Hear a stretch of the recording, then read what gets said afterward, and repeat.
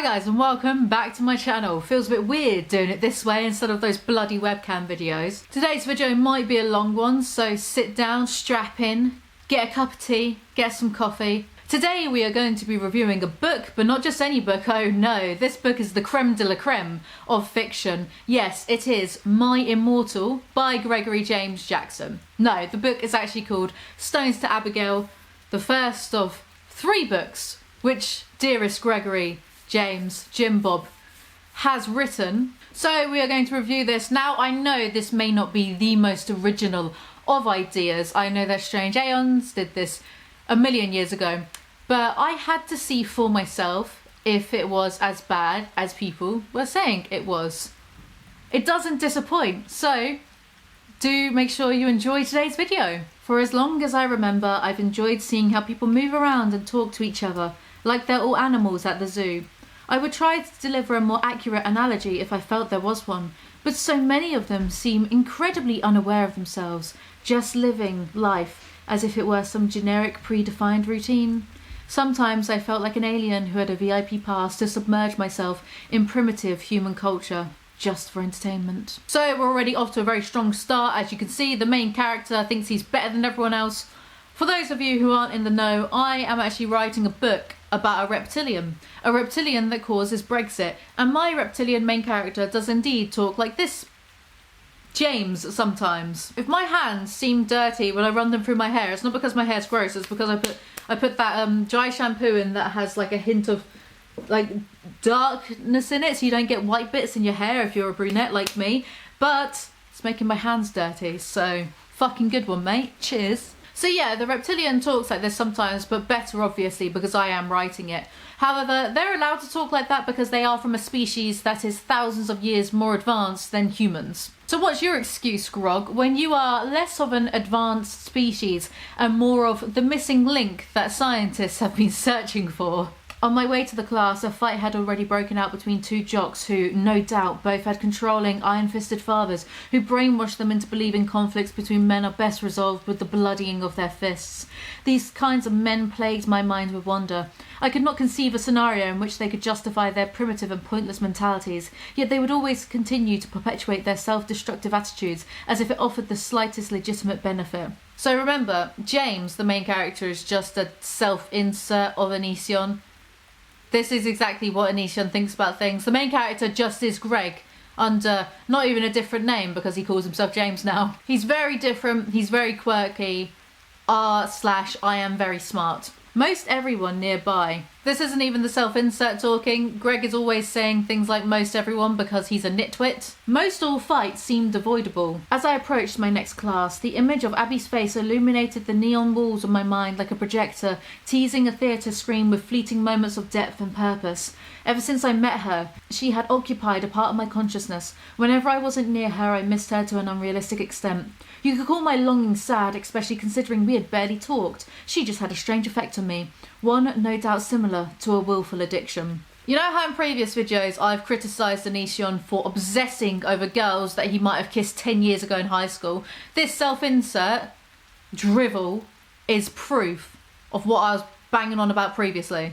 He was just another moron, placed on this earth to live his life completely unexamined, a pawn that had no awareness of its own role, let alone that it was just another tiny component within a massive, unstoppable, twisted game. I know it sounds morbid and condescending, but my attitude was just something that naturally developed the more I studied human behaviour. Onision, I mean James, has galaxy brain levels of IQ. The rest of you might not get it. You're not really on his level. You probably can't understand how deep and interesting and intelligent he is. I can practically hear Onision sucking his own dick as I read this. Onision would have his ribs removed if it meant that he could deep throat himself harder. This book is so edgy and so I'm smarter than you, and we're only 5 pages in. I would rather catch the coronavirus than read any more of this, but we shall continue for the sake of this video. But before we do go on, I want you to imagine something. Imagine getting a hard copy of this. Imagine you're a tree and you've been hanging around, you know, because trees, they're rooted to the ground, so they can only hang around one place. You've been knocking around for 200 years, and then you get cut down, turned into paper, and made into this garbage. Imagine the audacity.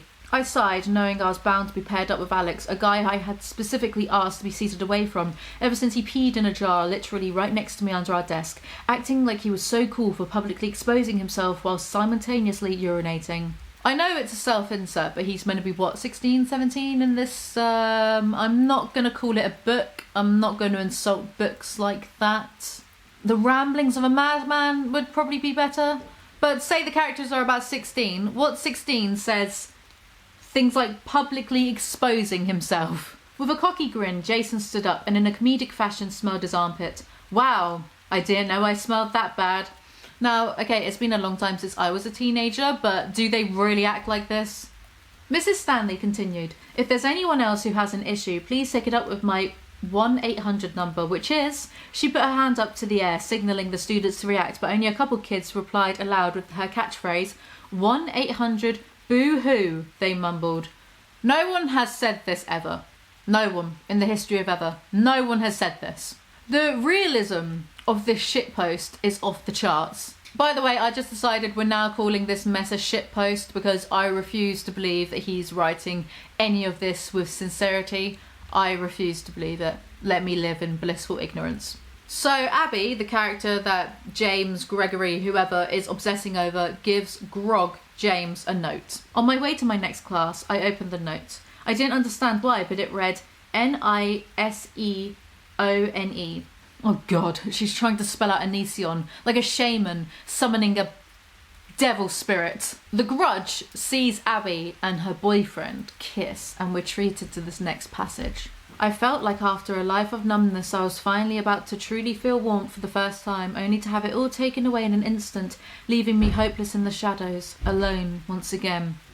Honestly, this is more emo than Twilight. Oh yeah, I said it.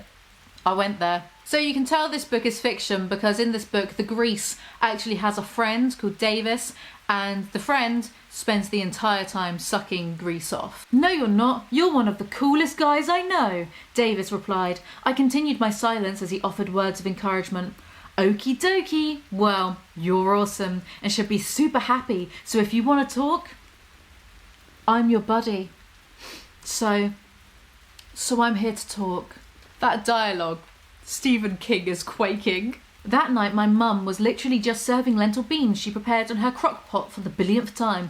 A fair exaggeration, but still, it was excessive to say the least. Well, I was literally used in this context. Don't like it. Don't know if it's correct or not, I just don't like it. If I want to be really nitpicky, don't like it. Not good. After the rerun of lentil soup, I washed the dishes per my mum's orders and headed to the shower. I sat on the floor of the tub thinking about Abby, barely feeling the water as it hit my chest. Definitely fiction, we know that the grease doesn't wash. The note is actually a code for Abby's number. Who could have seen that coming? And James finishes beating off in the shower and gives her a call. And that's the end of chapter 1. This is already taking a long time. Chapter 2 begins with the teacher complaining that Jim Bob is always late and then offers him a job as a teaching assistant because fuck it, cartoon logic. I began cutting the bear with a scalpel Mrs. Stanley provided me, but my muscles seemed to work on their own as I found myself consumed with Abby again, her overwhelming presence on the edge of every thought fragment in my mind. Jimmy, your character sounds like a serial killer. Is that the vibe you're going for? Is that the narrative voice you want? Ted Bundy? Abby doesn't turn up to art class, so Jimmy gets all mopey Edward Cullen about it. I wasn't going to skate to school this time out of fear it would rust my skates and hinder my ability to skate fast, if even at all. 3 skates in 1 sentence, and they said it couldn't be done. Also, there's something to be said about the fact that this Gary Stu-esque main character is who Greg thinks he is in real life. So, does Greg skate? Does he think skating's cool? Like, I have so many questions. As I climbed up the bus steps, Davis ran out, "Hallelujah, James is here to save everyone from the evil clouds." Sorry, but is Davis 12? I know Grog likes hanging out with underage people, but this is a little bit ridiculous, don't you think? James then gets his ass beaten by a jock for some forced drama. He does nothing to defend himself or hit back, and I only mention that because of this next passage. As my nose began to bleed, one of the boys my sisters was friends with, Matthew, grabbed me and pulled me out of the fight. He was twice my size, but was also on Jason's football team, so naturally he did nothing to help me win. He did nothing to help me win. You yourself did nothing to help yourself win. I can feel Onision's entitlement dripping through this main character. Anyway, James gets suspended from school for 2 days for being involved in a fight, and he sees Abby and her boyfriend Seth arguing. Seth reacted to me like a guard dog in a ghetto fenced yard once he realised I was headed towards him. Ghetto fenced yard is an interesting turn of phrase to use, Groggo. Seth shouts at Abby because he is a bad guy, trademark, and they seem to break up. Recklessly, Seth floored the gas pedal and his car lurched forward, barely missing Abby and me as he pulled out of the parking lot. God, I wish he hadn't have missed. That would have been the end of this tragic tale if so. It starts raining and we are treated to this insightful piece of philosophy. I hear running is just as bad as walking in the rain, I said. You get just as wet, she replied. Yeah, something like that. It's like the harder you try to fix some problems, the worse they get. Wow. Move over, Confucius. The rain smears Abby's makeup and we find out that she has bruises on her face. Jam Jam gives her a hug, walks her home, and that's it. That's the end of that chapter. Nothing of value has been written thus far. Chapter 3 opens with a dream about Abby being eaten up by the ground, and it's very dramatic. I then woke up to my room filled with sunlight, but it could not change the darkness my dream left me with. I bet Greg felt so pleased with himself after he wrote that sentence. Bet he was really feeling himself that day. So James, writes a letter to Abby. No, but listen to this letter. I'm going to read it out in full and tell me it doesn't remind you of all those weird stalkery emails he sends to anyone who he thinks will listen. Never sent one to me though so far. When I look in your eyes, I at times feel a level of sadness I have never felt, as if we, despite barely knowing each other, have been apart for far too long. When I talk to you, it is like I'm listening to a voice I've ached for yet haven't heard in a lifetime. Every other experience I have with you seems familiar, but at the same time, it hurts. Like you would feel if you begged for something and only received it when you had already given up hope. These feelings are all so strange and evolving at a rate that scares me, as they are for someone I am only just now truly getting to know. Even with my brief presence in your life, I've picked up on so much suffering and almost feel powerless to create any change. There are so many wounds, so many scars, so much I only know about enough to fear. I'm trying to understand. Abby, you have more pain in your life than I can imagine. I hear it in your voice, I see it in your eyes and in the way you move. I just want to see you smile without there being an ocean wall of tears behind your eyes. I want to hear everything you have to say. I want to find I want to find a way to heal the damage done until you can forget it ever existed. Abby rings him and asks to meet up, but then she ghosts him and that's it. That's the end of that chapter. What chapter are we on now? That's the end of chapter 3. Literally nothing has happened. Chapter 4 opens. Abby isn't in her art class yet again. Does no one care about these teenagers getting a proper education? Opening the door, I could see Abby wasn't inside. Instead, there were just pieces of my bear, soon to pieces of her bear, sitting on the desk. Maybe I was reading too far into what it meant. I could really only hope that there was something left to us that I could sew back together. Abby leaves a note for James to tell James to meet her behind the church, and he just skips class and goes. Clearly the teachers don't give a fuck about their jobs or the next Ofsted report. As I approached the church, there was a strong forceful wind blowing behind me that made it feel as if I was being pushed to her by nature itself. I felt like a fool for thinking that. I'm far too unimportant for any significant force to consciously influence my life. When I read that, I don't know why that passage made me laugh so much. Like, imagine having such poor self-esteem that you have to use nature to dab on yourself. Anyway, so he meets Abby and she cries and she alludes to being abused by her ex-boyfriend and her father. So then, in turn, Jim Bob says, every time I see you, you become more beautiful to me than before. Because we all know how much Greg loves people when they are at their most vulnerable.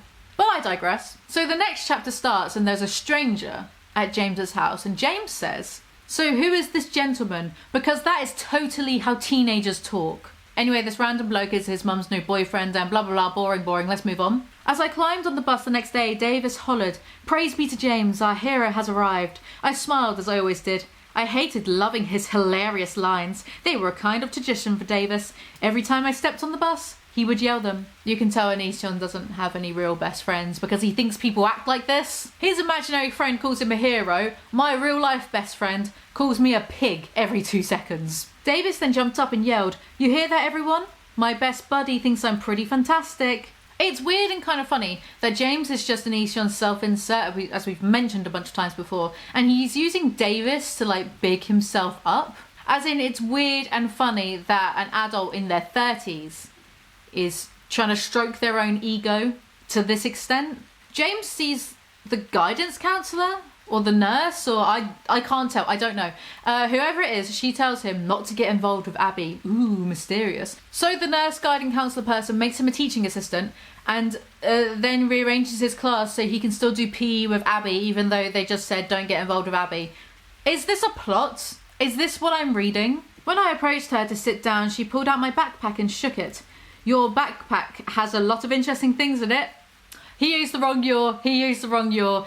We're not critiquing his book in that kind of way, but he reused the wrong your, and I love that for us. Yes, I love that for us. Imagine publishing something and using the wrong your. Can't relate. As class came to a close, we gathered our things and began to walk out. Bye, Mrs. Stanley, I'll miss you. Mrs. Stanley responded, calling me the F word in her natural offensive fashion, and gave the class an awkward semi-shocked laugh. Again, these teachers really don't care about their Ofsted report. James's new PE teacher is Jason's uncle.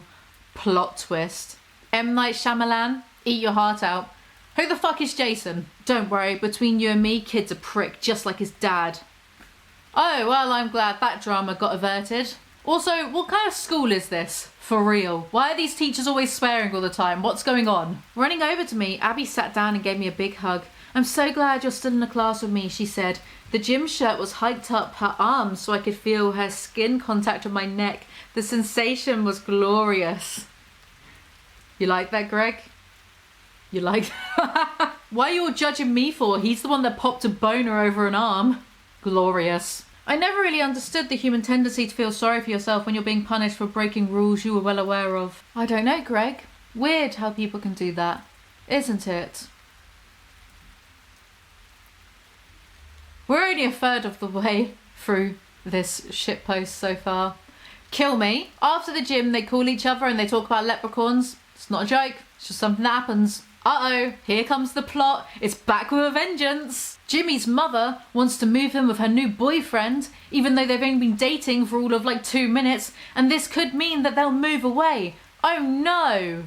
I'm on the edge of my seat in worry. Davis could see my upset posture out his window as the bus pulled up, so as I walked up the steps this time, he screamed, I love you so much, I wish you were my boyfriend. What am I reading? What is this? As I sat down, Davis grabbed me and hugged me. Someone sitting a few seats ahead screamed, "Ew, homos," which made Davis yell back, I love him. This is love. You're not fighting for love. Sorry. He jumped onto the seat with his little body and pressed our faces side by side. Look at our love. I patted his arm that had been wrapped around me sarcastically, and he released me to sit down. Immediately, he asked, So what's up, buddy? How can I turn that frown upside down? Poopy, poo, poop.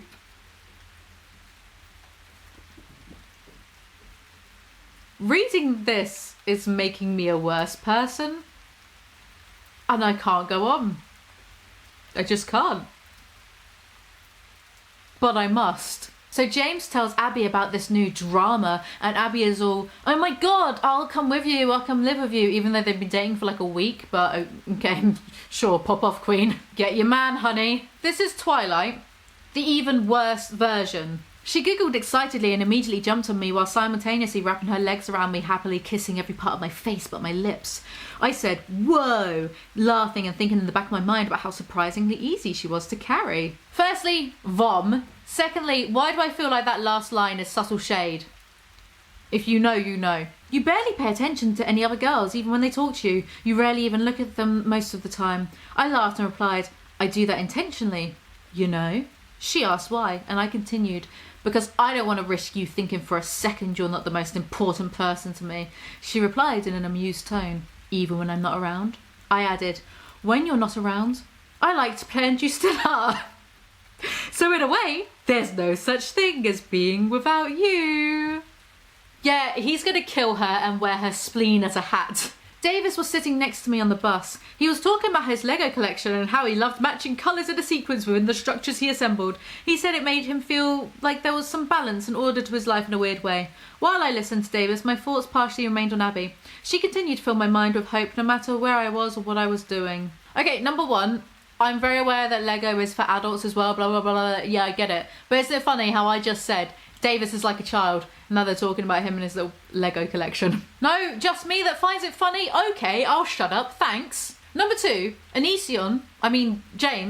Gregory, who the fuck ever, Jimmy, is obsessed with Abby, even though she has no personality whatsoever. The only personality trait she has is being damaged. Okay, Shreg. I see you. I see right through you. So a school shooting happens, and the shooter is Abby's ex, Seth, because of course, he's that one-dimensional. So James is hiding on the school bus with Davis, but then he remembers about Abby and demands that the driver lets him off. The driver yelled, "You got a death wish, that's your choice, but I'm getting everyone else to safety." Yeah, a grown adult just let a teenager head to the site of a school shooting. Yes, much realism. Sprinting off in the direction of what I had already accepted as potentially my final destination, Abby remains at the forefront of my mind. Considering he's running to his potential death, there's no actual, emotion. In this scene, it feels very clinical. In Greg's book, there's a lot of telling instead of showing.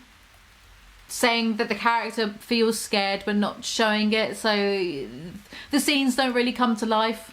But we're not here to actually critique his work, we're just here to have fun and giggle. Seth was dressed in a long white coat with a pure white outfit underneath. This was all clearly premeditated.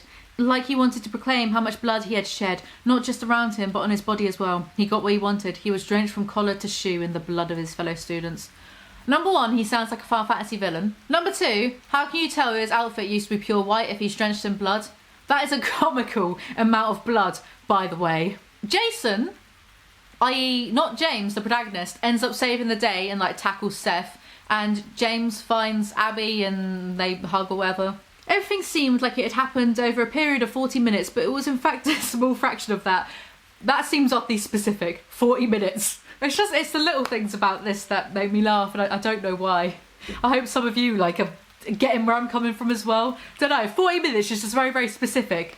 But again, it was a small fraction of that, so... Abby refused to be more than a foot away from me for a single moment. We were both so incredibly relieved to still have each other, as if we were vital parts of the same system, one not being able to maintain the stability without the ensured safety of the other. I feel the need to point out right now that this is genuinely how codependent Onision expects his other halves, his partners in real life, to be with him. Abby then stays with James, sleeps in his bed and stuff, because James's mum doesn't care and her dad doesn't care. Great role models. All the adults are just really, really well balanced in this book. Shitpost, forgive me, sorry. Soz Shakespeare. Through our time away from school, we shared many moments of sadness, reflecting on the faces we would never see again. James's character so far literally hasn't given a toss about anyone other than Davis and Abby, so don't act as though you have human emotions now. A spokesperson for the president turns up to the school, gives a speech, and then the gym teacher, I think, gives a speech as well, but from a video call. Fuck it, why not? By the way, all of the characters sound the same. There's no distinctive voice from any of them. None of them are individual. They all sound weirdly clinical and detached and mental at the same time. And when I say they all sound the same, I mean they all just sound like Greg in real life. It's weird, it's kind of boring, it's very samey. Wrapping her hands around my neck, Abby got up on her tiptoes as pulled herself towards me. That's not right. She gave me the softest kiss I had ever felt. A surge of electricity shot between us. Told you it's Twilight, I fucking told you it's Twilight, and you all doubted me. I told you it's Twilight. But worse. Also, are you trying to imply that your incel self-insert has had more kisses other than this one? Because, please. Right, Abby's father starts screaming at her, and her father continued to run to throw objects lying outside at his own house. I actually like this. By like this, I mean I just found it funny, but I did actually like it. So congratulations, Onision, well done. I don't know if your intent was to make people laugh. The thought of someone being so mad that they just throw stuff at their own house. That's straight up my alley. That is straight up my alley of just eccentricities. I can imagine that.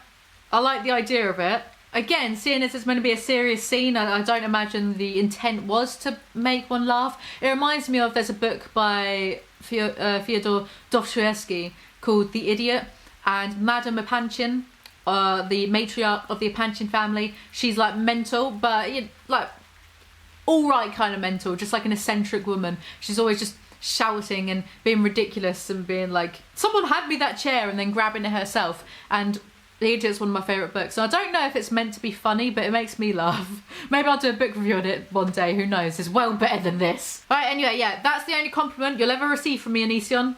Well done, I like that line because it made me laugh. Okay? Okay, let's get back to the review. So Abby's dad ends up hitting James with a bottle, and then he dies and the story ends. No, unfortunately, that's not what happens. A policeman intervenes. Breaking the silence, Abby said, "You're the most loving and selfless person I've ever known." The fact that we know that this is just Greg saying this to himself through the medium of literature is too much to handle, okay? Greg just looks at himself in the mirror later that night whilst wanking and flexing, and is like to himself in the mirror, "You are the most beautiful, the most handsome, the smartest person I've ever seen." And then Kai, you hear Kai be like, "Honey, did you say something?" And he's like, "No, it was just the TV." Self-love and egoism is in danger of growing stale. I'm taking it to strange new places. Then the president comes into the classroom, because why the fuck not? At this point, why the fuck not? The president looked directly at me and said, "James Patrick, the boy who nearly saved the day. What is your question?" I replied, "You know who I am?" And of course the president knows who Greg is, because this is Greg's book and he can do what the fuck he wants, alright? Why the fuck not? Alright everyone, let's play some badminton, the sub said, pronouncing everything as it was spelled. Raymond responded, "Don't you mean badminton?"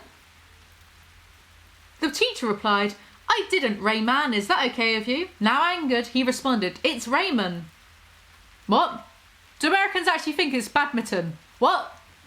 What? Okay, so James's mum's boyfriend is a cuck because he's going to pay for all of James's food and bills whilst his mum goes to live with him, the boyfriend, and they're taking James's sister. So James and Abby are just going to live at his rent-free, have everything paid for them by his mum's boyfriend, cuck. James says, "What's up, sis?" to his sister, because that is totally how siblings talk to one another. She replied, "Yeah, I'm sorry for putting up..." Not his sister, by the way, Abby. She replied, "Yeah, I'm sorry for putting up a wall earlier. That was weird of me, right?" I said, "That's okay. I mean, sometimes providing space is the best way to create more potential for personal growth." He read that in a fortune cookie once. I'm getting kind of bored at this point, and boredom isn't really a feeling you want to invoke in your reader. I'm going to skip past the stuff I kind of find boring. I also fear that this review is already way too long, so we're going to have to speed it up a little bit to try and protect my sanity. Just then, a knock sounded off on the door and my mum said, "Hey, you're not going to school today, you're helping me pack." We both replied saying, "Okay, mum." My heart fluttered hearing Abby call my mum, well, mum. I looked at Abby in disbelief. She looked back and said, "What? She could be my mum one day." Seeing her say that made my eyes feel like they were about to water. I was so happy to see how serious she was about us being together. Incest for the win. Okay, so this next bit's about Davis. Once we were in the store, he started wrapping tape around his head, contorting his face while dancing around looking totally freaky. I said, "Hey, I have to pay for that." He then turned to me looking completely goofy as he mimicked what I said to his warped tape face. "Hey, I got to, pay, for that, he said with his amazing comic timing. Is Greg being sarcastic or does he genuinely find this funny? What? On the way out, Davis wasn't done yet. He turned to everyone in the store and screamed, "Hi ho, silver lady, mammy poppysicle." You're right, mate. His antics made no sense, yet still caused me to laugh even harder than I had done before. "Come on, Davis," I screamed as I headed into the parking lot. "Okie dokie, Captain Derp," he screamed back. I feel like crying after reading that. I'm not even joking, I can't believe all of that came out of my mouth. The cringe, bro. I can't. Like, Onision really thinks this is the peak of comedy, huh? Onision really thinks he did something with that paragraph, huh? "Every significant moment in my life I want to share with you." She smiled and leaned in to kiss me. She then spoke under her cherry-smelling breath. "Every significant moment to come into my life will be significant because of you, James." Do you reckon Kai feels that way now that they might be in trouble with the FBI for exchanging nudes with a minor? Really activates the almonds, doesn't it? Check this bit out. Abby sat down with me, only to quickly huddle next to me for warmth. Did you slip on the ice on the way over Mr. Claus? David asked. I replied, no ho ho, and grinned. He said, no, but really, I'm surprised they didn't cancel school. It's kind of super crazy out. The bus driver screamed, sorry about the lack of heat. They gave me a pretty crappy bus. They said I couldn't handle the other buses or some junk like that. Davis leaped up, shouting, we love you, Mr. Bus Driver. You saved our lives. The driver then asked, oh yeah, what's my name? For some reason, my brain wanted to say daddy then, so I gotta work through some of my own issues today, I think. Davis replied almost instantly, well, what's my name? The bus driver responded, I asked first. Davis said again, well, I'll just call you superhero for now. The bus driver laughed as Davis sat back down giggling. That might be some of the worst dialogue I've ever read. And I read 50 Shades of Grey. At the moment, literally nothing is really happening with the actual plot in this story. Davis is jealous of Abby or something, I don't know, who fucking knows, who cares. I sat in Washington State history class and tried to open the note Abby wrote me, but Mr. Hanson immediately gave me a dirty look. I've just realised he has a character called Mr. Hanson. So Abby gives James a note which explains that she was raped by someone and her ex-boyfriend Seth repeatedly punched her in the stomach, which caused a miscarriage. I think I might have interpreted that wrong, but from what I gather from the text, the punching in the stomach caused her to miscarry the baby. And that guidance counsellor, Mrs. Robertson, the nurse, guidance counsellor person, whatever, hates Abby because she's pro-life. Because again, all of the adults in this story are extremely well-balanced people. Because this story is written by the Onion King himself, the only reason any of this trauma has been written in is so James can be a saviour to Abby, even though he doesn't do anything. That's when I noticed you staring at me in class. I didn't think you would ever give me a chance once you discovered me, but you did. You pulled me away from the horrible life I had found myself living and made me feel happier than I knew possible. My life before I knew you seemed more and more like some long, painful nightmare. James, storms into Abby's class and makes out with her in front of the teacher and the rest of the class. Because nothing pops a boner like good old-fashioned backstory trauma porn, am I right? So James gets suspended again for that little display, and Abby is allowed to skip gym to go home to bang James because, again, none of these teachers care about their jobs. So James and Abby go home to have sex. Oh, it's special. I couldn't stop devouring her till she began gushing and screaming wildly beyond control. Just remember that Onision wrote this. Enjoy that mental imagery. Hey, if I need to suffer through this, then so do you. You're welcome. So they spend all winter banging, and then they go back to school, and there's metal detectors all around the school. And Jason, that guy, keeps groping Abby. So James goes to complain to Mrs. Robertson, not Mrs. Robinson. Robertson, who says this. She answered, because I don't believe anything Abby says, and if it was Abby, I won't feel any need to take action. Mrs. Robertson sternly replied, James, the girl is no good, she's damaged goods, and no fucking teacher would talk like this in front of a student. The antagonists within this book are just cartoon characters. Shut up, Greg. Look at me genuinely getting vexed now. James approaches Jason and we have this exchange. I was told you groped a girl today, a girl that already asked you to leave alone. He replied, haven't you heard? I'm a stud around here. If I want to grab someone, it's gonna happen and they'll like it too. Again, 2D cartoon characters have more dimension than this. So James, the pacifist, suddenly turns into a really capable fighter and beats up not only Jason, but 3 of his jock friends. As jocks, we can imagine they'd probably American football teams. Yeah, beats them up. I reacted by spinning as I fell to the ground to deliver a sweeping kick. The 4th and final target, knocking him on his back as well. This one was larger than the others, so I made sure he would stay down by stomping on his balls before he could recover. I was going to break his nose so that he could literally see in the mirror what happened to people who treated women like possessions. Oh my god, Greg, you're so manly. You're just such a hero to us poor little whammon folk. Oh my god, guys. Despite me being almost 6 feet tall, I remained by far the smallest in the group. I love how it's almost 6 feet tall because this character is how Greg sees himself, but we all know he's 5'7", pretending to be 5'11", so... I looked over to Abby still on the bus to see both her and Davis staring out at separate windows with their jaws completely dropped. And then everyone started clapping. And you know who that little boy James grew up to be? Albert Einstein. Anyway, so after that, Jason is all, hey man, do you know what? You're not so bad after all. After James beats him up, and then nothing else much really happens. We're on chapter 16 by now, by the way. We're getting through this, we're almost there. Where do you want to go, Davis? Abby asked. He replied, I want to go to space. Again, I repeat my previous point that Davis is actually secretly 12 years old. Anyway, no time for that though. Here comes a forced tragedy for a plot point. What they had both seen was a man who had literally just jumped over a bridge that crossed over the freeway we were about to merge onto. I don't know how I feel about literally being used in this way in a story, in a book like this. I know there's a lot of things that are really unprofessional about this entire ordeal that we're going through, but just literally really sticks out to me like a sore thumb. I'm not sure why. I don't know why. It's probably not even a big deal. If anyone else gets where I'm coming from, then let me know in the comments below. Anyway, Davis gets hit by a van because he jumps out on the freeway and dies almost immediately, and James ends up blaming himself because everything is about him. Side note, I am totally aware of the concept of survivor's guilt. I experienced it when I was younger due to the death of a close friend of mine, and I know it's an irrational feeling. I'm very aware of it, don't get me wrong. But this is James we're talking about, and by James I of course mean Onision. This is Onision we're talking about. He will make anything about himself in any way possible. Observe this following logic. I was just sobbing. I hated myself for being in Davis's life because I knew if I never even met him he'd likely still be alive. I always thought he was bound for amazing things. I kept reminding myself of the reality that he would have had those things had I never been born. How could I not blame myself? I had never hated myself more than I did in that moment. Now this is quite rare. This is galaxy brain level mental gymnastics. A round of applause for Onision please, because being this objectively self-centered is a talent. If mental gymnastics were an Olympic sport, Greg would own a gold medal. Alright, so the next part is Davis's funeral, and Davis's mum makes a speech.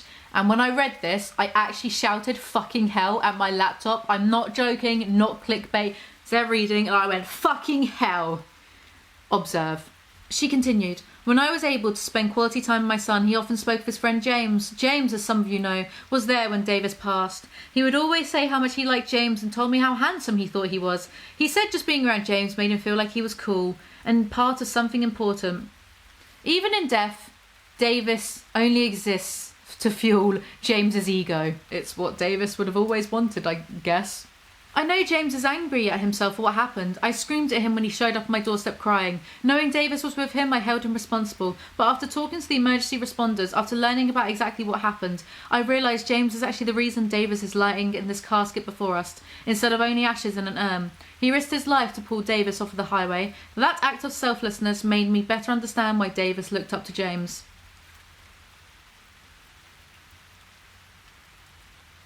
Imagine for a second that you die and your mother, your own mother, spends more time sucking Onision's dick than commemorating you. Incredible. So anyway, the funeral finishes and he goes back to school. It's weird how this story is less than 200 pages long and yet it just feels never fucking ending. Add in the never ending story there. Me talking to myself whilst editing. When my TA period began, Mrs. Robertson paid me a visit. She walked over to me grading papers and asked, how have you liked working with Mr. Hanson? I replied saying, I like it just fine. So they want him to run for school president for God fucking knows what reason. I feel like that is the theme of this story. God fucking knows why.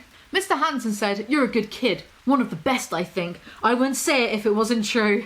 Sounds like, you know, in every crime show there's that detective who's actually an alcoholic because they saw too much shit on the job and they come into work and they're hungover and like their boss is always like, you know, I'd fire you if you weren't the best goddamn detective I've ever seen. That's like, well, that was that. The police come to the school to talk to Abby. She didn't just deserve my support, she relied on it. We both needed to stand by each other through it all. Like two pillars leaning against only the other. If one of us fell, we would find ourselves both shattered to pieces on the floor. Ah yes, codependency. The foundation for every happy and healthy relationship. Anyway, the guidance counsellor thinks that Abby told Seth to shoot up the school because the guidance counsellor is unhealthily obsessed with Abby and none of the other teachers have noticed this at all. Abby tries to explain to James how she felt. When I was depressed and cutting, I told Seth in multiple letters that I wished everyone would just disappear, but that's Instantly, like a muscle response, I stood up, turning her remaining words into a silent panic, and I walked into the bathroom, slamming the door behind me. Oh no, a teenager wanting the entire world to disappear. I've never heard of such hate. Honestly, this book is so dramatic, and what a pathetic and dramatic reaction from the character James. Honestly, if someone even said that to me now, that they want the world to disappear, I'll just be like, lol, same. So James ends up having an angry shower and most likely beats off. This is such an accurate representation of Onision's real life. And then he decides that Abby wasn't responsible for the school shooting, because of course she fucking wasn't.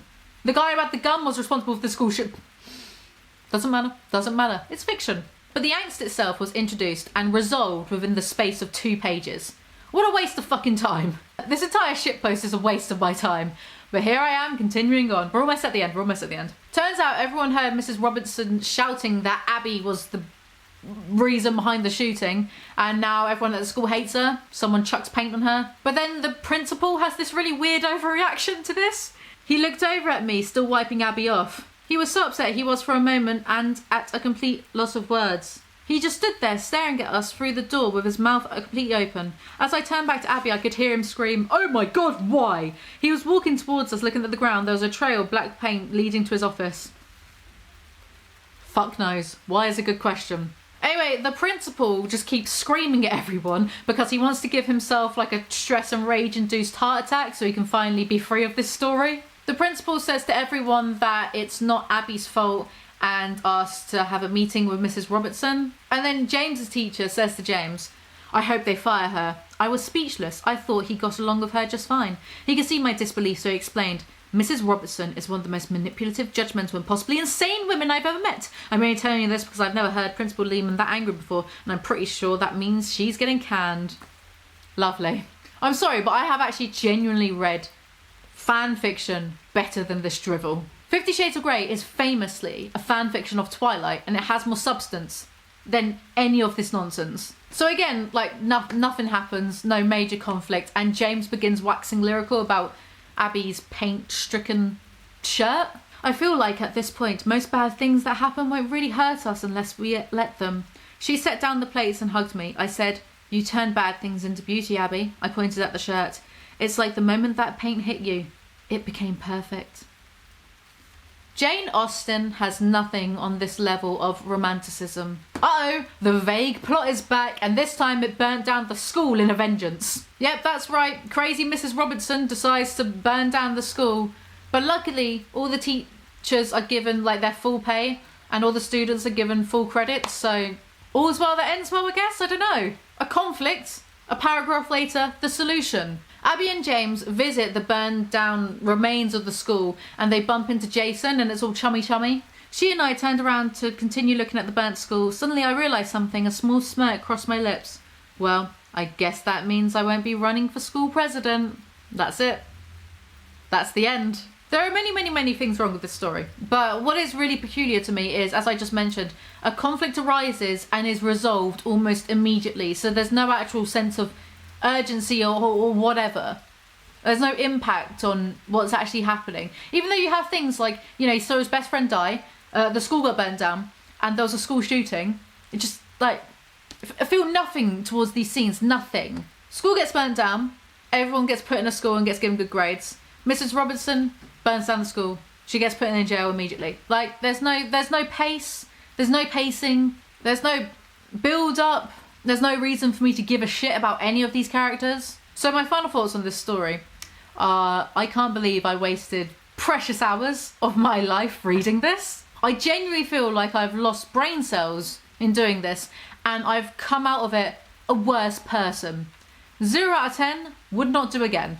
Right, hello, so I know I said I wasn't going to do this video unless the last video got 50,000 likes, and it was just shy of 50,000 likes. Yeah, really did good there, guys.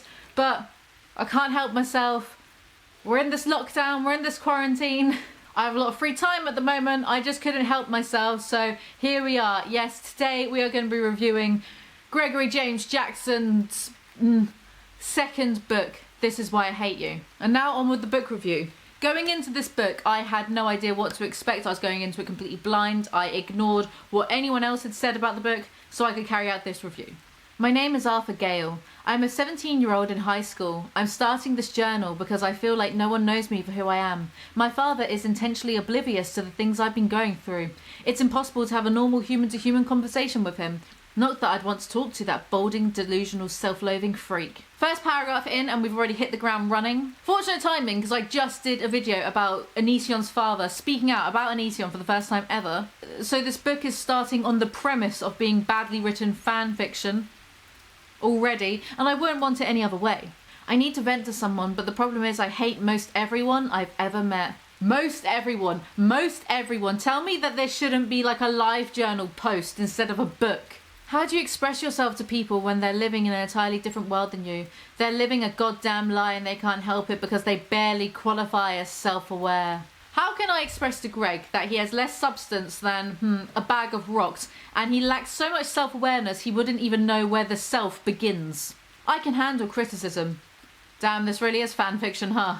For the sake of not boring anyone who may read this, too late, I'm going to do my best to explain the events in my life in a somewhat hybrid format. This will be half a normal book and half a normal journal. I ask you, knowing my life is so meaningless, what does that make the lives of the people who have not once stopped and questioned their existence? Who are these meaningless flesh puppets? These wasted human shells born like cattle only to wither like fruit and die as if they never existed to begin with? Wow, such nihilism. Nietzsche could never. What is fame other than the recognition of a pointless person by a bunch of other pointless people? Why are you so obsessed with being famous then, Greg?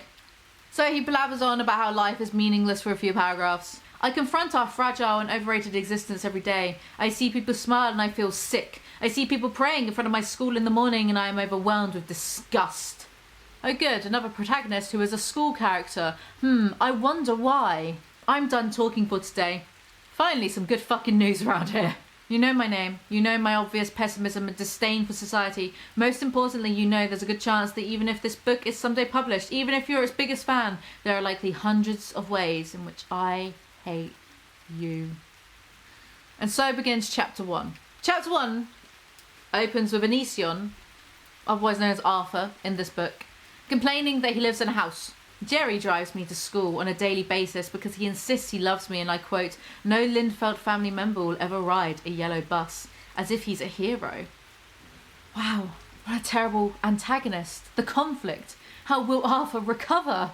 Sure, Dad. Tell me more about how your love for a made-up super god has brought you so much happiness. Every time you do, I just think of all the atheist millionaires who accomplish more for them than your magical, invisible deity ever will for you. Great, cool. This is Edgy Atheism, the book. Greg, it's not fiction if your main characters are just you under a different name. The nature of our daily behaviour is that every little move me make around other people can change someone's life. Typos already from the man who proudly proclaims to never reading books. So far, the book is just Greg wanking over how life is meaningless and how no one else has ever thought of this philosophy before because he's just so smart and edgy. And I'm beginning to regret this decision that led to me making this review. Arthur then begins mentally masturbating over the idea of killing a kid in his class. I've noticed for some time Chris has an adorable little neck. I imagine if I wrapped my hands around his throat using only half my strength, I could very easily snap his neck. Half my strength, such a chat, guys. Oh my god, choke me, Graddy. Yeah, I feel dirty for saying that too. Princess syndrome. A snotty, self-absorbed female freak who practically craps her own pants every time she sees her reflection. Someone with princess syndrome can be found constantly treating everyone else like they owe her copious amounts of compliments and sincere gratitude for simply being allowed to exist within 50 feet of her. I feel personally attacked. But why are you describing yourself as well, Greg? What did you just say a few paragraphs ago about self-awareness? At lunch, I found myself enjoying the usual routine of throwing away my father's vegetarian sack lunch and shelling out quarters I stole from his vacation fund jar to buy the usual ham sandwich. Is this Greg's mental depiction of someone who's edgy and too cool and just doesn't care? A meat eater. Right. You could say, wow, Arthur, you make fun of fat people a lot. What about your own health? Actually, I'm in great shape. Until I'm not, I'll keep eating what I like. That's not really... It's not really how it works. Then he bitches about his dad some more and there's this funny little slip up. Then there's your religion that you also force on me. You do this because of course you have custody of me, so why not treat me like I'm your literal property? That's right, because from a legal standpoint, I'm essentially a slave who has to put up with your hypocrisies and delusions every day till I reach the magical made-up status you people call a legal adult. Hear that, guys? A legal adult is a magical made-up status, so why can't Greg fuck teenagers, huh? The great thing about my dad's girlfriend is that most of the time she shuts up. Onision the feminist there. So that was chapter 1, and nothing happened apart from Arthur and Onision went to school and ate a ham sandwich. When is this going to win the Nobel Prize for contributions to literature? Chapter 2. It's been weeks since I last wrote in this journal. You could assume that this was due to laziness, but I rarely suffer from that degenerative disease. What? Shut up, Greg. My mother, Sarah Gale, taught me from day one to never feel sorry for myself. This entire story so far is you pitying yourself for being better than everyone else. Make it make sense. So Arthur complains that after his mother died, his father hooked up with the nurse that was at the same hospital in which the mother died 3 weeks after her death. He complains about that. Not unreasonable. Not an unreasonable complaint if your parents are in a committed marriage and then as soon as one of them pops off, 3 weeks later, the remaining one's shacking up with a nurse at the hospital. Not an unreasonable complaint. However, this next bit is a bit unreasonable. Seeing this woman's limp legs dangling from the side of a dumpster with garbage stains smeared down her calves will disturb me less than seeing her kiss my father. She's an invader. She's the destroyer of what little peace I had left in my own home. Speaking of sports, I fantasized about a massive weapon going off in the middle of a major sporting event. Sure, it would be so incredibly sad. The horror, I know. Meanwhile, from a logical standpoint, the world won't really suffer much losing a condensed population of wasted and aimless lives, aka the millions of sports fans infesting this planet. Damn, someone's mad that he always gets picked last in PE. To end a life is no easy task. You can pull a trigger, and in the physical sense, that's one of the simplest things you can do. But I'm not a sociopath. Are you sure about that? What again was that about self-awareness? Finally, a vague plot point has appeared. The truth is, I recently started dating a girl at school named Ashley. I know what you might be thinking. Arthur, you've done nothing but hate on the entire human species up to this point. Why would you date one of them? The honest answer is she clearly likes me. And I'm available. Fascinating. Aside from being self-aware as to how trivial and generic my increasing feelings for Ashley are, I have already begun to gratify myself to her. I regularly imagine unleashing inside of her, having kids with her, and I actually feel authentic admiration for such an outcome. Sometimes I think about her begging me to impregnate her. Impregnate. It's not even funny. I don't know, I shouldn't be laughing. I'm sorry. The mere notion ignites arousal in both my body and mind. Greg has an impregnation fetish confirmed, by the way. I mean, we knew that anyway, but still. The blunt truth is most everything I say, the activities of my life and my mentality are all in some way based significantly on facts. Facts are the enemy of beliefs. The more you base your beliefs on facts, the fewer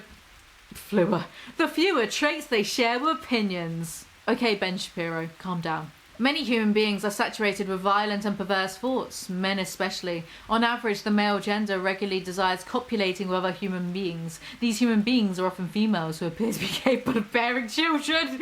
Why does he sound like an alien analysing our species for the first time? The narrative voice, if you could dare insult it by calling it that, in the first book was very similar to this one, so change the channel, Greg. This is boring, same old, you're repeating yourself, we've seen it done before. Some guy called John puts his hands on Arthur's girlfriend's hips, and Arthur sees this as literal sexual assault and vows to beat him up. Oh my god, this is so long already. Chapter 3. The sun hadn't even risen yet. Our decrepit school was filthy and falling apart as if the walls were composed of maggot-infested flesh and bone. Really thought you did something here, huh, Greg? I said, John, are you ready to hurt? John no doubt felt somewhat uncomfortable seeing those words come from the lips of someone who looked like me. I intentionally wore a trench coat and all black that day. Tips fedora, you ready to hurt, milady? Spins fedora around fingers. You sure you want to catch these hands? Sorry. So Arthur hit John in the throat. The blow I delivered to his throat shocked John's jock friend. He looked like he wanted to help John, but I screamed, threatening to murder him, and he backed off. I think I specifically said, I'll stab you in the jugular and watch you bleed, meathead. Nothing about this makes you a rational protagonist. Do you realise that, Greg? There were a fair few fight scenes in the first book, so these writings of Onision are really just him retelling his high school years the way he wanted them to go, isn't it? Just a bit awkward, really. Then Arthur breaks John's arm. I imagine this was incredibly painful considering my right foot was still in his neck, which of course meant the full weight of my body was on one of his most vulnerable body parts. Holy run-on sentences, Batman! Was any of this proofread? Why am I asking that? Of course it wasn't. The snap of his arm was rather loud, surprisingly so. I might just have felt arousal from how tremendous it was. He's definitely jacked off to his own writing. The head teacher comes and then the police come, but they see that Arthur is missing a tooth, so they're like, oh, fuck it, yeah, you broke someone's arm, but shit, who cares? Self-defense. So he ends up getting suspended from school. If Ashley rejects me for this, it won't be crushing. There are many more women where she came from. There are many more of all of us. More typos, good. End of chapter. Brilliant. Not feeling my life ebb away moment by moment by doing this. Chapter 4. A lot of people wonder why girls like jerks. Why are a lot of women into guys with attitude problems over the friend-zoned nice boys? Onision wants to be an alpha Chad so badly, but he's straight from r/nice guys. Also, liking jerks isn't exclusive to gender. There's plenty of boys who like jerky girls as well, so... What's your point? I'm a jerk and the boys love me. In nature, the lion that fights the hardest, the alpha male, he is the one the lioness mate with. The most aggressive and dominant animal is the one who spreads his genetics, not the submissive, nice alternative males. See? He wishes he was a Chad so bad. The Chad Alizee versus the virgin Onision. Who I am comes from the core of my being. I am an alpha and will be to the day I die. See, he's so predictable. On all ways except physical. I am an alpha. Bark. In this moment, I am euphoric. Prayer is often just the poor man's version of donating money to a cause. When you're incapable of something or too lazy to do anything proactive about a problem, get on your knees and make a wish. That satisfies people for some reason. Everyone but those living their lives realistically. So this story isn't actually a story, it's just a series of fragmented essays on why Onision hates everything and everything, and there's like a vague conflict masquerading as the plot in the background. So far, all this book amounts to is, I hate this, I hate that, and it's just not very interesting. It's not even really that fun to take the piss out of because nothing is happening. Going forward, I might skip past or just like really loosely sum up a lot of these chapters because nothing is happening. It's so same old, same old. After the first 50 times of hearing why everything sucks, it gets kind of repetitive and I want to retain some sanity. So, saying that, there is this lovely artful passage. Other than praying for me, my father has been out of the house with his girlfriend a lot. This left me plenty of room to gratify myself almost constantly using the sites he hadn't yet blocked on his computer. It's easy to get around parent blocking. All I had to do was go to the least popular sites I could find and bam, no filter. Brilliant. Chapter 5 starts with Arthur going back to school. Every other person at school has been looking at me nervously for the past few days. Today their looks could be in response to the fact I painted half my face like a skeleton. Why?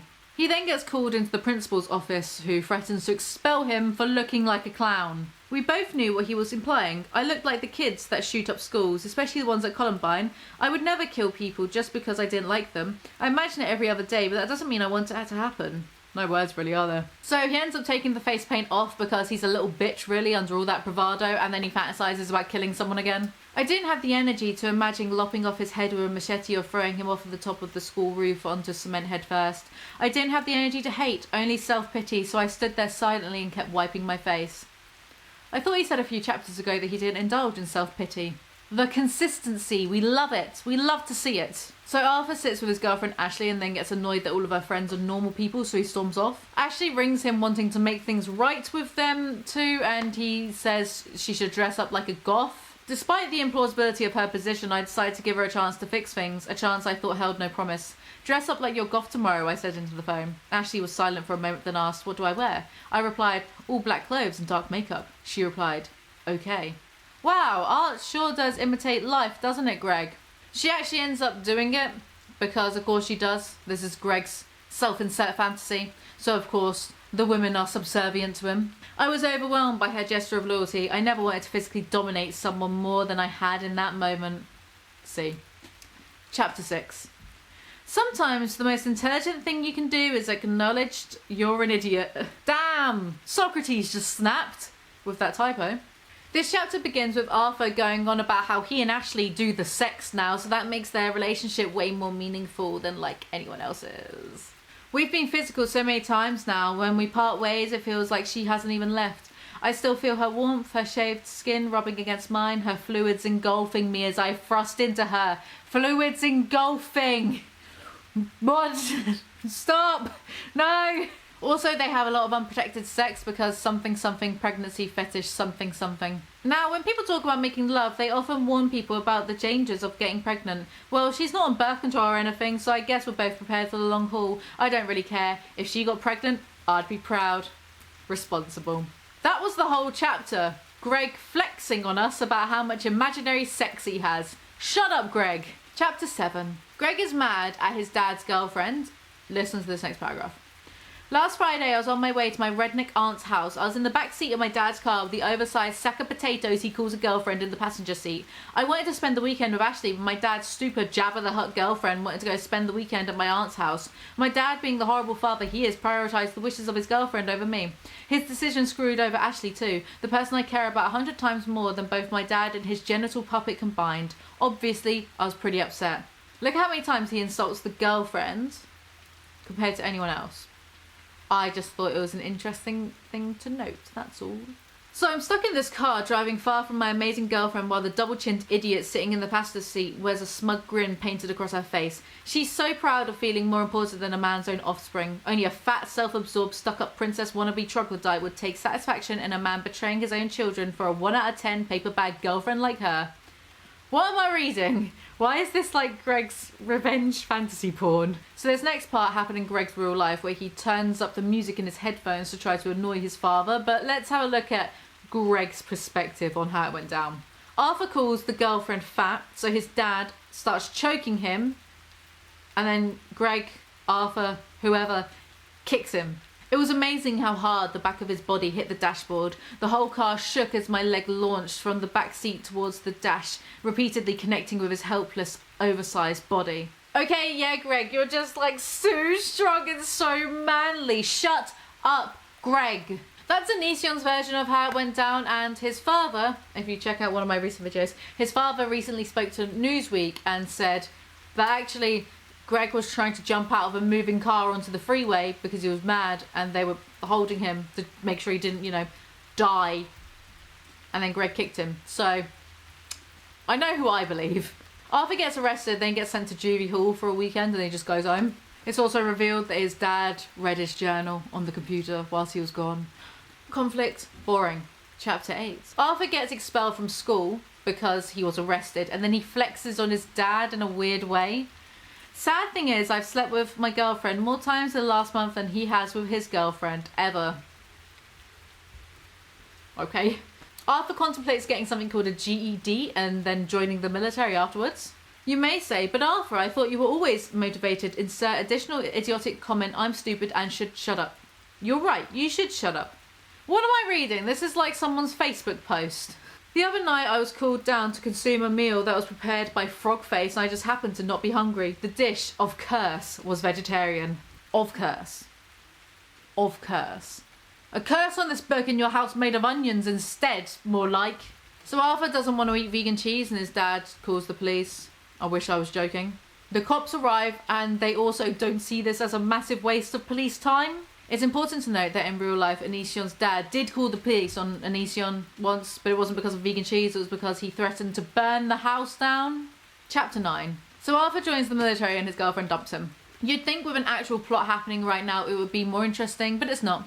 Greg writes in a very clinical fashion. This happened and then this happened and this is how I felt, and it's just boring. When I first saw Sergeant Johnson, I thought she was a gorgeous little firecracker of a woman. Isn't this meant to be a 17/18-year-old talking? A little firecracker of a woman. I'm sorry, are we in the swinging 20s again? Imagine if this was a modern day Great Gatsby. The shame. I am living amongst animals that know their emotions more than basic reasoning. These were animals that could only see what was in front of them, and in their haze of anger they didn't even have a slight idea of what was over the horizon. It was the instinct-driven, intellectually bankrupt animal mentality so many of my peers embraced, and for that I learned to always fear them. How could I possibly trust these raging idiots? Even in the military, he's amongst animals who don't know how to think for themselves, because the only person who has ever known to think for himself is Arthur/Greg. Chapter 10. I bet if you offered my roommate $100 million to smother me in my sleep, he would have it done the first chance he got. I'd do that shit for free. Again, nothing happens in this chapter. He calls Ashley, they barely have a conversation. The military fakes a hostage situation and Arthur doesn't do anything, but by the end of the chapter he proclaims to never stand by and watch someone become a victim again. Okay, Shrek, sure. Even your fantasy self-insert jerk-offs are keyboard warriors. Chapter 11. The military are doing some sort of suicide prevention training, and it's just a chance for Arthur to show off how great he is at everything. I refused to let him give up like this. I wasn't willing to accept failure. I responded to the man. You have so much to live for. This situation is temporary. You can be happy again. Don't make this mistake. Corey remained silent next to me as we both looked on in awkward silence. The man then said, Okay, I'm putting down the gun. And with that, we were the first 2 people out of the 14 or so that went before us to actually save the digital character. How is that even a sentence? Hey, maybe don't kill yourself? Oh, yeah, sure, didn't think of that. Okay, great, problem solved. What? Greg, what do you mean? What? He meets a girl called Corey. He's probably going to try and fuck her or something. I don't care. I'm 18, I said. I would have mentioned turning 18 earlier, but birthdays are pretty irrelevant to me. Why should I celebrate being 1 year closer to death? Wow, so different, so cool. Chapter 12. More boring stuff, I'm not even going to talk about it, we're going to skip past that. Arthur gets shouted at by a sergeant because he's like a smart ass know-it-all. It's probably the best part of the book. I imagined shoving a chainsaw into the gut of the screaming master sergeant and cutting him down like a tree. The satisfaction it would give me watching him choke on his own blood as he gargled bloody screams at me. This was a con job. They set me up to fail and he knew it. I wanted to see him bleed for his deception. Yes, this is a reasonable internal response to being shouted at.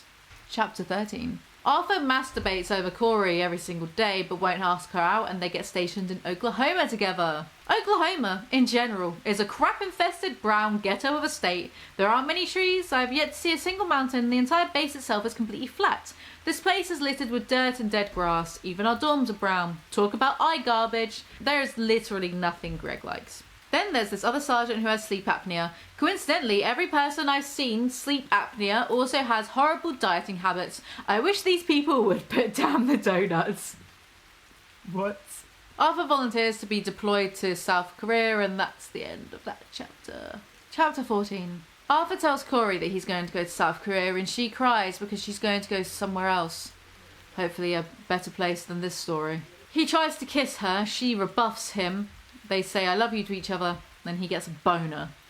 That's the end of that chapter. Chapter 15. Ashley, the ex-girlfriend, gets in contact, and it turns out her little brother, who was mentioned one time in this whole story, was killed in a school shooting, and she wants Arthur to be back with him, so Arthur flies back home to be with her, and I think he compares her to a mattress. Our sorrow and our loved ones have a similar relationship to the one we have with beds in a way. We wouldn't throw ourselves upon cement when we're exhausted. But the moment we see a mattress, we freefall. Fuck knows. They bang all week, even though Arthur loves that other girl, and then they go to Thomas's funeral. At the funeral, some girl named Lisa gave a long speech about how much she loved Ashley's brother. She shared more sobs than words with us. She was an absolute wreck, even more so than Ashley herself. The reality about this girl, Lisa, however, is I knew she would be over Thomas in no time. She would likely find some other guy to pretend to truly love in a few weeks. What a cynic. Even I'm not as bad as this. Why are you trying to dab on someone in the middle of a funeral, Greg? What is wrong with you? Why are you that insecure? But seriously though, in the first book there was a school shooting and a funeral scene, so I don't know, get some new ideas, Greg. This is a bit repetitive. Arthur loves both Corey and Ashley, and then goes back to South Korea. Chapter 16. There's some more military stuff. Onision manages to totally destroy some airman who clearly has more fighting skills and experience than him, but okay, whatever. I placed the base of my baton into a locked fist and thrust it forward like a spear. I hit my target and the baton slid right between the bars of his mask so it would violently make contact with his nose. Unfortunately, the mask stopped the baton before it made full contact.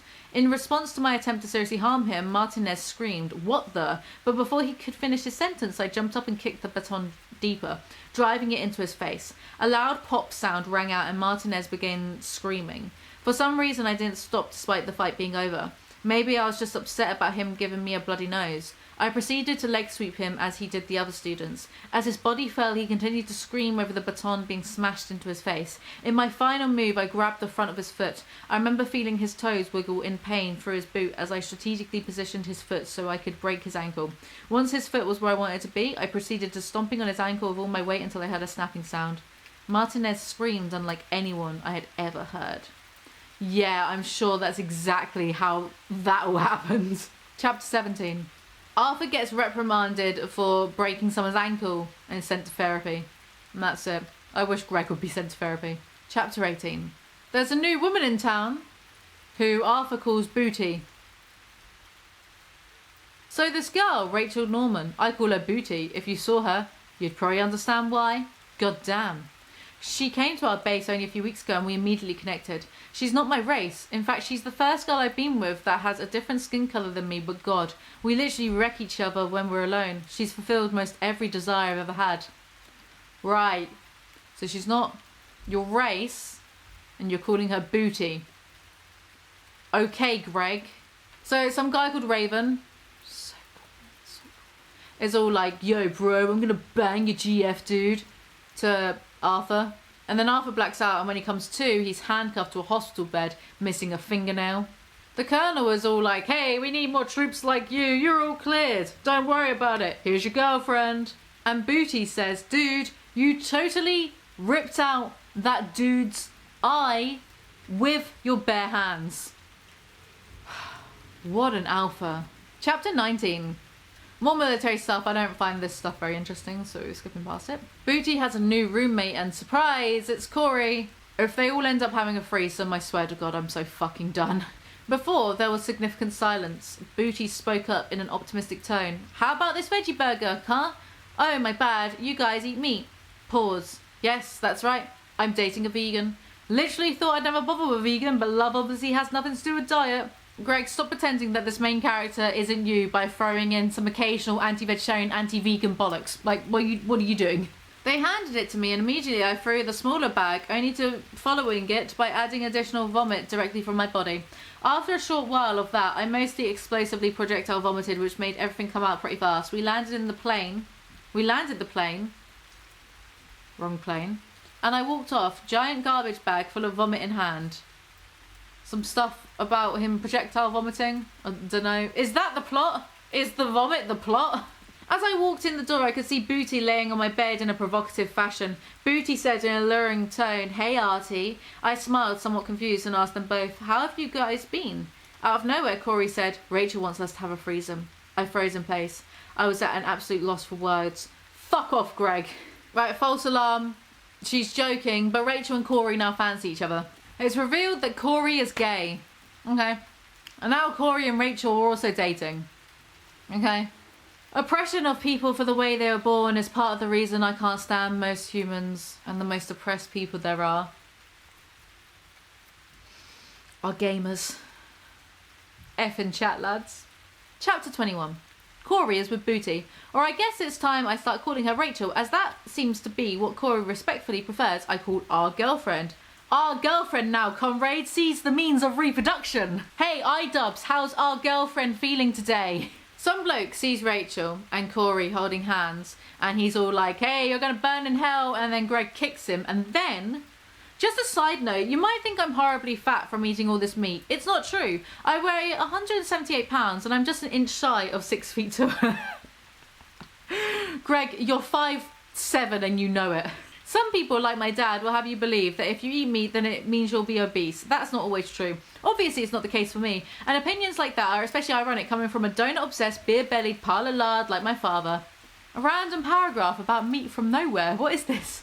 The one-eyed man and some other bloke, because, like, who cares about learning their names, gang up with two other guys and they threaten to beat Greg up, but then it gets broken up before anything interesting happens because, God forbid, something interesting actually happened in this book. Chapter 22. I feel like we're in the home stretch now. Come on, let's do this. Corey is going to get discharged from the military after being outed as being gay because those blokes previously mentioned made up some stuff about her trying to kiss other girls, and then Greg goes and does this. Seeing his amusement made me sick. I wanted him dead. The world would be better off without this homophobic trash. I pulled the blade away from Ash's neck while simultaneously stuffing a nearby filthy sock in his laughing mouth. Still having his arms pinned down my knees, I lined the knife up with one of his teeth and began smacking the butt of my knife handle with my fist to knock his teeth out one by one. I wasn't able to do much damage before someone desperately pulled me off him. It was Senior Airman Austin. I feel like I'm meant to be impressed by that. I'm not. Chapter 23. Arthur gets away with popping someone's teeth out because fuck it, why not? What are consequences? Never heard of them. He decides to marry Corey so Corey can be a military wife and go wherever him and Rachel are going. Both Corey and I had mixed feelings about Rachel. She did prioritise herself a lot before anyone else, but she still loved us. Also, that really shows Onision's thought patterns, how he just expects, when romantically involved with someone, for him to become their entire life and them not to be independent of him in any way, shape or form. Corey and Rachel get attacked by those men from before in their room, and the men try to rape Rachel, but then Greg comes in and kills most of them. Oh wait, no, then he dies. What? He just dies. That's it. That's it. Chapter 24. The last chapter is written by Corey. It turns out that Arthur had been repeatedly molested as a child by his father, and that's why he hated his father so much. But this just feels like it was an afterthought thrown in there at the end. Okay? Arthur was buried in a military graveyard. Many people called him a murderer, others a hero. Whatever he is to the world, to me he will always be the only man I've ever loved. I'll give Greg this. That is a better final sentence than the first book, but also, more importantly, what the fuck did I just read? I just feel like that was a massive waste of time. I feel like I wasted my time, I feel like I wasted your time. That's all for this video. Thank you so much for watching. Hope you had some enjoyment out of it and it didn't feel like a massive waste of your time. He just dies at the end, like that. That's it. Okay, great. He gets axed in the back of the head at the end. Okay. Hi guys and welcome back to my channel. Welcome back to today's video, and this, I'm going to level with all of you. This was fucking difficult. This was so painful to get through. Writing this review, it took so long and it was so painstakingly, mind-numbingly dull and weird, and we're reviewing Onision's third and final book, a trifecta of awfulness. It is without a doubt the worst book he's done as of yet. The odd part is what he's writing is so insane, it's complete bullshit. It should, on some level, be humorous to read, but it's just painful. And now, on to today's video. Okay, so the beginning of this book comes with a disclaimer. The book comes with a warning, as if to ward off people from the awfulness. Awfulness contained within. I think Greg is putting a curse on me.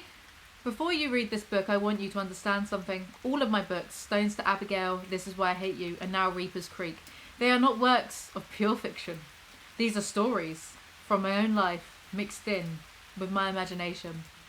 Many of the things told in these stories reflect on who I really was, what actually happened, and what was going on in my mind. Stones to Abbigale represented the better version of myself. Many of the events in that book happened in real life as well. This Is Why I Hate You represented the darker version of myself. Various aspects of that book were derived from my actual life too. What, like the bit where the main character died at the end? But this book, this one is simply myself. Who I was, both good and bad, during the time this story takes place. As you read, I'll leave it up to you to decide what events really happened and what is a product of creativity. I already knew going into this that he kills God or becomes God or does something fairly Japanese RPG-y, so I'm wondering, is that real life or is that a creative endeavour of Greg's? Is it an insight, in fact, in how he sees himself as some sort of demigod? Watch on to find out. Summer this year was strange. There was a girl there. When I looked at her, it felt as if she was staring right through me. She had curly brown hair. Her parents were both from Latin America. She was so cute. She was my favourite part of church every Saturday, and the entire state of Ohio itself. At this point, she is my main reason to return next summer. Okay, so 3 paragraphs into the book, there's already mention of a girl for the main character to unhealthily fixate upon. New novel, same old grease. Walking outside, my stepdad is working on making another bed with his bare hands, just like the bed he made me, the bed that somehow allowed me to exist with my own space in such an unlikely place. Where would I be going to bed without the contraption he made me? In the bathroom? Or maybe we would just hang a blanket from the ceiling in our little wooden front room. Was this edited? Hang a blanket. What is that? Did you fall asleep on your keyboard whilst fapping to Lolly again, Greg? Hi, Papa, I said as my stepdad chipped away. He looked up with his goofy moustache bending to his smile. Hey there, Greg. I'm making this bed for your cousin Rod. So we haven't been introduced to the main character yet, but a quick glance at Wikipedia will tell you that the main character is meant to be called Daniel. Freudian slips, even when you're writing, are quite impressive, Greg. Do you not look at a screen when you type, or were you too busy watching porn to do a bit of proofreading?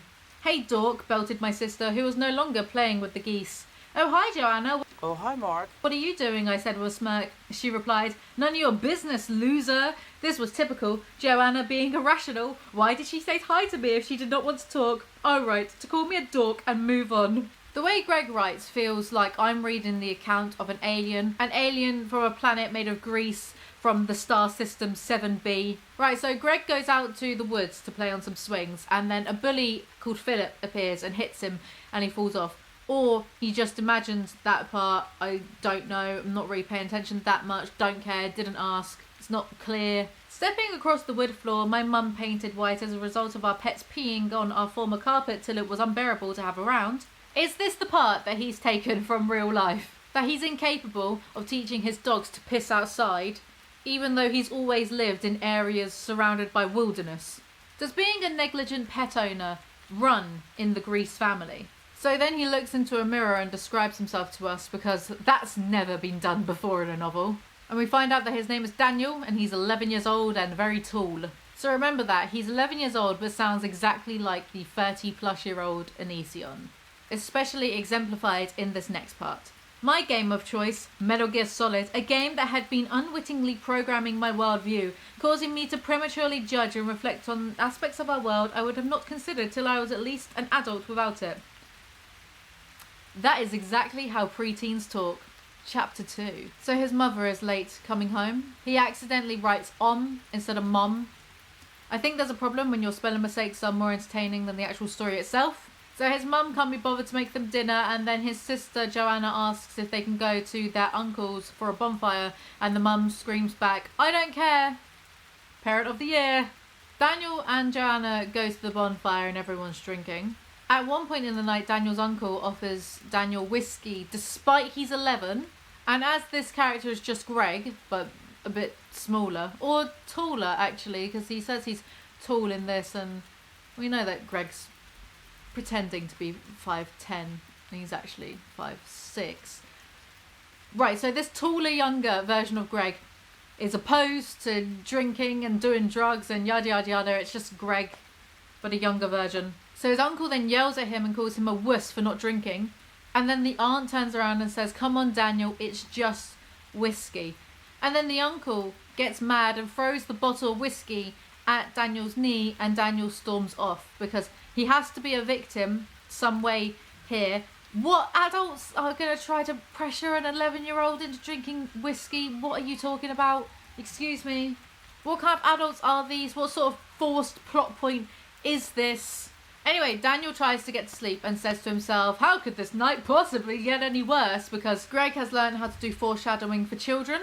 Then Daniel wakes up in a different realm and there's a warped face staring at him. In dreams, I can hear things most can't hear. I can see things most can't see. Right, how would you know this? Dreams are entirely subjective. How are you going to experience someone else's dream to then flex that you can hear more stuff than most people? What is this? Like, why do you have to be this special? Why are you so insecure that you're trying to flex on other people about your dreams being better than them because you're so quirky? And I have no explanation. Cognitive abilities in a sleeping state. I don't even know what he's trying to say here. But I'm sure it's something along the lines of, I'm so special. So this alien thing then chokes him in his sleep, and then his mum wakes him up by singing because everyone is annoying all the time. Chapter 3. So Daniel goes to the bus stop and sees his cousin, and then Greg does it again. Hi, Michelle, I said as our quarter-mile walk came to an end. Hi, Greg and Joanna, Michelle replied. I swear he's actually doing this on purpose now. Daniel imagines the bus exploding and hurting both his cousin and his sister because I don't think Greg understands what red flags are. Ocean View Elementary. I'm not sure why it was called that considering there was no ocean nearby, so I don't see how there could be a view of such a massive but distant mass of water. Why is Greg so annoying and know-it-all-y in anything he writes or does? Is this his idea of being funny? Like, is this humour to you, Greg? Greg's sense of humour is so bad that whenever he tries to make a joke, dogs within a 5-mile radius of him start barking. Doves start dropping dead out of the sky. A swarm of locusts appears on the horizon whenever Greg attempts to be funny. Greg's humour is so awful that shit begins to get biblical. The best part about this is Greg himself wrote Ocean View, so he wrote about something dumb just to nitpick in the story about it being dumb. This is galaxy brain levels of meta and intellect that we are dealing with here. My IQ is not strong enough to be able to read this book. I can feel my brain collapsing in on itself in defeat at the sheer amount of brain capacity needed to comprehend this literacy. Daniel complains about a girl called Heather Simpson who has bad breath that you can smell from many feet away. I don't know why I got tripped up on that bit. Okay. But I was just thinking in my head, I don't think this girl is mentioned ever again, so he just gave a character a full name just to dab on them. Never to be mentioned again. Okay, cool. Daniel then plays on the swings and almost bashes his head open, and then he sees his friend David on the playground. And why are all of Greg's books about being at school? I'm not saying school year books for young adults can't be done well, but you can write about literally anything. You got an imagination for a reason. You can write about anything, but all of Greg's books have something to do with school. The first book, Stone Stick Abbigale, is set entirely within a school. The second book, he's at school and then he joins the military. And this book, he's just in school again. Why? Like, change the fucking channel, Marge. Change the channel, Marge. That's my Homer Simpson impression. So at school, they watch a video. They watch a video. I don't know if it's for science class or history class, but they watch a video and the narrator goes, but what if we mixed a dinosaur with a human? It's like an episode of Ancient Aliens they're watching. No disrespect though. Ancient Aliens is peak. And honestly, if Greg is talking about reptilians, I will fucking sue the fucking swamp out of you, Greg, because reptilians is my thing. It's my copyright. I invented reptilians. It's not for you to use. I invented reptilians. David Icke who? He just stole it off me. So the dinosaur man in the video is the same face that Daniel saw in his dream last night, and he gets upset and he walks out and sits in the principal's office and just doesn't go to lessons. And then they eat lentils for dinner, which I'm pretty sure has been mentioned before in his books. Maybe Stones to Abbigale. They eat lentils and toast for dinner in this one, so they're really mixing things up. Greg's trying new writing techniques for this book. Lentils and toast for dinner. Turns out there is a third sister called Christina, but again, don't care, didn't ask. So the mum then asks Daniel how his day was at school, and Daniel says, oh, they showed me a picture of a scary dinosaur face man, and I cried. And then his mum is all serious, like, oh, they showed you a scary alien at your age, and he's 11. Do 11-year-olds get scared of dinosaurs? And that's a little bit too old, surely. I think I watched Independence Day when I was about 7 or so. Like, Greg, is your main character meant to be 11 or are they meant to be 5? Chapter 4. There's a time skip to 4 months later. David asks if he can take the bus home to go to Daniel's. Daniel is worried that his mum won't approve. I don't think this is ever touched upon again in the story, so okay. In my script I literally wrote 6 question marks. They hang out at Daniel's and perv on Daniel's sister's friend. Daniel tells us that he doesn't find her attractive, but Greg still took the time to type out random girl with the biggest breasts I've ever seen. So there's that. But when I read that, I started imagining Daniel in the book as Daniel from Hiding in My Room. You know, that guy on YouTube. And it low-key kind of makes sense, doesn't it? Kind of characterization of this Daniel kind of fits the profile of that Daniel. So for the rest of this, we're just going to imagine that it is Hiding in My Room. Hiding in My Room and Onision, are they actually the same person? So the kids all sleep over together and David wants to kiss Mara, the girl with the breasts, but he doesn't, and then it's the morning and this whole thing reads like bad fan fiction. All of his books have read like bad fan fiction, but this is, I mean, there's no point to any of these scenes so far. I was hoping that with 2 books down, Greg would have improved in his storytelling somehow, but he has regressed. I don't know how that's possible, because surely the more you do something, the more you practice, the better you should theoretically get.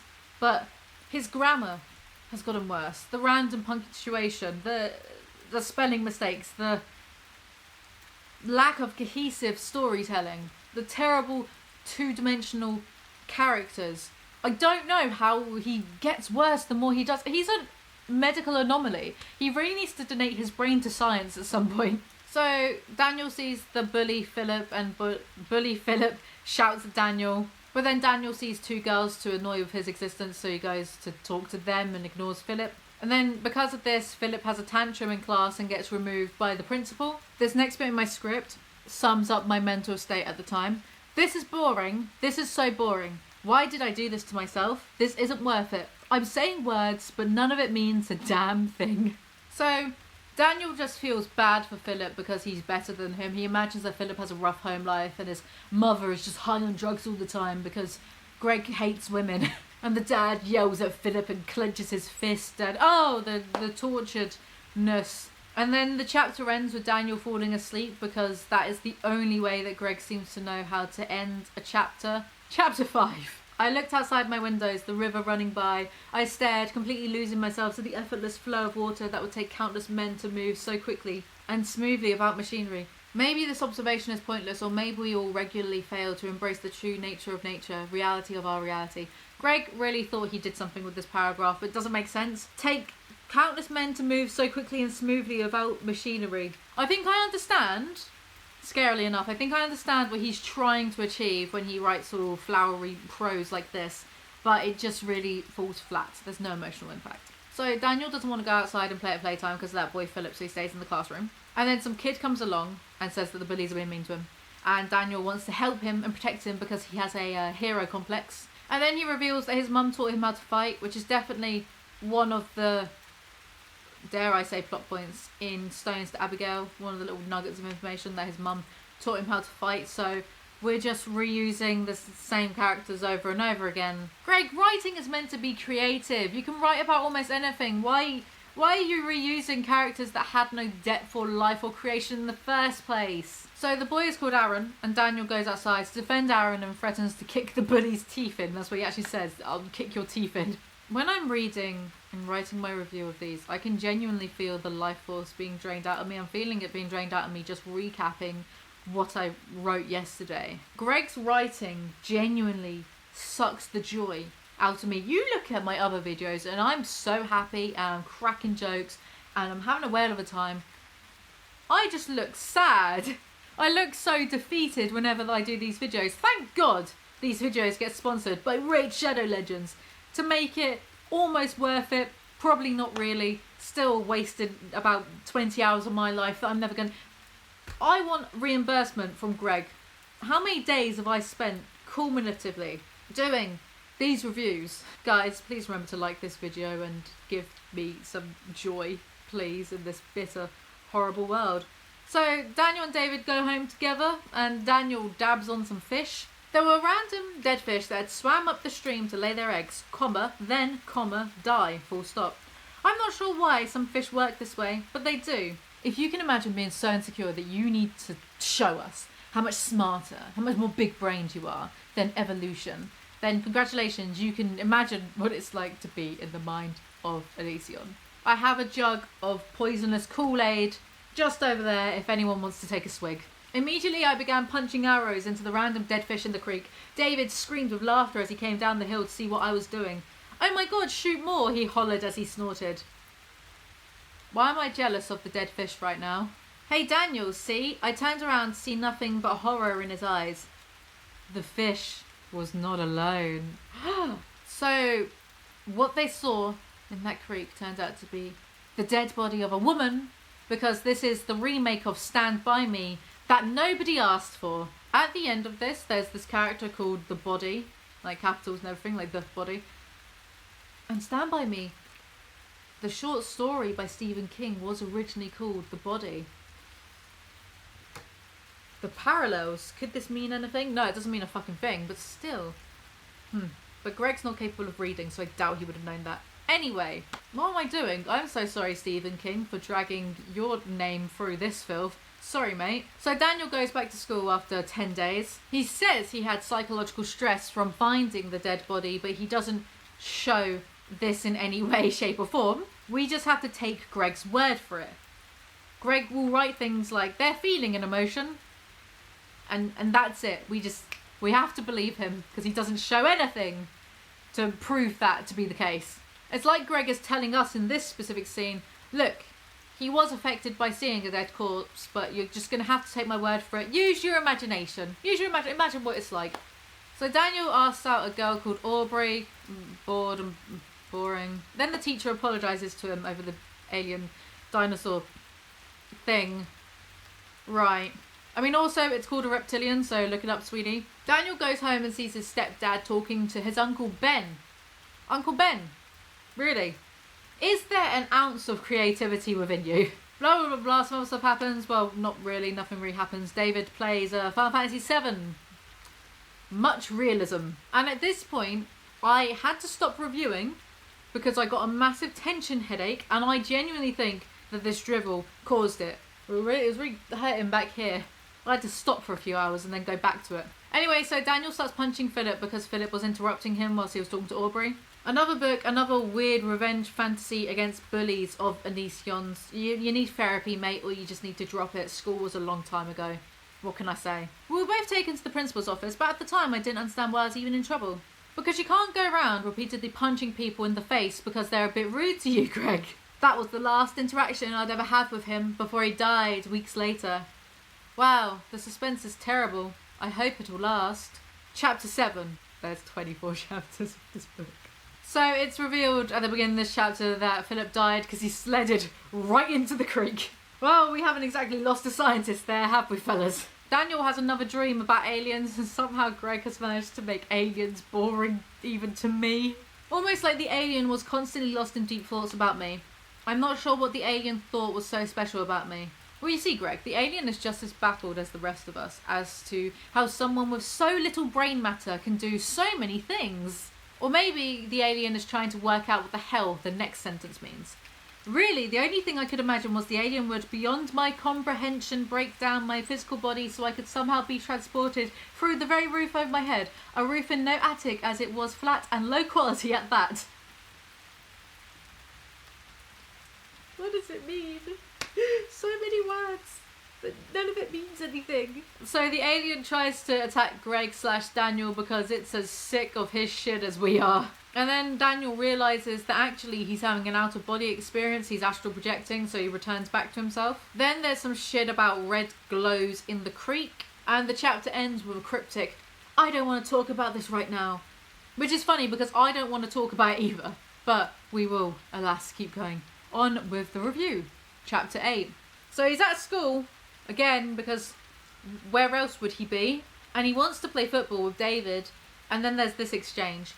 David replied, yeah, but we have no friends. I giggled and said, we have plenty of friends to play with. I have 2 and you have 2. See? Then I wiggled my legs in front of him as if they were separate people. David shouted, you're so weird. I hate you. Ha ha ha ha. And we ran down the hill.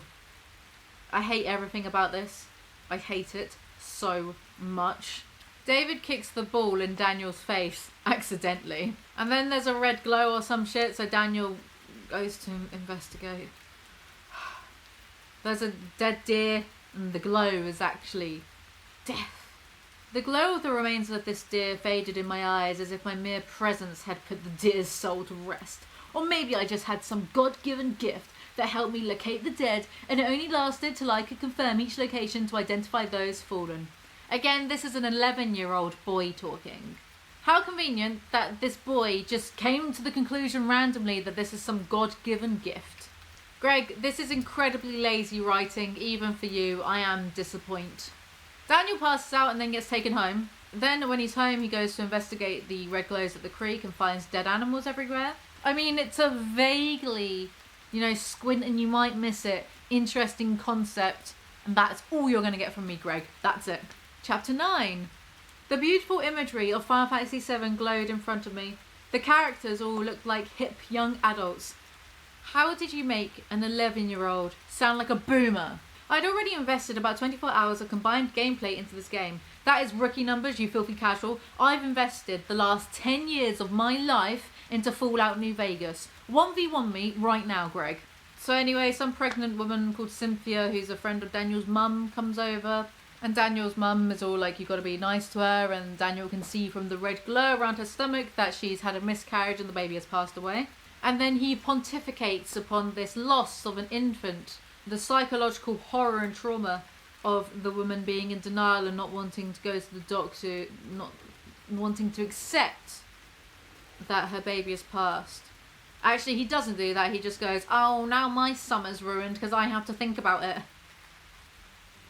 Amazing. So Daniel goes back to school and realises that the kid who was getting bullied, Aaron, hasn't been seen since he fought off the dream alien in his dream. So therefore, was the kid the dream alien all along? Who cares? But how would I ask about who he is to anyone? Walk up to a teacher and say, hey, you know that special ed kid who twitches funny? Have you seen him around? No. I don't think I could do that. The moment you mention a special ed kid, they immediately consider writing you up for a hate crime, it seems. PC gone bloody ballistic, mate, can't do anything with the offence patrol about. He really went full boomer with that, did he? This chapter also ends with Daniel going to sleep. Greg, it's not a good sign if even your characters are being bored by the story they're in. Chapter 10. The alien comes back in the dream or astral projection or whatever, and they pull out Greg's eyes and his heart, but then they put them back in. If only they put in a brain as well. Daniel wakes up with a bleeding chest, so the whole family go to the ER. Is it called the ER in America? They go to the hospital and they wait around for 4 hours, only to discover that the wound is fine and doesn't even need stitches. You'd think at some point in the 4 hours he might have just done that to see that he was fine. So yeah, this is a massive waste of everyone's time, including my own. Thank you for that.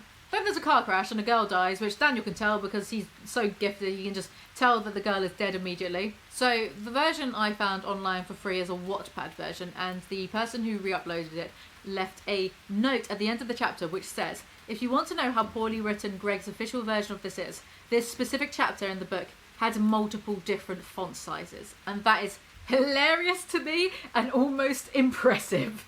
Chapter 11. We have another time skip of several months, thank God.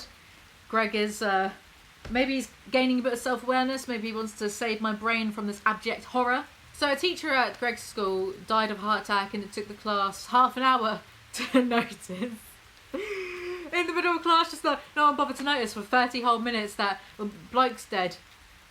Okay. Then at some point, Daniel shouts at his mum and her eyes melt and bleed, and she wants them to call for an ambulance, but then her eyes are restored. Yeah. Daniel goes to school and we get a description of how he eats his chicken and his mashed potatoes. I mean, this is thrilling stuff. Truly. Truly. Life-changing. The special ed kid appears again, and he says spooky things to Daniel about how Daniel did that eye-popping thing to his mum, and he also did it to the alien, but don't worry because me, the alien, I did it to someone when I was younger, something like that. I don't care. And then Daniel screams and starts punching him because these books are, again, weird fantasies in which Greg can just go around punching people to little or no consequence. And then the kid/alien boy says, let's talk later, and Daniel's like, yeah, sure, and then he pisses himself. That is actually how the chapter ends, he pisses himself. Chapter 12. Daniel goes full Alex Jones and makes a tinfoil suit so the aliens can't abduct him anymore. Daniel then has a dream about a naked woman in a field. Woman, he's 11, remember, who starts kissing him, and then she starts screaming at him, and then he wakes up and the alien boy perhaps is outside his window staring at him. So the alien boy says that he wants to help Daniel, but then Daniel starts plugging up the window with bits of tinfoil, and then the roof gets ripped off and he gets abducted by a UFO. So there's 3 aliens which perform surgeries on him, and then he wakes up in his own bed, and then we are treated to this typo. By the way, the Wattpad person who uploaded this said that they've included all of the original spelling mistakes, so this hopefully is a typo that's in the official book. My mum let out a painful gas and ran over to me as well. Maybe ease up on all the lentil eating then, perhaps. So Daniel's back at school again after a week. Oh, and then he faints because the alien boy pinches the back of his neck. Yeah, the pacing's really off. It's always a week later than this. I mean, it's not like the biggest problem with this book, but still, it throws me off quite a lot, the pacing of it. Chapter 13. So the re-uploader on Wattpad left a warning at the start of this chapter, saying that this chapter contains an underage sex scene between two minors written by a 34-year-old man. And all I wrote to that was lol. So Daniel is back in Ohio with his religious father, and there's this girl called Julia, which I'm pretty sure is also the name of some girl that Greg had an obsession with in high school, and I'm pretty sure it's also the name of his sex doll, so that's great, there's that. So Julia is 4 years older than Daniel, and is inexplicably interested in him. He's 11, not even hitting puberty yet, and she's 15. We have a word for that in England. My mum left my dad because he was accused by her two sisters and her own child of being inappropriate to an illegal extent towards them. Wasn't this the same with the really religious father in the second book as well, though? Oh wait, so Greg has actually decided that her name is Julie now, but she's still 15. 15, attracted to a 11-year-old who hasn't started puberty yet. Just to go over that once again, there's a nonce in this book, but it's not seen as being a nonce. They do sexual stuff. It's not really... He says it's the best 20 minutes of his life. To me, that wasn't very clear. They had sex or not, 'cause usually Onission's a bit more... Not that I want it to be more graphic, but I don't know. I thought it was a bit ambiguous. Like, oh, did he have sex? Or is he okay? All I wrote to that is, Greg, you are a strange man. Strange in italics. Yeah. Strange sure is a word to describe Greg. Chapter 14. So on the plane home, the flight attendant laughs at Daniel and asks him why he didn't impregnate Julie, and now she's probably going to sleep with a bunch of other guys. So from that bit, I did deduce, oh, so, okay, they had sex then. Great, now it's full-on pedophilia. Brilliant. Anyway, so it turns out the alien boy is on the plane and is laughing at Daniel, so the plane lands and Daniel runs off, and then he decides to run back and stabs the alien boy in the throat with a fork. The flight attendant collapses because the alien was using her telepathically, controlling her telepathically, obviously. So the alien is pretending to be a human, but then the human skin starts melting. No one notices any of this. In fact, Daniel just walks off the plane and goes home and doesn't get arrested. No consequence to stabbing someone in the throat with a... Okay. Have I mentioned that Greg's books aren't grounded in any sort of realism at all? Daniel gets abducted again, and Agent Smith from The Matrix turns up. That's how he's described in the book, Agent Smith. And Daniel shouts at him, and then his head explodes. And then Daniel starts killing all of the aliens with his mind. But then, during this, Daniel realizes somehow that the alien boy he stabbed in the neck was just trying to help him, so then he kills all the aliens and he wakes up. Chapter 15. There's a time skip of several years. Daniel can now levitate, repair injuries, and cook food with his mind. One of these things is not like the other. So Julie is 18 and Daniel is 14 now, and they do it all of the time. Thanks for that, Greg. Daniel's life is now on easy mode. Everything seems to go his way. Always gets good grades at school, even though he barely does any work. Everyone loves him, yada yada yada. He's manipulating his reality around him. But then one day, an alien appears in gym class. So Daniel then kills him with his mind, and then he astral projects up to the alien mothership. And this is the description we get of the aliens. The aliens on board looked rough. Some had significant scars, some were old and crippled. Thank you, Greg. You have described nothing. There was a kitchen, a control station, bathrooms, bedrooms, everything you would expect on a space station made by humans, only in black and not quite presented in the same styles or proportions. What incredible detail. I feel like I am on that ship there, experiencing it all with Daniel. H.P. Lovecraft can fuck off. There is a new horror writer in town, and he is here to write about sex scenes between two minors. So anyway, a different alien ship blows up this alien ship, and Daniel then blows up that alien ship. And then he goes back to class. The ride never ends around here, does it? Chapter 16. Daniel realises he's been manipulating the world around him to, do life on easy mode, so he decides to stop that. And also there's two teachers with big boobs. It's like that scene in Bruce Almighty where Jennifer Aniston's character is like, I swear my boobs look bigger today after her and Bruce have sex. It's like that. I don't know. So because Daniel decided to not do life on easy mode, this affects his relationships with people. David turns around and says that he hasn't liked him since elementary school. Please leave me alone. Finally, a character who is relatable in this book. Also, he reads his mum's mind, and his mum doesn't like him either, so I guess we're entering like the edgy emo arc of this story. Julie rings him, and he telepathically sends over some mental images of the horrible things he's done to find out if she still likes him. She's like, oh my god, I still like you, come over, come see me immediately. And then he can fly now, so he flies over to Ohio to bang, and because he's God now, I guess, sort of, that makes him a perfect lover as well, because obviously, duh. Oh, and then someone shoots them both. Chapter 17. An assassin hired by aliens shot them. So Daniel decides to kill every alien hidden on Earth in retaliation. And the women, and the children too. Like, aliens that haven't done anything wrong to him. Then he brings Julia back to life. Julia, who fucking cares at this point? He brings her back to life to prove to the assassin that, haha, you've done nothing. Congratulations. You get nothing. Good day, sir. That is at least 2 references to Willy Wonka and the Chocolate Factory in this video. We're on a roll. Then he yeets the assassin thousands of miles away to a desolate swampland somewhere. Art truly imitates life, doesn't it, Grego? These next few paragraphs have appalling grammar and spelling. What's Julia breathing softly as my skin warm hers? As Julia realised I made her and vulnerable to harm. Greg, did you hit your head whilst writing this or what? So then I think Daniel makes Julia godlike as well, or demi-godlike. I don't know, it's not exactly clear. They talk about how much they love each other, and Daniel wants to make the world a better place because, of course. Chapter 18. So Julie wants to see her family, so they go to see her family, and then the father throws an axe at Daniel, but they all get over it 5 seconds later. So anyway, they have dinner, and it's revealed that Daniel gave all women in the world teeth in their vaginas. Like that 2007 film, Teeth. Then Daniel reads Julie's father's mind and discovers that he's a serial predator and he kills him instantly. He lets Julie know, privately, telepathically, the mum is crying. Julie understands, but also it's still her father, so, God, the strife.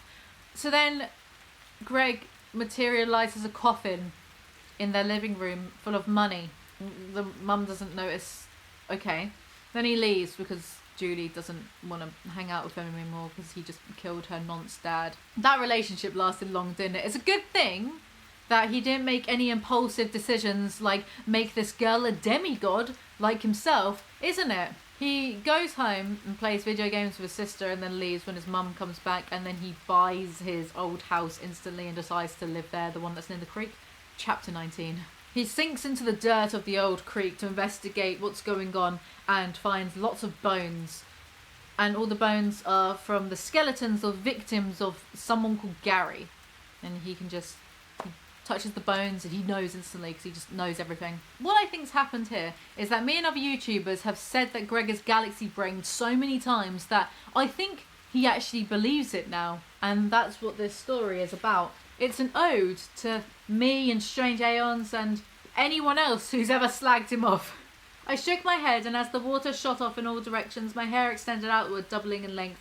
My hair turned from brown to golden blonde, and my skin heated till the water steamed off of it, leaving me dry, still holding a piece of woman's leg in my hand. My hair was so bright now and flowed to my shoulders. But why? Yeah, why indeed? He's gone full Super Saiyan now. No idea why. He's off to find Gary. I did my script first before I watched Strange Aeon's final video on this, and I watched her video last night just to see if we'd picked up on a lot of the same things, and we have done. But she called this Greg's Chad Sona, and I wish I'd thought of that. Chad Greg. So he finds Gary instantly. This is the thing about Greg's book. There's no suspense, there's no build-up. If Greg's protagonist wants something, he gets it almost instantly. It's fucking boring. There's never any sort of plot development. It's just this thing happens, and then this thing happens, and then this thing happens forever. If you want a vision of the future, just imagine Greg's boot stamping on all of our faces forever. Strange Aeon's review of this book is actually way more detailed than mine because I was getting so bored and irate that I just fully chose to skip over some things. I've got here, he dismembers Gary and burns him up, then he kills the men who help cover for Gary, and there's 2 men he actually names, and there's this man and he's fat, and then he kills him so he can be reunited with the soul of his dead wife, but when his soul comes out of the body, his soul is thin. There's a lot to unpack in that, but just I've developed some sort of tolerance towards the crap-ity of Greg's writing, because he will say so many nonsensical things and it just goes, I'm not phased, you know. So there's bits that I don't want to mention because I lost all care. Again, thank God this video is being sponsored. So then he gets sucked up into a yellow beam of weird energy, and it genuinely just sounds like weird fan fiction. In my notes, only a few chapters left. You can hear the desperation in my typing. Chapter 20. So there's this bloke who is the light beam, but actually he's a skull. He spoke again. I am an angel, and you are disrupting the order of our world. I replied immediately, you are no angel, you are deaf. I saw your rotting bones, and what you are showing me now is a lie. The creature stomped on the ground furiously and screamed, what? How could you possibly? What are you? He just gave up that instantly. I've been around for millions of years and I've seen so much, but someone spoke back to me and they're just so smart and got ye gods, my... I was about to say, ye gods, my luncheon is ruined. That's from The Simpsons. My plan is ruined. But on a real note, this is so poorly written that I'm genuinely annoyed at myself.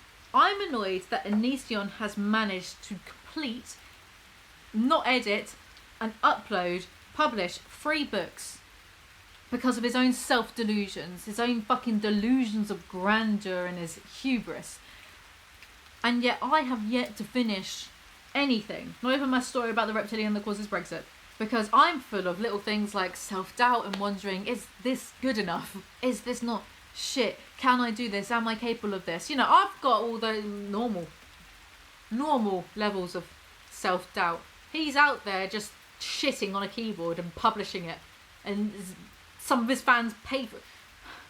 Cypher from The Matrix was right. Ignorance is bliss.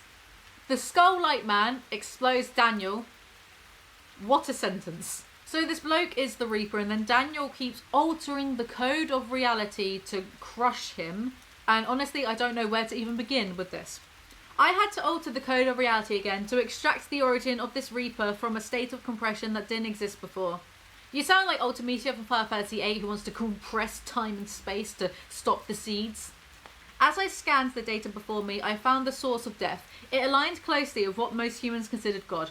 But in the code, I also saw a truth many had never imagined. God was not the source of all things. God was just another son. He created evil like death because he was evil himself. He was evil himself. The devil never really existed as people had believed for so long. The devil was just an aspect of God's divided personality, like anyone's father when he is in his worst mood. The edgy atheist is really, really popping out here. Relax everyone, Greg has finally solved the mysteries of the universe and his IQ has compressed, inverted upon itself and expanded eternally. His IQ points now go on to infinity. This is what I genuinely wrote. So he searches for God's location and then his old body ... shoots through space ... or something ... I don't know. Anyway, he sees Julie and she now jokes that he's too old for her. So Daniel wants Julie to kill one of the other gods, but she gets upset, so he just goes, here, hold this marble, which contains the Grim Reaper, and then he speeds off to find God at the other locations. Chapter 21. Daniel immediately gets his ass kicked by one of the other gods, and then he's saved by his old body, who is called the Body, like capital T, H-E, capital B, O-D-Y. I don't know what he's trying to do here either. I don't know. So the Body really quickly kills God and chats with Daniel and says, the reason you can't read my mind, the reason you can't even sense me is because to defeat the first God, I had to operate in an entirely different universe of code. This world, everything we know here, it operates on a system, one program. Everything on this world is accessible by you and me, but is also accessible by the gods. There is a realm of existence beyond our own, beyond the universe, beyond all we know. To put it simply, humans are to computers as I now am to humans. My existence is far more complicated than comparatively simple lines of code you designed me with. And I wrote here, I'm going to have my 5th existential crisis of the day and it's all your fault, Greg. And I believe I did last night. I almost understand what he was aiming for, but it would really help if he bothered to read up a little bit about quantum physics and philosophy and, you know, that kind of educational stuff. But then again, I believe that Greg is a person who prides himself on never reading any books. So anyway, the body lets Daniel download cheat codes to this universe, and Daniel becomes a super hacker, like when you reroute your modem or type your password in correctly the first time. Then there's some more nonsensical paragraphs I'm not going to get into, and then they meet the final god so they can have an edgy atheist rant at him. By the way, I say edgy atheist a lot. I too had an edgy atheist phase when I was a teenager, but I am an agnostic, in case anyone's wondering, in case anyone gives a shit. I find it arrogant to assume anything else. I'm agnostic. Greg is an edgy atheist. So there's this father god called Kull, and Earth was created by Kull's daughter, but the god killed and raped the daughter because Greg thinks if you include heavy themes in your books, it just automatically makes them more profound and adult. But there's no emotional impact to what he writes, so when he says things like that, oh, kill and rape and stuff, like, he's just saying words for the sake of it, for the shock value. But there is no shock value because there's just no emotion. It's just, okay, there's a sentence. They kill God. I looked at the ground where God once stood. I spoke under my breath. So those who God drowned in the flood, they were actually the original creations of his sister. They were perfect versions of us. It's funny how he's obviously referencing Christianity, and in the previous chapter, or one of the previous chapters, he mentioned Cain versus Abel. So he's basing this God off of his own superficial understanding of Christianity, because he's just too ignorant to know that the Great Flood story predates Christianity. It's within a lot of ancient mythology, a great flood that wipes away the world apart from a select group of humans. It's not a... The Christians didn't make that one up. They got it from other cultures and ancient religions that were around at the time, but Greg is too ignorant to know any of this, and I get all my information from ancient aliens, so I'm just automatically better than Greg. Chapter 22. Almost done, almost done, almost done. It's like all Greg and no play makes Alizee fucking mental. Daniel is trying to find Kull, and then he finds him within a few paragraphs. Honestly, what is the point? What is the point? If I had to compare Kull's appearance to that of a person on Earth, I would say he resembled someone who was 145 years old. This is incredibly specific. I can't think of what a 145-year-old person looks like. That's not a proper description of anything. You might as well have said, oh, he looked like he was 1,000 years old. Do you know what I mean? Get a glimpse into my madness. There's a bit of exposition on why Kull did anything, but honestly, I just don't care at this point. Kull cries. Honestly, I just don't give a fuck. What the fuck even is this story? This is complete gibberish. I feel like Greg just vomited onto his computer whilst masturbating, and then the computer broke, and then the scrambled bits of code, not totally destroyed by Greg, was used to create this story. If that makes no sense, then good. It's a perfect representation of this nonsense. I think this was the moment where I started to have my 6th existential crisis of the day. Daniel then manages to bring Kull's daughter back to life because fuck it, why not? This woman was beyond description. Useful for Greg then, who has spent the entire story describing fuck all. And then he goes home. Chapter 23. The only people left in the world who I knew loved was the body and Julie. So he loves himself, but we knew that. Anyway, he goes, bangs Julie. Then he types in Control-Delete and brings up Task Manager to delete the existence of the Grim Reaper.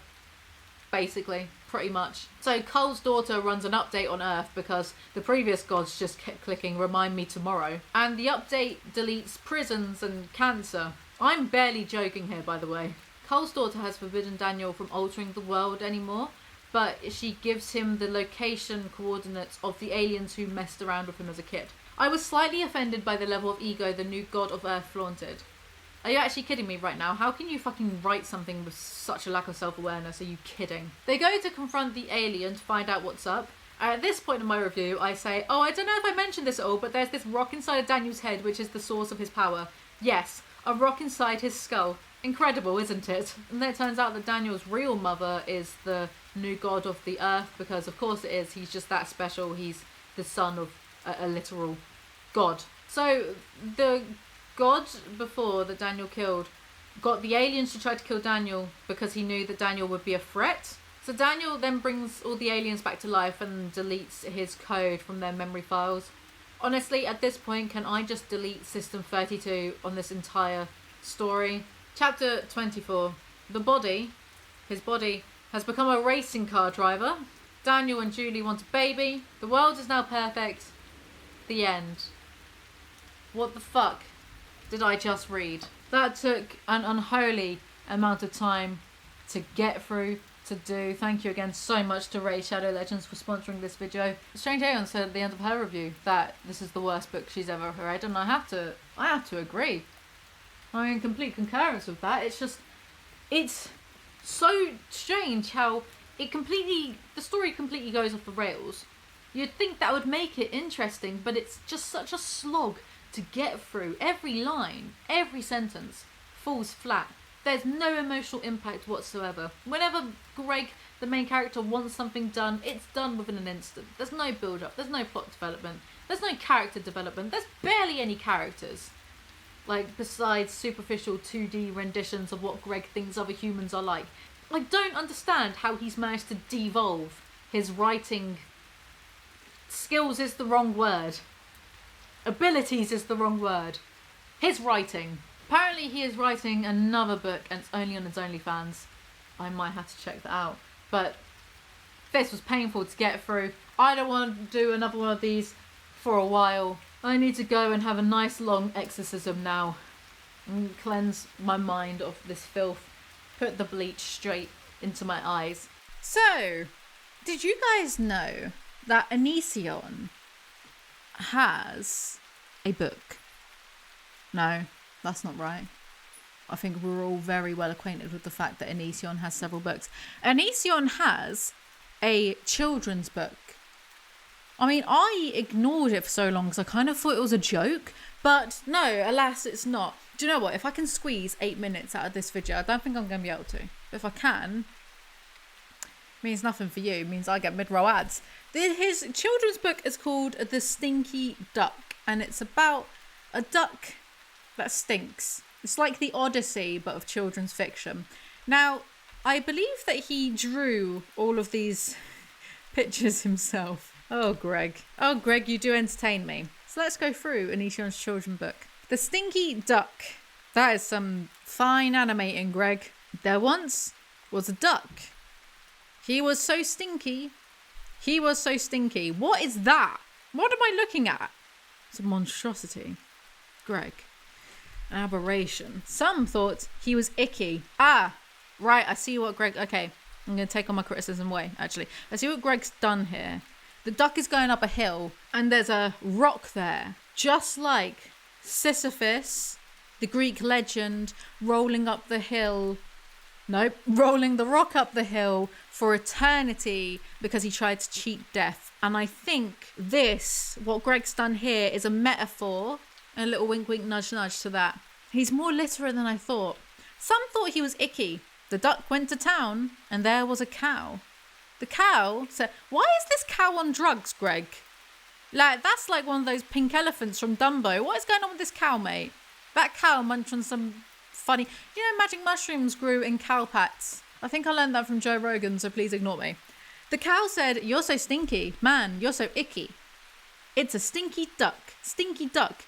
Moo, moo, moo. What is the cadence of this? Am I doing this right? I thought the cow was in a town, but now the cow seems to be next to this expertly drawn. Wow, the drawings in this are fan-fucking-tastic. This sure is something. But yeah, continuity error. I thought we were in a town. You're an icky duck, ooh, ooh, ooh. The duck didn't like this. Look, the duck has gone like a full Super Saiyan. This is like Greg when he thinks of his haters. So he said, quack, quack. Wow. Is that all? Is that all he said? What a good comeback. What a stupid duck. But the cow stood up and he mooed right back. Why is that cow being possessed by Satan? It looks like that. I'll insert the clip here where that Satan is like, Satan. You'll see. And the duck looks traumatized. Why does the duck have that? What? I thought it was laying an egg then. No, just the white underside. Fine, whatever. I'll accept it. That's some fine drawing, Greg. Quack, quack, quack, said the duck to the cow. I can't help it, I'm leaving right now. There we go, there's the rhyme. Oh, there's the duck, he's off. Duck found a farm and went up to see if the farm had any pickles, pickles for free. Why is this pickle also on drugs, Greg? Are you good? What's up, bro? The farmer saw the duck and said, get out of here. Doesn't look very angry though, does he? Just looks vacant. Like how I feel doing this. You're a stinky duck, so you better disappear. This poor duck, look at his eyes, man. This duck has seen some shit. This duck is on has been on meth for the past few days. Like his eyes are just open. He's awake. He's there. Quack, quack, quack. I'm not a stinky duck. You just got a bad nose and now you're out of luck. Why? What's the duck gonna do? Is he gonna... He doesn't do anything. I was gonna take some pickles off your hands. Why is there a comma there? I was gonna take some pickles off your hands. Why is there a comma, Greg? What is it with you and commas? What is wrong with those pickles? Why are those pickles have that anime angry thing? Good lord, what's wrong with that one? That is bent. But now I'm taking nothing. Good day, old man. Why does that farmer look crazy? What's going on? The duck walked away with his head held high. I kind of like that picture because you can see the sass is coming off that duck. It's like that sassy duck Pokemon starter from Pokemon Scarlet, I think. He didn't need this drama from some silly farmer guy. Greg, why'd you do the farmer like that, man? What'd he do to you? The duck found a pond. It had ducks like him. What is wrong with that duck? Why does he look so sad? Greg, why would you do this? Decided to jump in and go for a swim. I really love the attention to detail in the backgrounds. I feel like I'm there. I feel like he's almost just photoshopped, you know, the Windows 95 background with the rolling hills. I feel like that's there, yeah. The other ducks ran as soon as he arrived. So I think he's just plagiarized this bit from The Lion King when Pumbaa goes to the watering hole and then everyone runs away because he stinks. I think he's ripped it off a little bit. But that's okay. All ideas are derivative. Why does no one like me? He screamed and cried. It's funny, this duck is screaming, but he looks quite happy about it, to be honest. Good Lord, Greg. The duck waddled home and he stared in horror. At what? That his house roof looks like a poo emoji. I could legitimately do so much better than this. Why am I wasting my life critiquing when I could be doing an eviction notice hanged on his door? Should it be hung? I don't know. Dear Mr. Duck, sorry you're toast. You are evicted. Your smell is too gross. Oh, this poor duck, man. Oh, good lord. That is an angry duck. I'd evict him too. Uh-oh. The duck screamed, why? Everyone is so mean. Duck ran off to a creek. Do you think it's the same creek from Greg's book, hit novel Reaper's Creek? Do you think this is all happening in the universe, like the multiverse of Grog? You know, like how most Bret Easton Ellis books are all told within the same universe. I think that's what's going on here. And floated downstream. Look, he's actually bothered to add these reeds in the background. He's actually bothered a little bit. Why have you bothered 86% of the way in, Greg? Come on, good lord. There, duck found a pig. Look, see, now he's adding the details, like the little bits of grass and stuff. Why does that pig have a mohawk? Why are all these animals bipedal? Continuity error. Again, the pig was clearly standing up in this picture, and yet in the next frame, he's on all fours. Boy, I hope someone got fired for that blunder. The pig said, hello, you smell so good. Would you like to be my bro? There, the duck found a pig. The pig said, hello, you smell so good. Would you like to be my bro?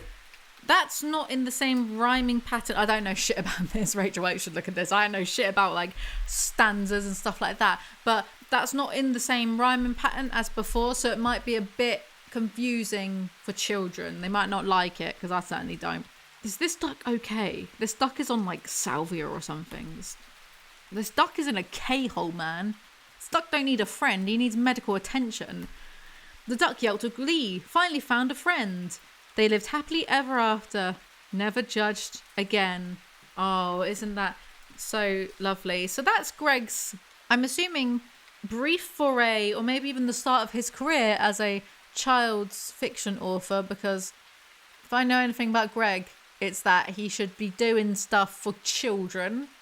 Because, like, that's never gone wrong before, has it, Greggles? So I'm guessing that the duck represents Greg, how he feels, judged by society, because he smells, even though he takes, like, 2-hour-long showers every day. Maybe that's what's doing it, mate, actually. Maybe you're overstimulating your sweat glands by doing that. Just a thought. And Greg was sad and lonely because he's judged by society and no one just understands him and no one's trying to make an effort to understand him until he meets a pig who loves him for who he is. And I guess the pig here is... Boy, I really dug myself into a hole with that one, didn't I? Actually, pigs are very smart animals, so I don't even know. Why did he do this? It's not good, is it? You know, children's books actually have decent animation, Greg. You can't just MS Paint your way to a child's book. Like, what is... That is my very, very, very short video on Greg's very short child's book. I hope he does more children's fiction because, well, it was a nice palate cleanser from all of the hideously long Twilight books in it. Which, by the way... I mentioned this before, but right now I'm working on the Twilight Redux, Twilight Life and Death, yeah? Which, for the 10th anniversary of the series, Stephanie Meyer rewrote the first Twilight, gender swapped, and added like a few minor detail changes and that kind of stuff. Well, I've not gotten that far into it, so I don't know like if there's anything bigger coming. But like, the lady really wrote fan fiction of her own story because that's how much she loves Twilight. So I've been doing that. I can't escape it. I'm never going to be free of Twilight, ever. As soon as I'm done with all of Twilight, you know that she's going to release like some sort of like Twilight from Jacob's perspective bullshit for the 15th anniversary or whatever. You know she's going to do it just to test my faith and my will to live. So yes, doing this lovely little palette cleanser. I'm not really sure that Greg is the right person to be doing children's books, but what do I know? So... Onision wrote an autobiography. Guess what we're doing for the next 2 hours? Hello, welcome back to my channel. So for today's video, yes, Greg, to the request of no one, has written an autobiography. Yes, I saw that Strange Aeons did a video on this. Didn't watch it though, or I watched like 2 seconds of it because I had to do a bit of digging. Found the free PDF on Reddit, so I don't give Onion any money. And I thought, why of course I have to review. Right, let's get on with it before I put this off anymore. I thought this would be a shorter video, and yet I've got a 60-page script. Why? I'll tell you why. Spoiler alert. Because it's an autobiography, so it's just littered with his opinions and his, quite frankly, lies. Like, he thinks he was a player. It is bonkers, to say the least. I couldn't help but argue with every other part. I just couldn't help it. He's like... No, he's not my arch nemesis, actually, because he's kind of irrelevant. Who's my arch nemesis? Ryan Reynolds. That's... No. Who's my arch nemesis? Who do I hate? Why is it so hard to think of people that I hate when every day I'm always ranting about like people I hate? Do you know what? If I can think of someone over the course of this video, I'll tell you. If not, Ryan Reynolds. Why? Feel like it. Introduction. Content warning. Onision. For some time, I have wondered if I am a highly capable writer or if I am a silly fool aspiring for the impossible. Through high school, I was deemed a superior writer. That is absolutely gargantuarianly huge if true.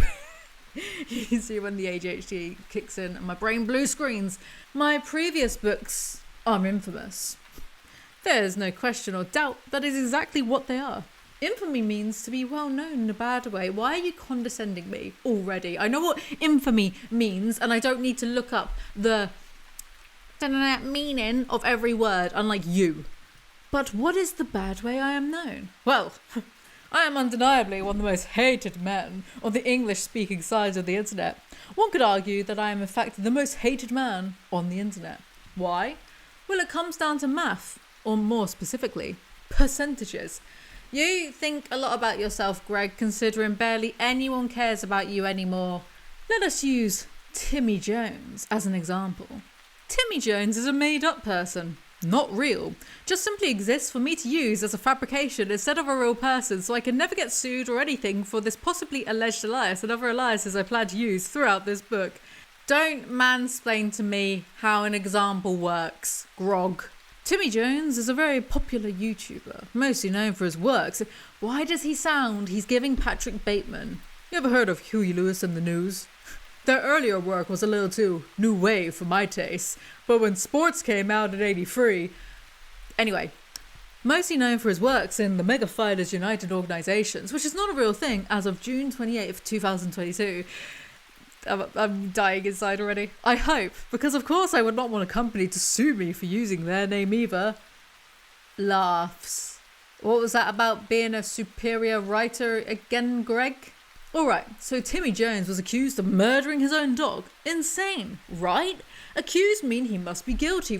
Why is my voice deep? His voice is not this deep. Right, when I was doing this, I decided to do a little bit of extra research. So I went onto his channel. I'm talking through my teeth right now. I feel like Keira Knightley. Yes. So I went on his channel, saw he done like some sort of last video earlier this year, so he'll probably come back. Just being like, I'm moving, whatever. Right, and he puts on, when he wants to be manipulative, he puts on this really like soft kind of lilting voice. Like, I can't explain it, and I don't really want to show clips of him because he'll probably copyright claim them to try and eke out the tiniest bit of AdSense from me.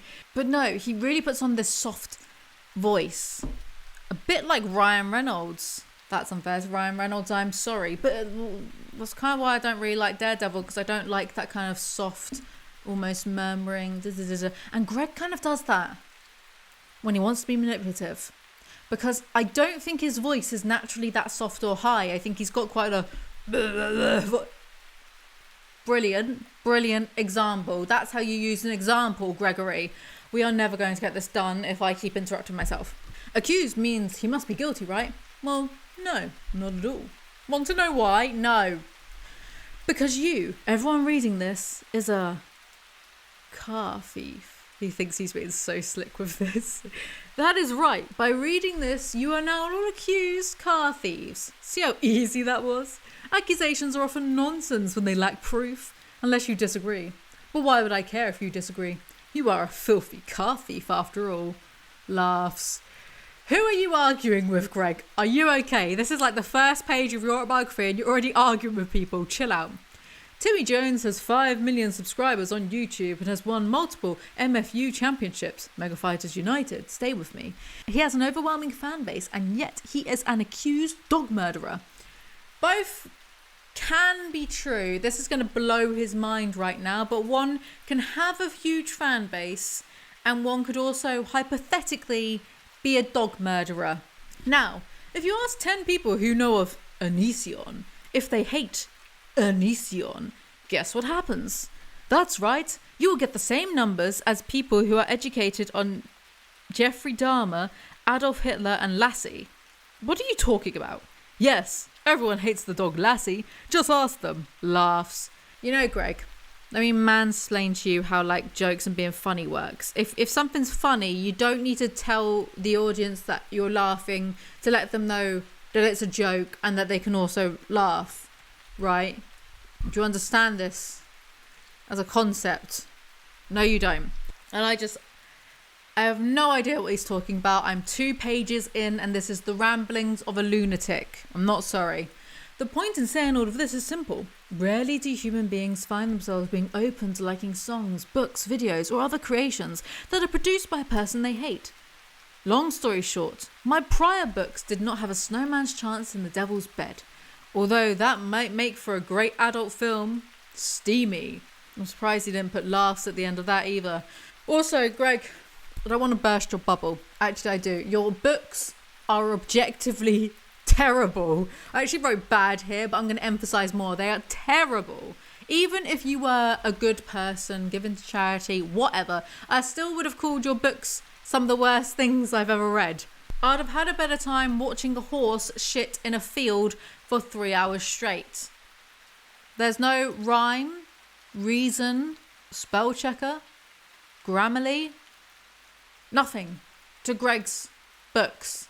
They're incoherent nonsense, and I realise that I've lied to you lot when I've titled videos on this channel the worst book I've ever read, the worst, because it's not true, because I actually forget. I repressed the memory of Onision's books.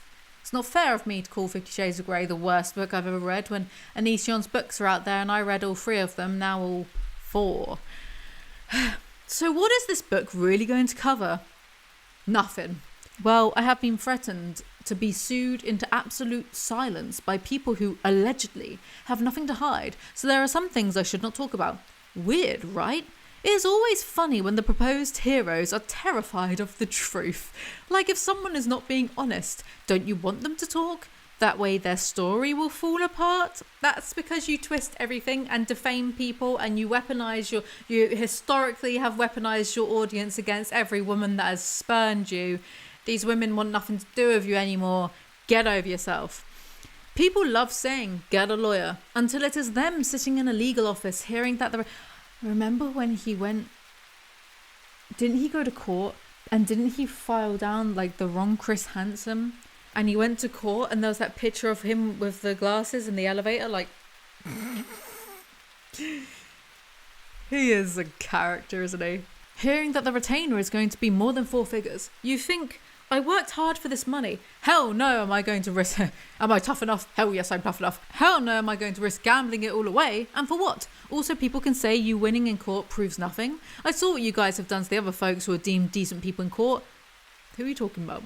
No way am I interested in sacrificing that much just to fall back right into the same circle of faulty and delusional commentary. Let's take away that this is Greg for a moment. Imagine it's just any old random writing an autobiography. You come across as so unlikable, dude. Why are you spending your time right now having a go at your audience who is reading this book? You need to be drawing them in. You need to be getting them on side, not alienating them within like the first 2 pages. Foolishness. Apparently 2 people wanted to sue him for his previously unreleased book, including a stranger that he'd never met. I'm not clued up on that, so we have to take his word for it. What was I accused of that made this entire crapshoot explode? I was blackmailed into... Oh, God. This. I was blackmailed into sleeping with an adult who I had sheltered for a few months about a year prior due to them saying they were being beaten. Sounds bad, right? Before anyone gets ahead of me, he's not telling the truth about this. He's on about someone called Sarah. We've covered Onision drama extensively on my channel. We've covered this. We've covered how he... Look, if you're new to this, then just source me. Trust me, bro. He's a pathological liar. It's been proven 1 billion times. He twists everything.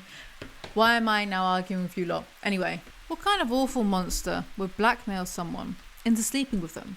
Well, I was the person blackmailed. And yeah, it's pretty horrible to blackmail someone. In hindsight, I don't know why I gave in and let them blackmail me. I'm not getting into the Onision iceberg. I'm sorry. You just have to already know what we're talking about here. To this day, no one cares that the person not only admitted to blackmailing me live, publicly, repeatedly, but laughed about my pain and what she had done, all the while sharing their donation links to the public where she profited enormously. But what was the way this was spun to the public? This clear violation of basic human rights to not be threatened into sleeping with someone. They turned it to pose me, someone blackmailed into sex, as some horrifying predator, and boy did their follower accounts and bank accounts profit as a result. So much so they even bragged about it in the TV show dedicated to destroying my life. Just astonishing. Sometimes I have to ask myself, is this real life? Is this how the world works? When will I wake up and laugh about how insane the stream is? I love that he has to say the adult that was blackmailing me, because he's on about Sarah, who went to go live with Greg and Kai when Sarah was a minor, and she lost her virginity to them in a threesome as soon as it was legal, or she had sex with them as soon as it was legal. It's one of the two. And they didn't even really talk about it beforehand. By their own admission, Kai and Greg just started having sex while Sarah was in the room with them Like, just without saying, unannounced, just started having sex and then got Sarah to join in. So it's funny because he said that this wasn't going to be a tell-all, but he's just complaining about all of the issues and dramas he's been having instead of getting on with the actual autobiography. Here is the logic, my friends. Don't call me that. Let us say you are a car thief. My dude, this is like the third time you've mentioned a car thief. Are you okay? Has someone stolen your vehicle recently, Onision? Is that what this is? Additionally, what if the documents were on some platform publicly? Now it looks like you paid hush money on top of being accused, which to the clearly not very intelligent and barely informed public is as good as getting caught red-handed. If you want to sell books to the public, mate, it's probably wise to not question their intelligence to their face. I am just a steaming pile of idiot. Finally, some self-awareness. Someone once looked at me with tears in her eyes and she said, I'm going to destroy you, and when I'm done, there will be nothing left. Is he on about Shiloh? Look, people say a lot of crazy shit when they're upset and angry, Greg. So what did you do in the first place to have this unknown person have tears in their eyes? I think he's on about Shiloh, and there's videos of that in the internet. Life is funny, so you got to laugh. You've less time ranting, more time editing, please. Apparently he proofread this. Big if true. Think about it. One person swore to destroy my life, and the other stated she could destroy my life if she wanted to, and implied she would not destroy my life if she got what she wanted. Follow that with sex, and her signing the agreement. You have concluded extortion, myself being the obvious victim and trusting idiot. Funny how Greg is a genius most of the time and well smarter than us because we're just big dumbs, and yet he's also a trusting idiot when he wants you to feel bad for him. He's like Schrodinger's moron. Is he dumb? Is he not dumb? No one knows. Both clearly so desperate to be with me, they would be willing to resort to, if I can't have you, no one can. No one is this desperate to be with you, Greg. Where do exceedingly mediocre men get this audacity from? Ironically, the person who threatened to destroy my life and leave nothing left when they were done, I was stupid enough to get back with her when she stated she was pregnant with my baby. Turns out, nope, she was not. But she did get pregnant, yes, while dating me again, only it was with another man's baby. It is okay. Go ahead. Laugh. I would if I were you. I truly am a certified moron. It's been years, bro. You need to get over Shiloh. Get therapy. Seek help. In this book, I'll be avoiding discussing most of my relationships with people who hate me beyond what I have already explained. Why? Have you not been paying attention? They want my blood, friend. They want to drain me of all my life till I am dead. I told you, don't ever call me that again. Finally, it starts. The chapter titles are a bit out there. Okay, chapter 1. The doctor suggested I die. Okay. Onision's parents are Christians and his dad is an adulterer, which is very Christian of him. Onision has a half-sister that he has never met, which is probably best for the half-sister. He complains about his dad. Considering how much of a liar Greg is, this makes him an unreliable narrator when it comes to his family. So we have to take everything he says with a pinch of salt. He's like the narrator, what's his name, Nick, in The Great Gatsby. Yes, exactly like that. My mum was in labour with me for about 24 hours, as I recall. You can't recall that, you weren't born yet. Months earlier, my mum's doctor told her she should have me aborted. That is right. If my mum followed her doctor's advice, there would be no Onision. That man's many years of medical school and years of experience no doubt led him to look at your neighbourhood-friendly Onision and say, abort that thing. Some of you are slapping your knee saying, dang it, that was our chance. And you know what? Good for you. No sense in me even being mad about it. Sure, you are toxic for wishing death on people, but that is not my business. That's very mature of you, Greg. Also, wow, that is so relatable. The doctors wanted me aborted too because my mum had cancer whilst I was still in utero. That's something we have in common, Greg. Great. Well, it is like this. The doctor saw that my head was abnormally large. He's not even born yet and he's being dabbed on. After I was born, my father wanted my penis to be modified. He's on about circumcision due to religion, which I don't agree with either. But it's just the way that he words things to make them seem more extreme, I guess, than they actually are. I don't know. It's not my business. I don't have a penis. It's none of my business. I don't agree with doing like anything for religion, though. Again, some people are like, oh, but if you don't have religion, then how do you know not to kill someone? Because I'm not fucking mental, Sharon. What are you on about? Again, my mother came to the rescue. She refused to let anyone cut pieces off of my genitals and allowed me to remain intact. No one has ever complained to my face about it to this day. Just wash yourself, boys, daily, like women have to. And then guess what? You get to keep the countless nerve endings in your penis. Crazy, right? Unlike Greg, I actually researched, so I know what I'm on about. He's spouting misinformation. You absolutely can still feel pleasure in your dick minus foreskin. Trust me, bro. Seen a few circumcised penises in my time. But also, if you Google it, see, there's a few nerve endings, and of course there are in the foreskin. But no, we're not gonna go. No, I was gonna say some rude stuff, but I'm not gonna go there. But most of the nerve endings are in the. Don't say the bell end. The bell end in the head of the penis. Most of the nerve. Why am I whispering? Most of the nerve endings are there. It's not like. It's not like when you give a blowjob, you're like. I don't want to get demonetized. It's not like you're sucking on the foreskin, are you? You know what I mean? It's not like you're playing with the foreskin. What is he on about? Anyway, fun fact. A lot of people say that there are few to no intact men in porn, when an overwhelming number of men in porn are in fact intact. The uneducated folk just do not realise it, because when an intact man gets aroused, his penis often just looks like a man without all the pieces included. The difference? Well, mostly it's just the scarring. To tell the difference, look for the dude who has a large off-colour scar on his junk. Yep, it might even look like it is painful for him to get aroused because the skin is so tight. Yep, that dude's cut. He might even need lube every time he wants to jerk off. Weird. Why are you staring at other men's penises so much, my guy? And also stop body shaming. Literally, if they got circumcised, they can't help that. So why are you calling them weird? Leave them alone. Me standing up for all the people who had their penises modified without consent. Imagine if child abusers were people who got unnecessary butcheries performed on their kid to permanently disfigure them through applying a torturous and damaging procedure requiring the bleeding, cutting and mutilation of their genitals. Wow, this is a word salad. Wouldn't that just be common sense to classify the parents that way?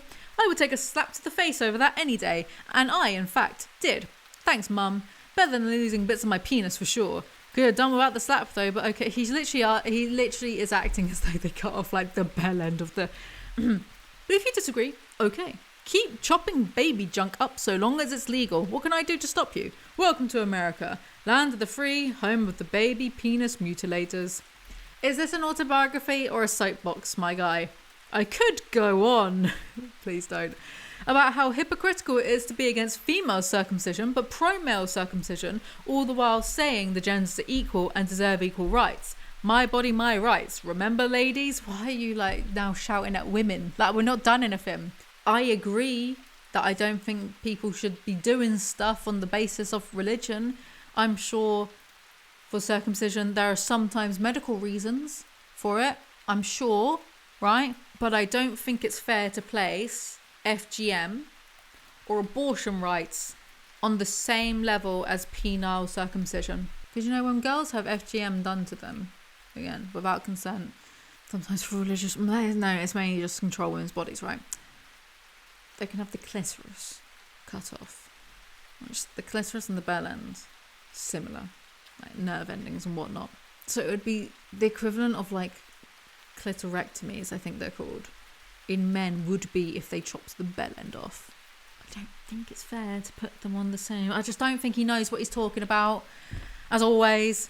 Anyway, Greg tells us that apparently his father sexually assaulted 2 of his aunts. Greg has been saying this stuff about his father for years. His father came out a few years ago and defended himself and said none of it's true. It's all very messy. I'm not sure if it should be playing out online or in books. I don't know. Fact of the matter is that my father was said to have been violated as a child himself. My mother stated his mum was a lesbian and that his lesbian mother had a girlfriend who had invited him into bed with them. Horrifying, right? Would it surprise you to know they were southern folk?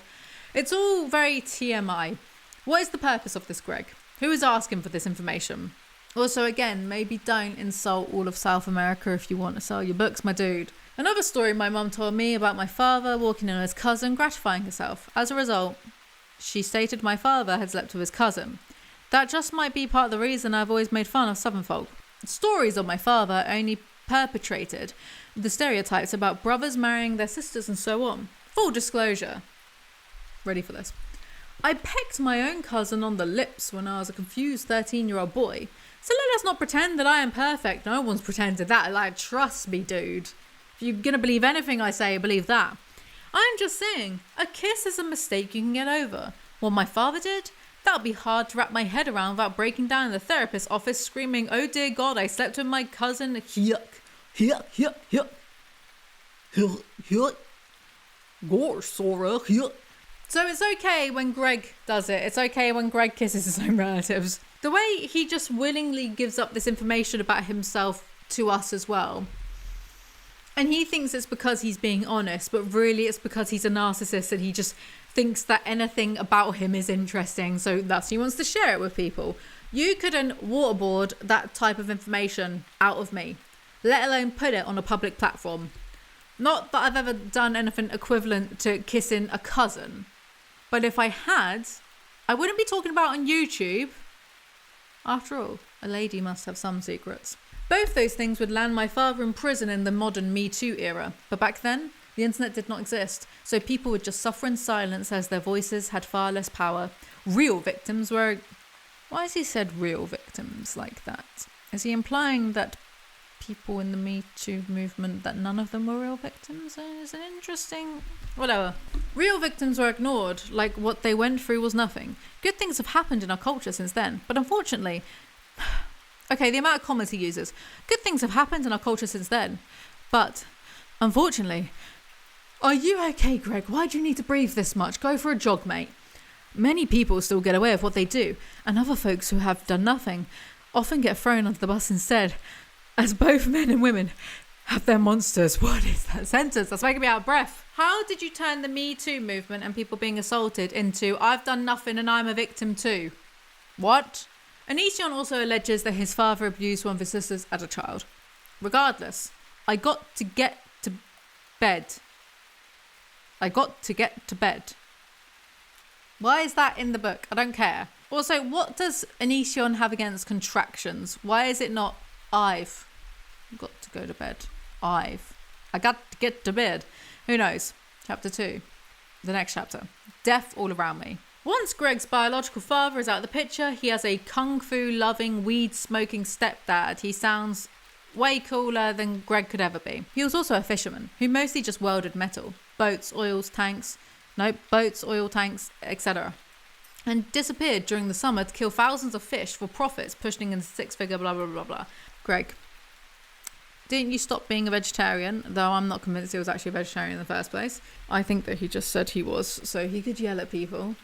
Truly. Someone went to high school with him and said that he would eat burgers and they'd yell at people for and meet his murder and stuff. So anyway, he stopped being vegetarian to start eating salmon. So you can't really complain about your stepdad being a fisherman, can ya? I went through a series of being bullied in school. Clearly not badly enough. In preschool, I was peed on by another boy. Couldn't waterboard that information out of me. The only other memory I have from preschool is getting beans stuck in my nose and ear. Do you reckon he pushed them in too far and that's why he's the Greg that we know and tolerate? Like in that episode of Simpsons where Homer Simpson shoved the crayons up his nose. Do you see what I mean by saying, if something traumatic happened to me as a child, I would probably remember it? Yeah, hard, cold, uncooked beans. I remember the bean scares. He keeps reiterating to us that he can't remember some of his childhood, but he's not traumatized in any way, shape or form. Like, okay, sure, whatever. Anyway, he finds a porno mag and sees his first vagina and is horrified by it. There was a feeling that invaded my mind, an overwhelming fascination my emotions had from seeing those images, but I just didn't understand what I was really looking at. How could I? And to this day, he still doesn't understand what he's looking at or what to do with one. To add to the problematic nature of these apartments, one day a neighbour boy and I found a hammer next to what we felt was an abandoned car. Being little boys who just found a hammer and something to smash that seemed innocent, we ran around, bashing out the car's lights and windows. The car was such a piece of junk that it had to be at least 15 years older than anything we had seen. After a while of destroying this car, a man came running out, hollering like his head was on fire. Flash forward to later that night, and I remember my mum crying with her head resting on her arm as she sobbed, leaning on the closet door. In her hand, oh, right, okay, no, I have to give a trigger warning for this. I'll give a content warning for this entire book, but it's Greg. I feel like you know what you're getting into when it's an Onision video. But for this bit, content warning, child abuse. As she sobbed, leaning on the closet door, in her hand a leather belt. She was beating me with a belt for smashing out the car windows and mirrors. What am I going to do, Greggy? My mum cried over and over. She was very poor. She did not have the means to pay for the damages. He likes his mum, by the way. The mother who, you know, hurt him but also treated him like an indigo child growing up. It's a very strange relationship. Oddly, I don't remember the sting of the belt. I just remember her pain. How I felt horrible for making my mum cry despite her beating me, a very small child, with a belt. I could only think of how sad I felt that she was sad. Wow, empath, much. All right, Shane Dawson. But also, I feel like he's victim blaming himself. He's blaming him, like he's, yeah, sure, he smashed up a car, but he was also a dumb kid. What's hitting him with a belt going to do? It's not going to unsmash the car, is it? He's victim blaming himself. Anyway, in second grade, he beats up a boy for flirting with a girl he fancies.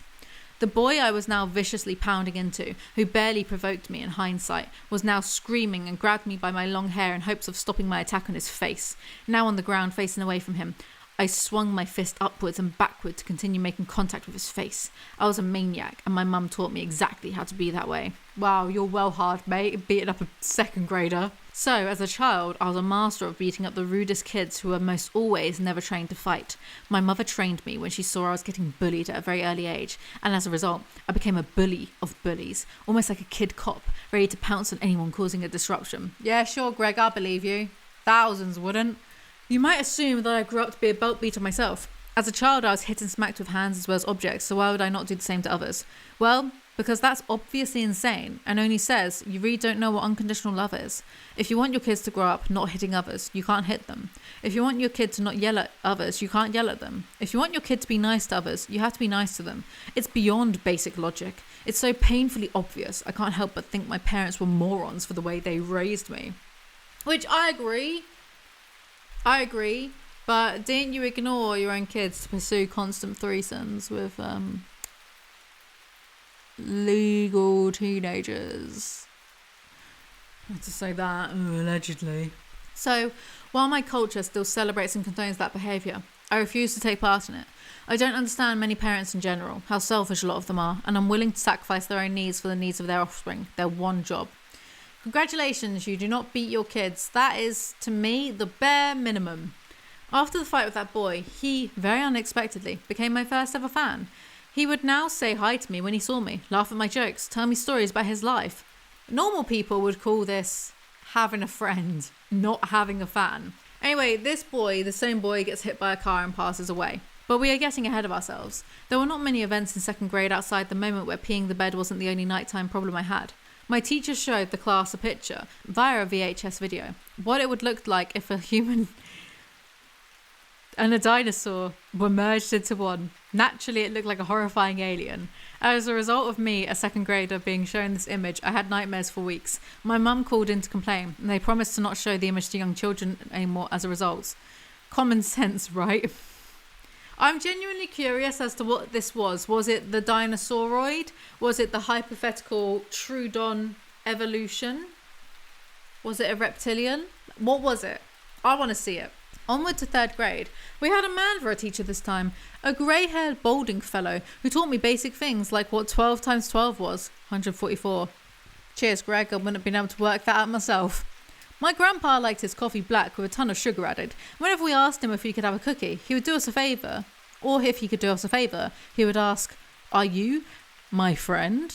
What was that about superior writing skills again? Also, why was your granddad seeking constant affirmation from children? My middle sister, being the horrible person she is, half kidding, always told my grandpa no when he asked if she was his friend. My heart hurt every time she did that, and I panicked a little, feeling the words soar like daggers into the heart of my grandpa.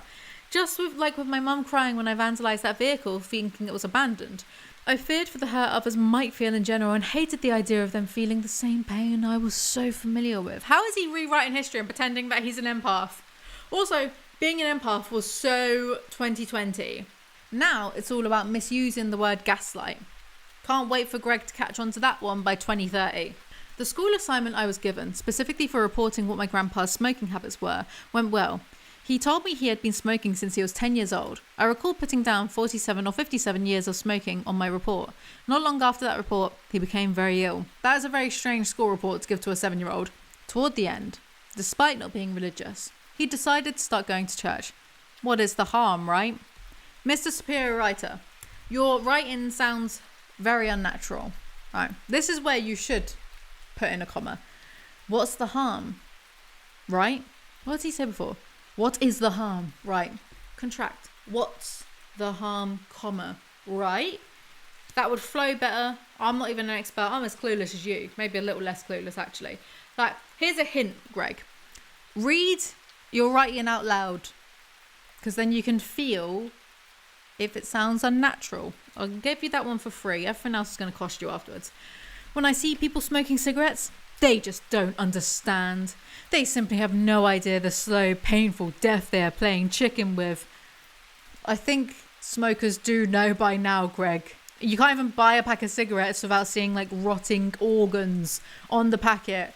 It's just, nicotine is an incredibly addictive and hard to kick drug. And take it from me, I kicked coke and alcohol. Right. 4 years, completely sober, teetotal. And I still give in to vaping at least once a month or so.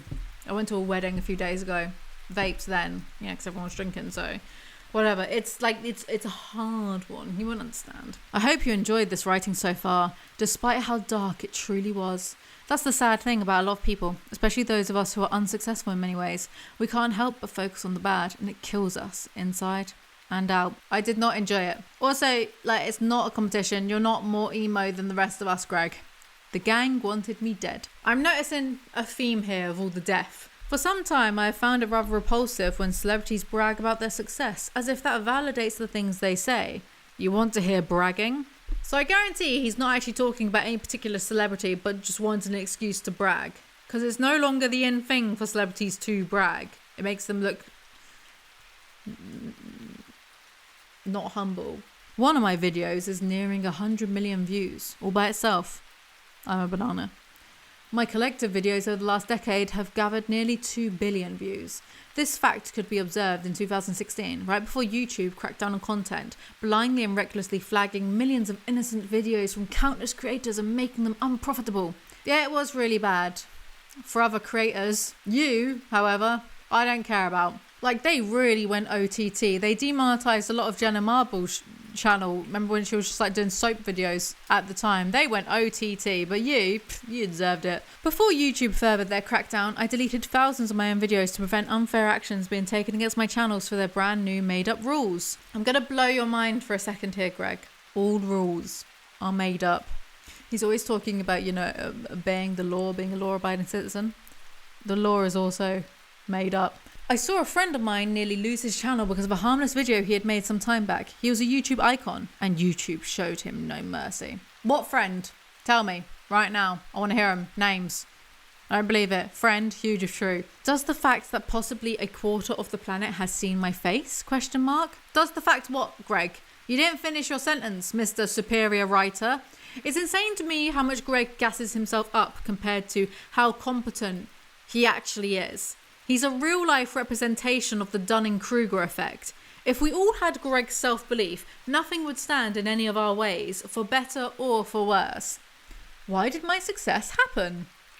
I don't know, a pact of Satan. It happened because I was an algorithm god. Really, Mr. Superior Writer? Algorithm, you say? Congratulations. You learn... Oh, God. It's making me think of that meme where it's whilst you were going out to clubs, I was studying the blade. Congratulations. You learned how to play the guitar and make millions. Congratulations. You figured out how to push numbers in the stock market in your favour till you turned your tiny bank account into a fortune. Congratulations. You were born hot and now you're a famous model. To all this, who cares? I just don't give a crap. I've met your type. You're a drug addict. Is he talking to me? Or an emotional wreck? You're a people user or a shallow jerk who only thinks of yourself. Is he talking to me again? I feel very seen right now. I'm not impressed by folks who live to serve themselves. My heroes? The people who live to serve others. Oh yeah, when was the last time you did something for anyone else? Gave money to or raised money for charity? Anything altruistic? I want to hear it, Greg. Do you know how many millionaires wind up with a broken home and an angry ex-wife and one hell of a monthly alimony payment to make every month?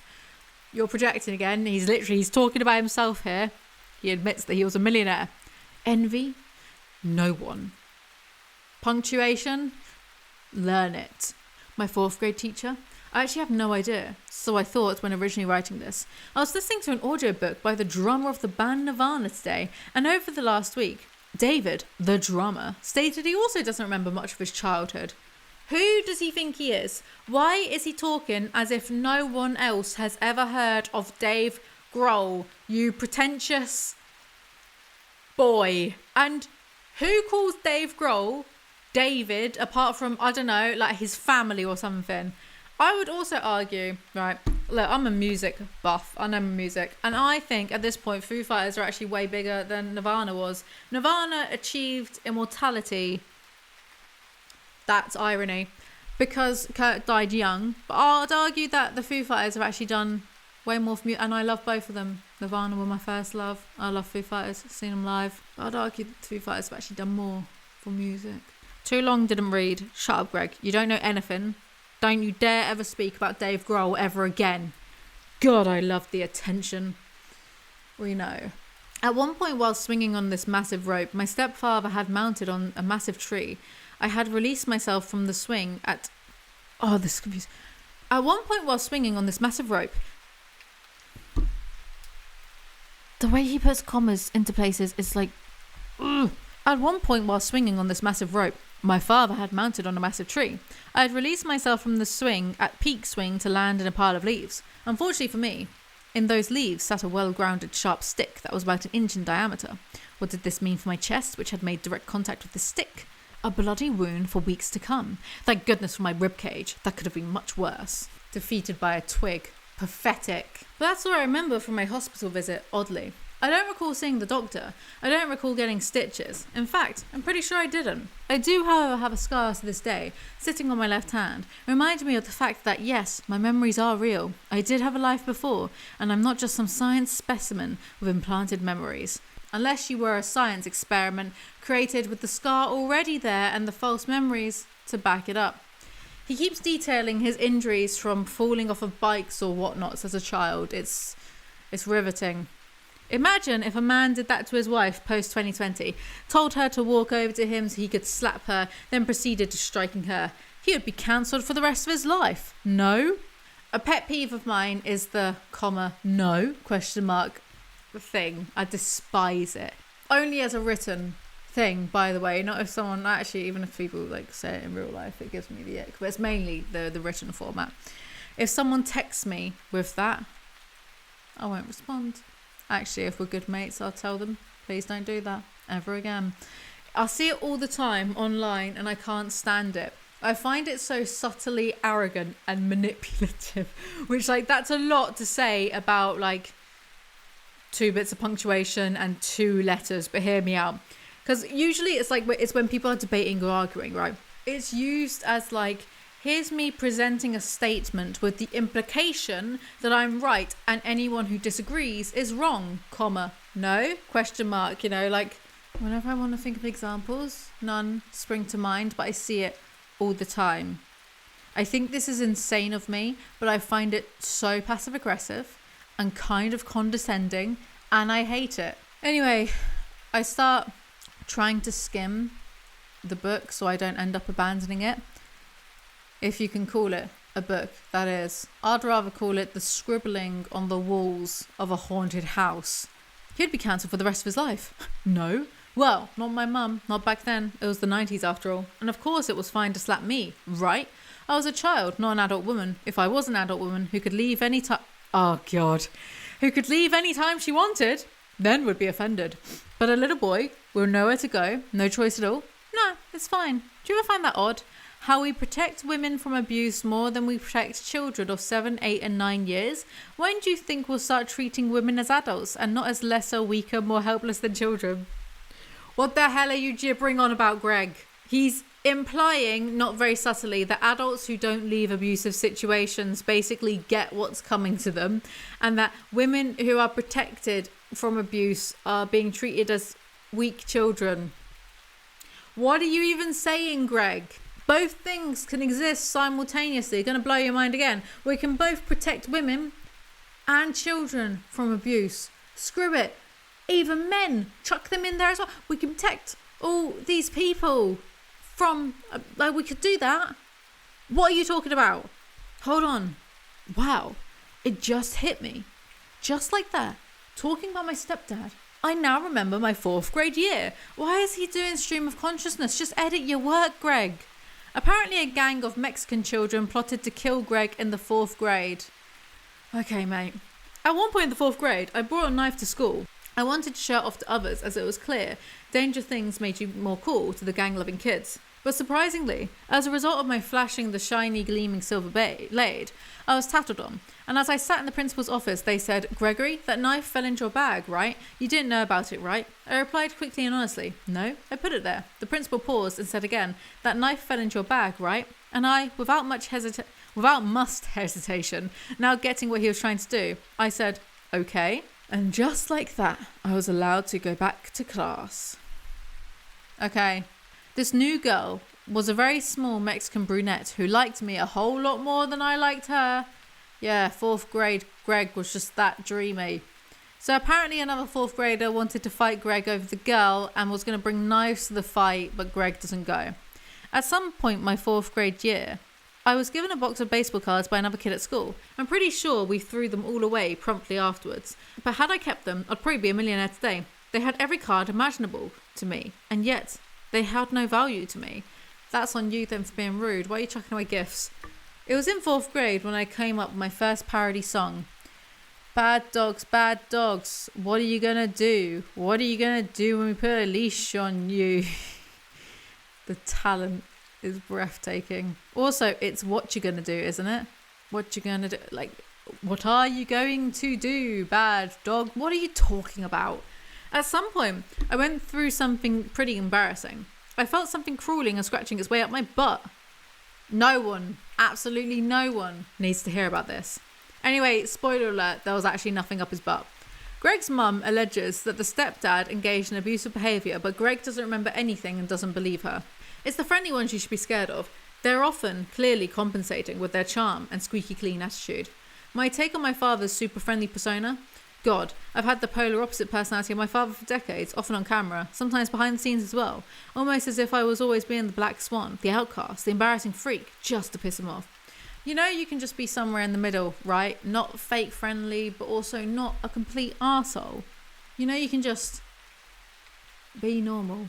My mum and stepdad divorced the time after Walla Walla, which was sad. What is Walla Walla? Because I would miss my stepdad. There were still some memories to be had. His story wasn't quite over yet, but he was the most functional dad I had ever had to that point. I mean, yes, there was that time he duct taped a dead duck around our dog's head to teach him a lesson for killing the exact same duck. What? And there was the other time he shot and killed the same dog, according to my mum, who knows, for biting my distant cousin so badly he ripped his whole lower leg open, 9 inches of skin peeled back and all. But guess what? I didn't see anything. No dog shooting or other animal abuse other than a duct tape duck, which clearly didn't stop my dog from attacking others. What? Ugh. Why do I have such a pile of trash for a real father? This reads like a teenager's MySpace post, not an actual autobiography. Next chapter. He lost his children. Oh good, more happy topics. Growing up in Auburn, the rain is often beautiful and falls about 40% of the year. The rest of the time you can expect overcast skies and the occasional sunburst. Some people get really depressed from the constant grey, much like you may have seen in that movie Twilight. You take that name out of your filthy mouth. A beautiful day in Los Angeles is cheap and often underappreciated.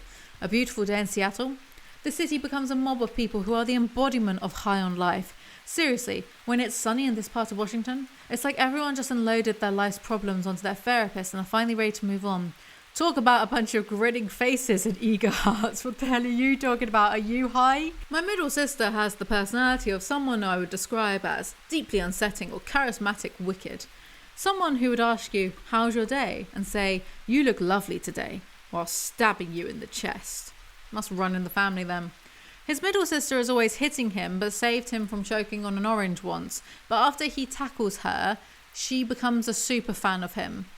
What wish fulfillment is this, Greg? Now my sister was doing it as well. It was as if to make people be civilized and be nice to me, I had to slap some sense into them. It was like some nonsense where animals fight each other to find out who the alpha is, and then they suck up to the alpha from that point on. Many humans are like that, still prisoners to their animalistic inclinations. If Onision becomes an alpha male podcaster, it will finally delegitimize the community and make it one big joke. Perfect plan. With that aside, the neighbour across the water was nice overall. My middle sister would talk to him how she talked to most everyone. She often had a seemingly fake smile, overwhelmingly fake tone of voice, sounding like every word she said came from some pretend cheerful infomercial. My sister freaked me out on how she interacted with others. It was as if she was always on stage, blathering on about the wonders of snake oil, working the crowd as best as humanly possible. I felt like under that fake cheer was a person terrified to her core. Do you even like her? Leave her alone. As I was a child, watching professional wrestling had a big impact on my personality. Many of my internet videos to come in later life embrace this, often toxic, approach to interacting with others. Fortunately, most of the videos I made with an influence from professional wrestling were comedy-based, and not so much about drama for the sake of attention. And yes, that's right, I didn't invent drama for views. I was taught that by professional wrestling. Talk about something that probably wasn't best for a child to be watching. No way, you do not get to blame your toxic behaviour on Batista and The Rock. I recall an episode of the WWF, or WCW, where a man had his pecker cut off by a Japanese man with a katana. I wasn't even 10 years old yet, so thanks for that, neighbour. I'm sure that did no long-term damage to me at all. Sarcasm. Why are you typing like a Reddit mod? If people can't tell you're being sarcastic, then work on your phrasing better. I know very little about plumbing. This book is a mile a minute. Onision's sisters stopped speaking to their father, but Onision continues because part of the reason I kept going back is because there were a couple people who I was really attracted to who went to my church. I was essentially in love with them both. Of course he was. We'd have great moments together summer after summer. I still treasure both of them to this day, despite one basically hating herself for what she did to me. What fantasy land are you living in, bro? What is this? But that is a story for another chapter. I hope you had a lovely time reading this chapter. Now, time to proofread and continue my creative endeavours for the day. Absolutely groundbreaking if factually true that he proofreads. Never seen evidence of it yet. Kissing and deeper. Oh great, I can't wait. I do not appreciate my hero complex. While it has helped a lot of people, name 5 real life people that you've helped, Greg. Later in life I heard the quote, you either die a hero or live long enough to see yourself become the villain. That one resonated with me more, but I still do not fully understand it. Yeah, the quote from Batman. Get out, Greg. Wait till he busts out. With great power comes great responsibility. When I was in 5th grade, I had a tall blonde man as a teacher. He seemed to think I was a cool student, but also seemed to hate me at the same time. He would have outbursts at me after being charming towards me regularly. Examples of me upsetting him basically revolved around me exploding a water balloon the moment he left the room. And another time I broke a plastic ruler. Sounds like his problem was more about him than about you, Greg, you narc. One day during recess at my school, a small boy was being followed by a mob on a field off in the distance, viewable from my classroom. Having the hero complex I mentioned before, I walked out of my classroom. Don't recall why I was there during recess. Yeah, this probably never happened. You know the series, Batman? No, never heard of it. I've been on both sides of the war. The little boy, destined to be a hero from his traumatic childhood experiences. Thought you didn't have trauma. And just another face in the mob, carrying out the will of the hive mentality. I've been the fist and the bruised face. I've been the bullet and the hole. Yeah, you certainly are a hole. There were a couple girls I dated in 5th grade. One was a blonde white girl. She was obsessed with me in the most toxic way imaginable for a 5th grader. My name was written all over her pencil keeper, her binder, everything. She stared at me during class obsessively and talked about me to everyone I know.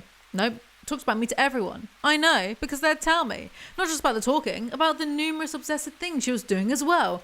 Extraordinary claims require extraordinary evidence, Greg. She keeps hitting him, so he dumps her. Another girl dabs on him. The other girl I dated broke up with me. She was also white, but brown-haired. She wrote me quite possibly the most idiotic breakup note I've ever read or even heard of. In the note, she said something along these lines. Dear Greg, I wanted you to know that I really like you, and I'm glad we got to spend time together. I think you are a really nice guy, and I feel bad. I was dared to ask you out as a joke, but because I actually started to like you, I had to break up with you. I'm sorry. Couldn't waterboard that out of me. Can you imagine? 20 years down the line, laughing with family members about the origin story of your relationship. Oh yeah, I was dared to date Greg, but then we hit it off, and years later, we had our 5th baby. Proud of family laughs and celebrates the existence of their family members spawned from that silly origin story. See how stupid her reasoning was now? Ruined something perfectly fine. Bro, she was 11.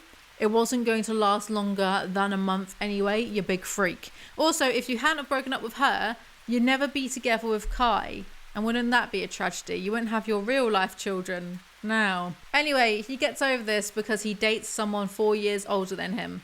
Yes, a 15-year-old dates an 11-year-old. And that 11-year-old is Greg. I'd like to know what universe this all happens in. Anyway, so he dates this older woman because she's fully developed. Even though she's 15. Fully developed to 15, Greg. Bah. The sister was a thin Asian-appearing girl, her mother being white and her dad being Chinese. Her brother reminded me of a young Asian, Keanu Reeves. Okay, number 1. Keanu Reeves is Asian. He's part Chinese. So what you're saying is redundant. And number 2, don't you dare ever speak his name again, you filth. How is he targeting my favourite men in this book? First Dave Grohl. Now Keanu. If Gerard Way gets a mention, I'm going to spit on my laptop. As we went up to shower, the girl I was infatuated with said, I'm going to shower first. You can join me if you like. In that moment, I wanted to erupt into a yes please as the tension had been building all day. But she quickly said, joking, before I could react at all. I was bummed, but not for long as I had my awesome other friends with me to explore the house with while she showered. These anecdotes that he keeps telling us are kind of disconnected and pointless. What was the crux of this memory was that he wanted to shower with this older girl, but he didn't. Okay, I didn't ask. And then he goes straight into like another anecdote. There's no rhyme or reason to any of it. There's no cohesiveness. It didn't take long for her to slide over to me and begin kissing me. At first it started with kissing from the side, but eventually she slid on top of me. For me, this was, without question, the best moment of my life up to that point. I was not only kissing her back, but I was sticking my tongue in her mouth and touching her everywhere she was touching me. Anyway, unfortunately I can't go into too much depth about what happened because you have to remember I was an 11-year-old boy, so I don't want to freak people out too bad, / it feels weird talking about it. So maybe we'll save more and more intense experiences for periods in which I was much older. The point is, she and I went to third base together, and the next morning we went to third base again in the front room downstairs. That is, if I understand the bases correctly. Name 5 people who wanted this information seared into their skulls, Greg. The rest of the summer was awesome. He says awesome a lot, it's kind of annoying. And I was madly in love with that girl for some time. Unfortunately for my simple boy mind, there would be no repeats of what happened again with her. Her future was far stranger than a continued relationship with me. Personally, I'd say she'd be happier having stuck with me. In my opinion, I grew up to be a really generous, strong, handsome and reasonable guy. Or so that's what a lot of people in my life have suggested I am. Name someone other than Kai that has said this, but I'm going to cry. But you know what did happen? The following summer, she slept with the younger friend I had. That's right, they wound up full-on openly dating. By that time, she was 16 and he was 11. Hey, look, she has a type. Underage. Anyway, he sees her when she's older, as in 19, and she has a double chin and won't talk to him. But I do understand there are a number of potential reasons for her to act that way when she last saw me. They could be: 1. She was ashamed of being with someone much younger than her. 2. She was ashamed of being with my even younger friend. 3. She was in a controlling relationship with her boyfriend where she was not allowed to be herself around me anymore. 4. I'm in pain. 4. She didn't like her appearance as it had changed since we last saw each other. 5. Maybe another reason, ... Yeah, sure, she doesn't want to talk to you because she's embarrassed of her appearance. Like, what planet are you on, Greg? Anyway, he just keeps dating, like, loads of girls. Women, we need to have a chat. You can all do much better than this bloke. Brothers and fathers are only overly protective when they wish they were dating them instead of you. I said it. I called it. Live with that. It's the horrifying reality of overprotective men-women, which is why I'm only overprotective of my significant other. That's it. My sisters, they can let their freak flags fly. I don't care. I agree. I make fun of boy mums all the time and people who engage in like basically just emotional incest with their kids, you know. But this is rich coming from someone who has a mother who raised him as this like special indigo child and gave him naked massages, my dudes. It's very rich. Anyway, I dumped his sister anyway. My sister had set us up in the first place and I thought she was really unattractive from day one. She had major in Russian accent. I only use men for making baby and picking hairs out of my back with tweezers vibes. What are you talking about? Oh, then these moments in 6th grade, I had brilliant cutting edge video games. Oh my god, he is Patrick Bateman. Like Final Fantasy VII and Metal Gear Solid to entertain me. Absolutely, it's so funny. My best mate loves Metal Gear Solid, so naturally I had to send him all of this. But he said that and he sure missed the point of Metal Gear Solid. Okay. Absolutely wonderful PlayStation treasures that I still play to this day. Amazing music, stories and gameplay. Chef's kiss. The philosophy shared in those games lived on with me and helped shape my life. A life that is in shambles in a few ways, sure, but goddamn did I love those games. Both Metal Gear Solid and FF7 featured main characters who could have been me someday. Physically fit, brooding, mysterious men with a love for the concept of battle? That was me. Who talks like this about themselves? How did he write this with a straight face? My friend told me not to put this in, but I'm going to put this in anyway because I don't care. And he says, don't put this in because people argue about it all the time and try and contest it. But he said to me, the whole point of Metal Gear Solid is the main character was literally, spoiler alert, brainwashed into killing people. And in FF7, Cloud was pretending to be a soldier. He completely missed the point of two of his favourite games. I did have a near kiss with a girl at one point that year. We'd been dared to kiss each other as we stood in an empty, darkened gymnasium at the local high school for a student event. She was of Latin descent, just like the girl who dumped me for having the wrong eye colour. Only this girl had a moustache, which I didn't care about. She was still pretty to me. But before we actually kissed, we were called to leave for the night, making me still a one-kiss wonder with the lady whose piercing eyes felt like they could kill. I just don't care. Why is he telling me this? Beaten and dumped. Shoving a fire extinguisher head through the gaping doorknob hole, my mum released it into the laundry room / my room. He lives in a very small laundry room, like with a bed just above the washing machine, I think. Covering me in white toxic smelling powder. As I leapt up and tried to run out of the room, my mum grabbed me by my 8-inch long hair and slammed me against the olive yellow coloured fridge as the kitchen was right outside my room. At that point my mum guided me, blinded by the power in my eyes, to the bathroom. Nope. Oh, he meant powder. Clearly he meant the powder in his eyes, not the power in his eyes. And began crying about how she was trying so hard at me, but I just wouldn't comply with her. All I could think was, you psycho, you just sprayed your son with chemicals. Wow. Also, I can't believe that I didn't mention the book cover from Goodreads. This is the book cover. Who is this? Is it the bloke from that Vampire Diaries show? Is this Onision's Chad Soda? What is this? My mum went on to date another man, and another man, and another man. All of them failed attempts at creating meaningful relationships. Yeah, does that remind you of anyone, mate? One really disturbing boyfriend she dated, for only one reason, was named Greg. My mum had a real problem with being loud when she got with her partners at night inside that tiny house.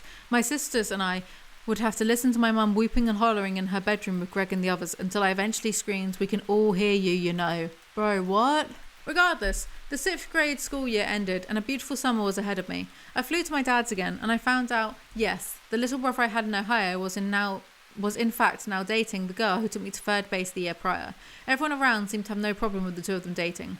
Maybe they didn't exactly know they were dating. They definitely didn't hide it from me. She was in fact 16 now, and he was, being 1 year younger than me, only now 11. Quite an age gap considering the developmental differences both cognitively and physically. That is the richest thing I've ever heard him say. It's like eating a chocolate cake made of gold. I don't understand who this biography is for. Who, even if you're a fan of his, who cares about his dating history as a 6th grader? Genuinely. After talking about how much he loved Will Smith's music, no doubt, he brought up how he and the girl I had been to 3rd base with went all the way. I was shocked, but I wished him well. To guys, this kind of thing is often like a wow situation because we're all eager to be men. Part of what a lot of people consider manly is being with someone who is womanly. It's very hetero, I think he means hetero cliche. But that's how we were back then. Now, We have non-binary folks, the more popular concept avoiding body shaming at all costs. Flat-chested women are women too, and I'm not saying that's inaccurate. The horrors of chauvinism jammed down our throats and political correctness taken hold of our free speech like a snake eating its own ass. I read this paragraph at least twice and I still don't know where he stands. I think he just likes being snarky about everything. Wait, no. Now I'm relating to Onision again. Quarantine me quickly. He also gives his favourite Offspring album to some boy and never gets it back. Wow, so deep, dude. He gets a girlfriend, they break up, so he gets another one. Onision is someone who has defined himself by his relationships for decades. Why is he so dependent? Is it just so he always has someone to bully? What? I was super into her and thought she could be the one for me. We love talking. We love spending time with each other. And then she dumped me. Laughs. Yeah, it felt so out of the blue. Very weird. This reads more like a blog post than an actual book. Like a blog post that no one else should be reading. Set those privacy settings to only me, my dude. If I had to guess, I'd say she was Vietnamese. I point that out because the image you think of will be pretty accurate. Why does he put commas after every other word? When I asked about why I was being dumped, my now former girlfriend explained that her friend didn't like me. I couldn't get my head around why a guy would let her friend decide who she dates, but it did one thing for sure. From that point on, I automatically had a chip on my shoulder over the friends of the girls I was destined to date. I'd been hurt by friends of my love interest before. I didn't want it to happen again. Is this why Kai has no friends and why Onision hated Billy's best mate as well? I forgot her name, sorry. What an insight into the mind of Onion. Something happened to him in the 7th grade, so he holds that grudge for life. Jock Greg. Get out more. Go on holiday. See the world. Expand those horizons. Get new experiences and then get over yourself. Anyway, again, it was her loss in my opinion. I was a loyal boyfriend. I was a good guy. And I was honest/true to my significant other, whoever that was at the time. I hope she had a great time being single with her single friend. Must have been a blast. How can someone be this bitter about something that happened to them when they were 12? Also, I feel like he's overcompensating by telling us about the amount of girlfriends he's had. Either he's making it up or there is hope for all incels out there. Regardless, I have to admit, I was a simple 7th grade boy. The only other girl I was interested in dating back then was another girl in my grade. This one just happened to have a chest the size of a grown woman. And then some. Where is my eye bleach? Where is it? Get it, please. Why is he acting like he was such a player? Who are you trying to kid? Anyway, some random boy tries to snog the big-breasted goth GF and she kicks him in the balls and Onision doesn't feel any sympathy. Okay. That year I had some strange teachers. One teacher was obsessed with Steve Jobs and Apple computers. His weird quirk was one of his shoes had a couple inches lift on it because his body was simply disproportionate. I feel like this is less of a quirk and more of a medical condition, Greg. What? Do you look at people without limbs and think, oh, eccentric? Ooh, what are you talking about? Also, Onision can't talk about women unless they are in relation to how much he's dated them, by the way. My English teacher was not so interesting. She needed to leave for part of the year because she had to get gallstones removed from her body. She was pale, brown-haired, semi-fat woman. Kind of reminded me of my stepmum. Okay, whatever. The gallstones teacher was the one who most heavily introduced me to poetry. This is news to me. Since when do you like poetry, Greg? Anyway, a teacher promises students a load of candy if they can recite all 50 states. Onision apparently does it, but the teacher says he didn't, and thus doesn't give him any candy, holding the rest of the bucket away from me.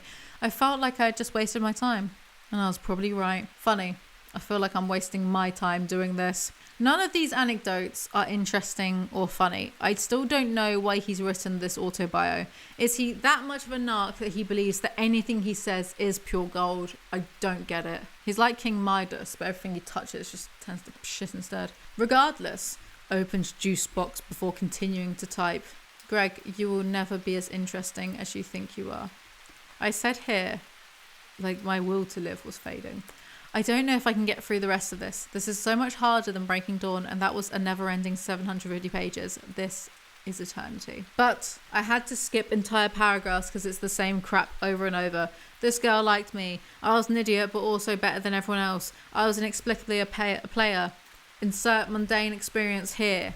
He moves house and gets a real room instead of living in the boiler room. I was actually a great kid still, but I did eventually fantasize about murdering my peers in a blaze on gunfire. I was a teenage white boy living in the gloomiest state in the USA. Come on. In almost no other book will you find someone is this honest. Oh, God. Sometimes it's better just to keep things to yourself, Greg. Instead, they fill you with all their, oh boy, I'm super. I acted perfectly pretty much my whole life and I promise I'm not damaged or anything. La-dee-da. No, that's not the book you're reading. Greg, mentioning that you wanted to gun down your peers. You do live in a country where this happens weekly, so maybe read the room a little bit. Maybe don't say things like that. Do what you want, but I would not advise saying stuff like this, dude.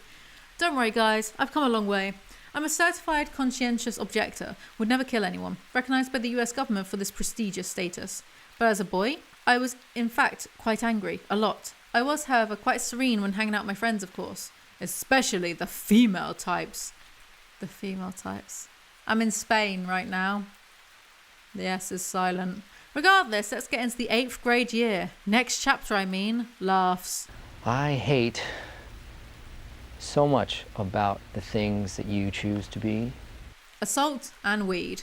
Final Fantasy 7 and Metal Gear Solid. But now, I had additional games to play. Like Final Fantasy 8 and Metal Gear Solid 2. Crowd roars with excitement. A girl keeps staring at Greg. Must be because of his abnormally large head. She also looks like a model, because sure, she does, Greg, of course she does.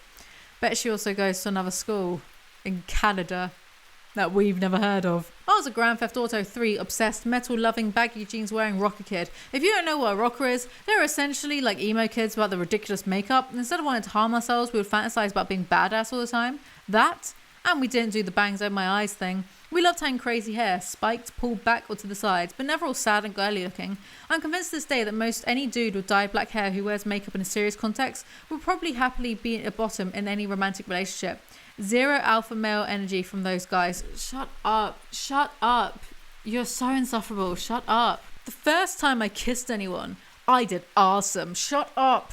This girl kisses badly, so Greg breaks up with her. I guess my reason here is when you kiss someone, you should feel the emotion behind it and it should drive you, guide you like a dance.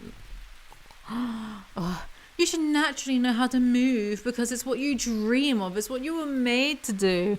Like if you want to eat ice cream, you don't take a bowl of it and smash it against your face like some caveman. No.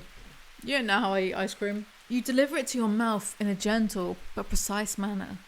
The ice cream is dropped off in the place where you can enjoy it the most, and without injury or discomfort, you slide it into your mouth without scraping the spoon against your teeth, without any drama.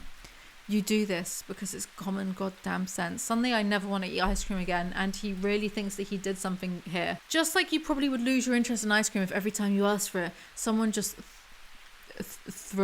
rung through a hard ball of it at your eye, rung through, Mr. Superior Writer. And years later, the phone rang. Hey, is this Greg? It was her voice. I replied, yeah, it's me. She added, you remember us dating before? I replied, yes, how have you been? She replied, good. Insert awkward silence. You know, I've changed. After a pause, I said, okay. She added again, I'd like to hang out sometime. Another pause. Then she said, I've gotten a lot bigger in the right places. And conversation over for me. I knew what she was doing and it represented more logic errors. Why was she calling me up just to tell me her tits were bigger? Like I cared. She had big ones before. I still didn't stay with her because there's a whole lot more to relationships than how much fat you have dangling off your ribcage. I'll take things that never fucking happened for 500, Alex. The girl who had dumped me before for not having blue eyes, she was even on the wrestling team. But wrestling her, that was something I wanted to avoid at any cost as I didn't want to accidentally get a boner if I wrestled her. I already had an issue with people thinking I had a boner when I didn't. Specifically when I do pull-ups, multiple girls would interchangeably look at my shorts and say, do you have a boner? I'd always feel compelled to correct them, saying, no, that's just how I look. I asked Shane Dawson once about this problem. He said he had the same problem. Apparently, according to him, our business just rests differently, making it look bigger under clothing, when it's, in reality, not bigger at all, just more prominently displayed. Hey, I didn't design my body, I just live in it. Pretty sure Shane and I are the definition of average or slightly above average. Nothing to write home about. What are you talking about? Why are you talking about Shane Dawson's dick? Not even Shane Dawson deserves this. One time, Onision is wrestling someone, and someone keeps trying to yell advice. So Onision says, why don't you come over here and do it yourself? And the whole room erupts into laughter, and everyone clapped. And who did that boy grow up to be? None other than Albert Einstein. So Greg has back acne and wears a shirt whilst doing his wrestling stuff, and he fancies a girl, but she sees him take off his shirt one day and runs away because of his back knee, and then Greg quits wrestling because of it. What the hell am I meant to do with any of this information, dude? Next time, just throw up directly into my brain. Now I look great shirtless. I mean, not my this is my vegetarian body great, because I kind of looked like a crackhead then. I mean actually great. No, Onision does not get to be part of the whole loving yourself movement, considering all those teens he used to rate and call fat or ugly. You don't get to feel good about yourself, mate. A boy tips Greg's chair, causing a scrape. Well, I jumped up, grabbed my big white binder, ran across the room, leapt into the air and drove my binder flat side down. No, flat side directly into his back. It was just like I had seen professional wrestlers do with the metal chairs in the ring. The little bitch boy started to say ow ow ow like he was an emo crybaby owl. Personally, I felt I had pulled my punch for him. While it made a loud noise, I could have done a lot more in response to the now bleeding cut he left on my back. I don't want to say this. Oh my god, Greg, you're so manly and attractive. Wow, beat me with a binder too, daddy. Oh, I hate myself. Is that how he wants us to react to these anecdotes? Greg gets into school suspension and complains about being seriously injured from a cut that he didn't even have to go to the nurse or hospital for or get stitches or anything. So instead of doing the suspension, he just goes home. The head teacher calls. It was again my Native American white boy mixed principal saying the following. Native American, what do you mean? You mean real American? Huh. Gregory was in school suspension today, and then he was just gone. If you know where Gregory is, please tell him to come back to school. Thank you. What a moron. I only included it because that did kind of make me laugh. What a moron. Like, that's funny, and like that's not even Greg trying to be funny though, you know? That's just him saying stuff. I was a weird looking kid. Oh, baby, what happened to loving yourself? A teacher gets, I'm assuming, a menstrual pad stuck in her dress. Firstly, how did you get a menstrual pad stuck in your dress and not notice? Anyway, the kids in class were continuously laughing and snickering until she said, What you laugh at? Huh? What you laugh at? One of the kids told her discreetly what was going on, and she began yelling about how they were horrible for making fun of her. She then proceeded to making one of the students pull the used vaginal product with adhesives off the dress. It was gross, and the student did in fact successfully remove it from the back of her dress, going into the trash can. Personally, if I was that teacher's boss, she would have been fired immediately. Talk about PTSD for whoever had to pull the bloody mess off her dress. Yeah, she was made fun of, but she's an adult and can handle it. We were kids, and forcing a kid to remove her own bloody vaginal device from her clothing, talk about messed up. Again, huge if true. If you know Eleven's boyfriend from Stranger Things, you basically know what my best friend looked like. Why don't you just say Mike from Stranger Things? Why does Greg phrase everything as awkwardly as possible? I would assume by now that most people who have Netflix have seen Stranger Things, Greg. He acts as though, like, Stranger Things, Dave Grohl, Metal Gear Solid, Final Fantasy VII, oh, these strange abstract, like, things that no one else would have heard of. He's acting like a hipster. Very strange. First off, there are two types of people in this world. People who think pot smells good, and intelligent people. Laughs. I'm half kidding. But seriously, if you love the smell of a skunk's asshole gas, you will love weed. It's not that bad, you big baby. I finished the book by Dave Grohl, lead singer of the Foo Fighters. Why has he suddenly gone, like, he's been promoted from David Grohl of Nirvana to Dave Grohl of the Foo? What are you on? Constantly talking about how when he was younger, his main priority was to get weed, and he would always blow his money on weed. Then he would complain about how little money he had. And I was like, wonder what the problem is, bro. Yeah, that was when he was younger, you idiot. Like, shut up. He was like a dumb teenager. Ooh, you think you're smart? Like, you're pushing 40 and you're smarter than a teenager. Ooh, aren't you amazing? Like, so what? Who isn't? The man also described weed as sweet smelling. So to that man, I suggest he divorce his wife and go make love to a literal skunk for the rest of his life if he loves that smell so much, and run. Shut up, Greg. You will never be a fraction of the man that Dave Grohl is, and jealousy is an ugly colour on you. Like, get a life. His best friend has a sister that Greg fancies, of course, but she has a friend that he also fancies.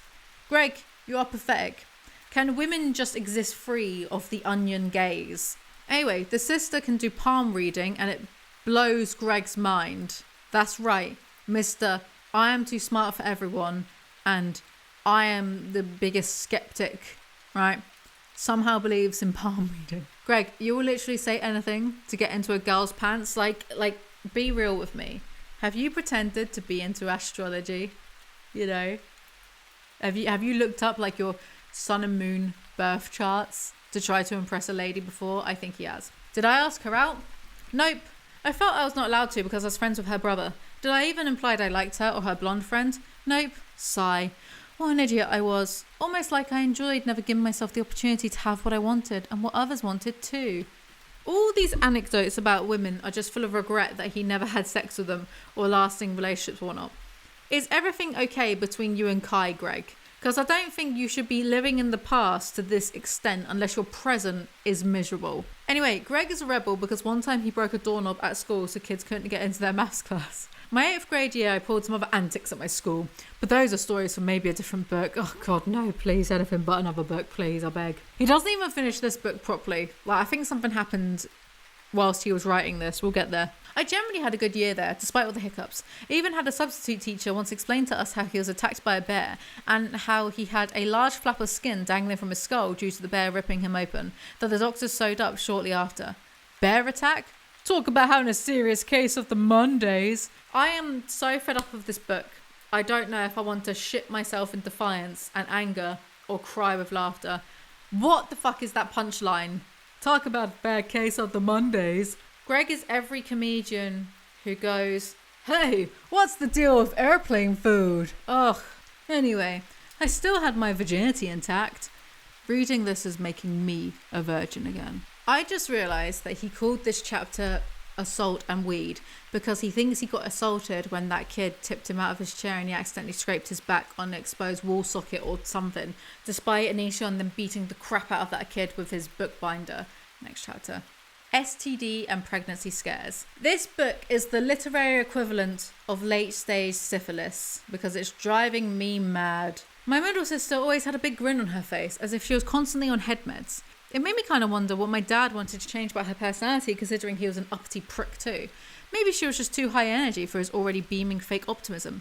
No idea. What are you talking about? Stop it. Another class I had belonged to a boring, short, fat, old, grey-haired math teacher who is barely worth mentioning as he had zero personality. Why are you talking about this then? He goes on.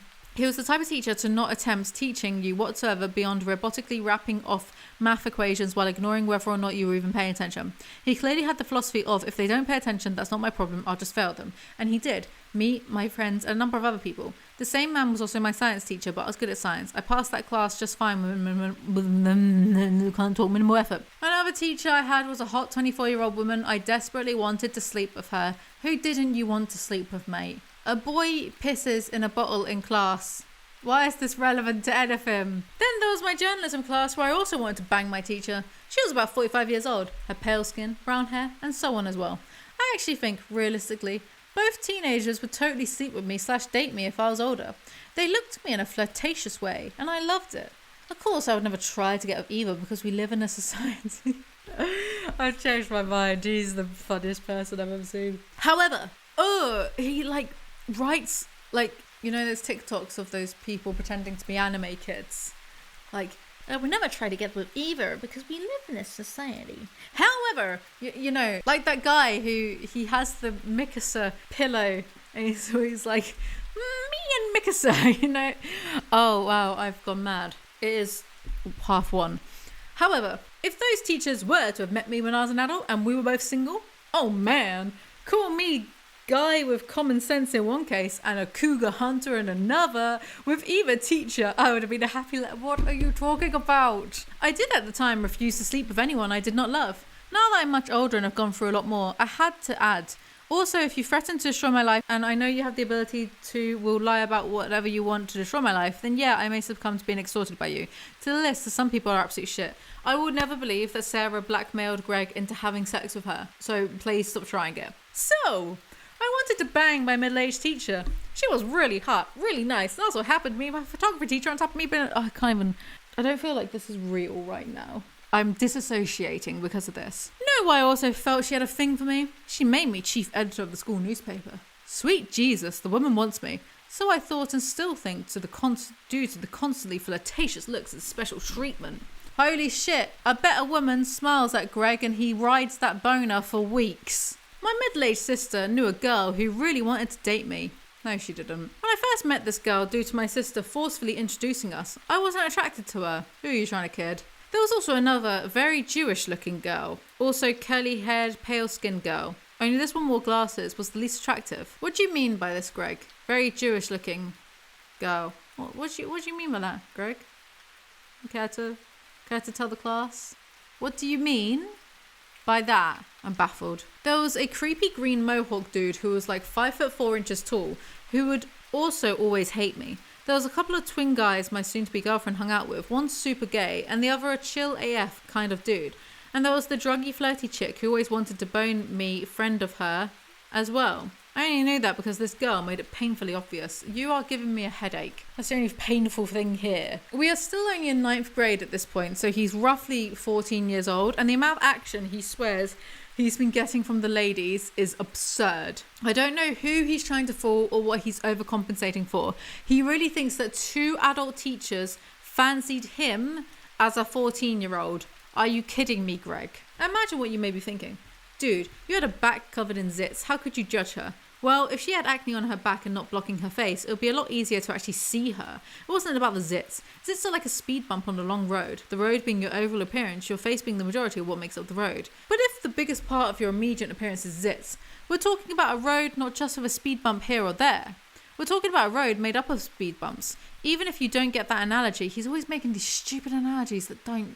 Oh. I like it. It fits. I had some zits on my face too, but not that many. It was intense. Be quiet. Go sit in a corner and think about what you've done. We were both big into literature. Name 5 books outside of The Hungry Hungry Caterpillar. I'll concede though, that one is a banger. Soulmates? I don't really believe in that stuff anymore. Damn, bro. What did Kai do? Share. Tell. Also, funny, Mr. Big Skeptic Atheist believed in soulmates anyway, because the clue is in the name. Soul. How can you believe in soulmates if you don't believe in souls?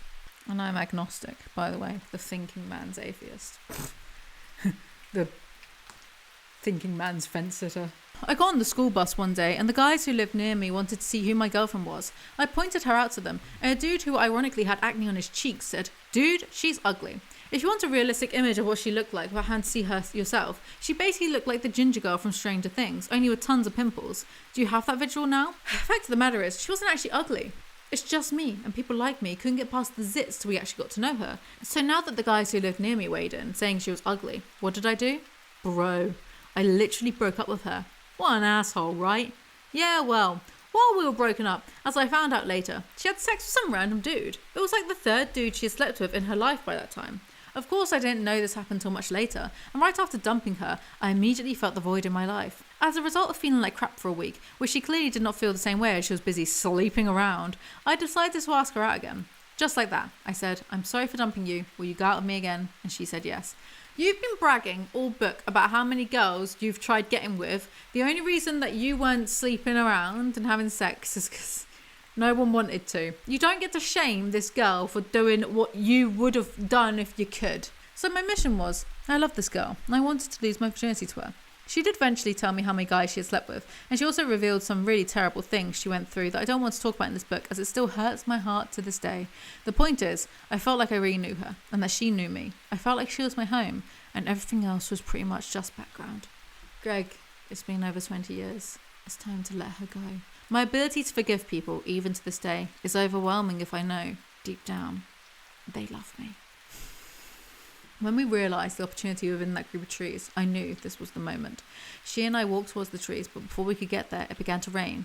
She said, "Oh crap, this sucks." I stopped, smiled, and closed my eyes, standing still right in front of her. In my mind, I visualised it being sunny. I asked the rain mentally to cease and wished for generally clear weather.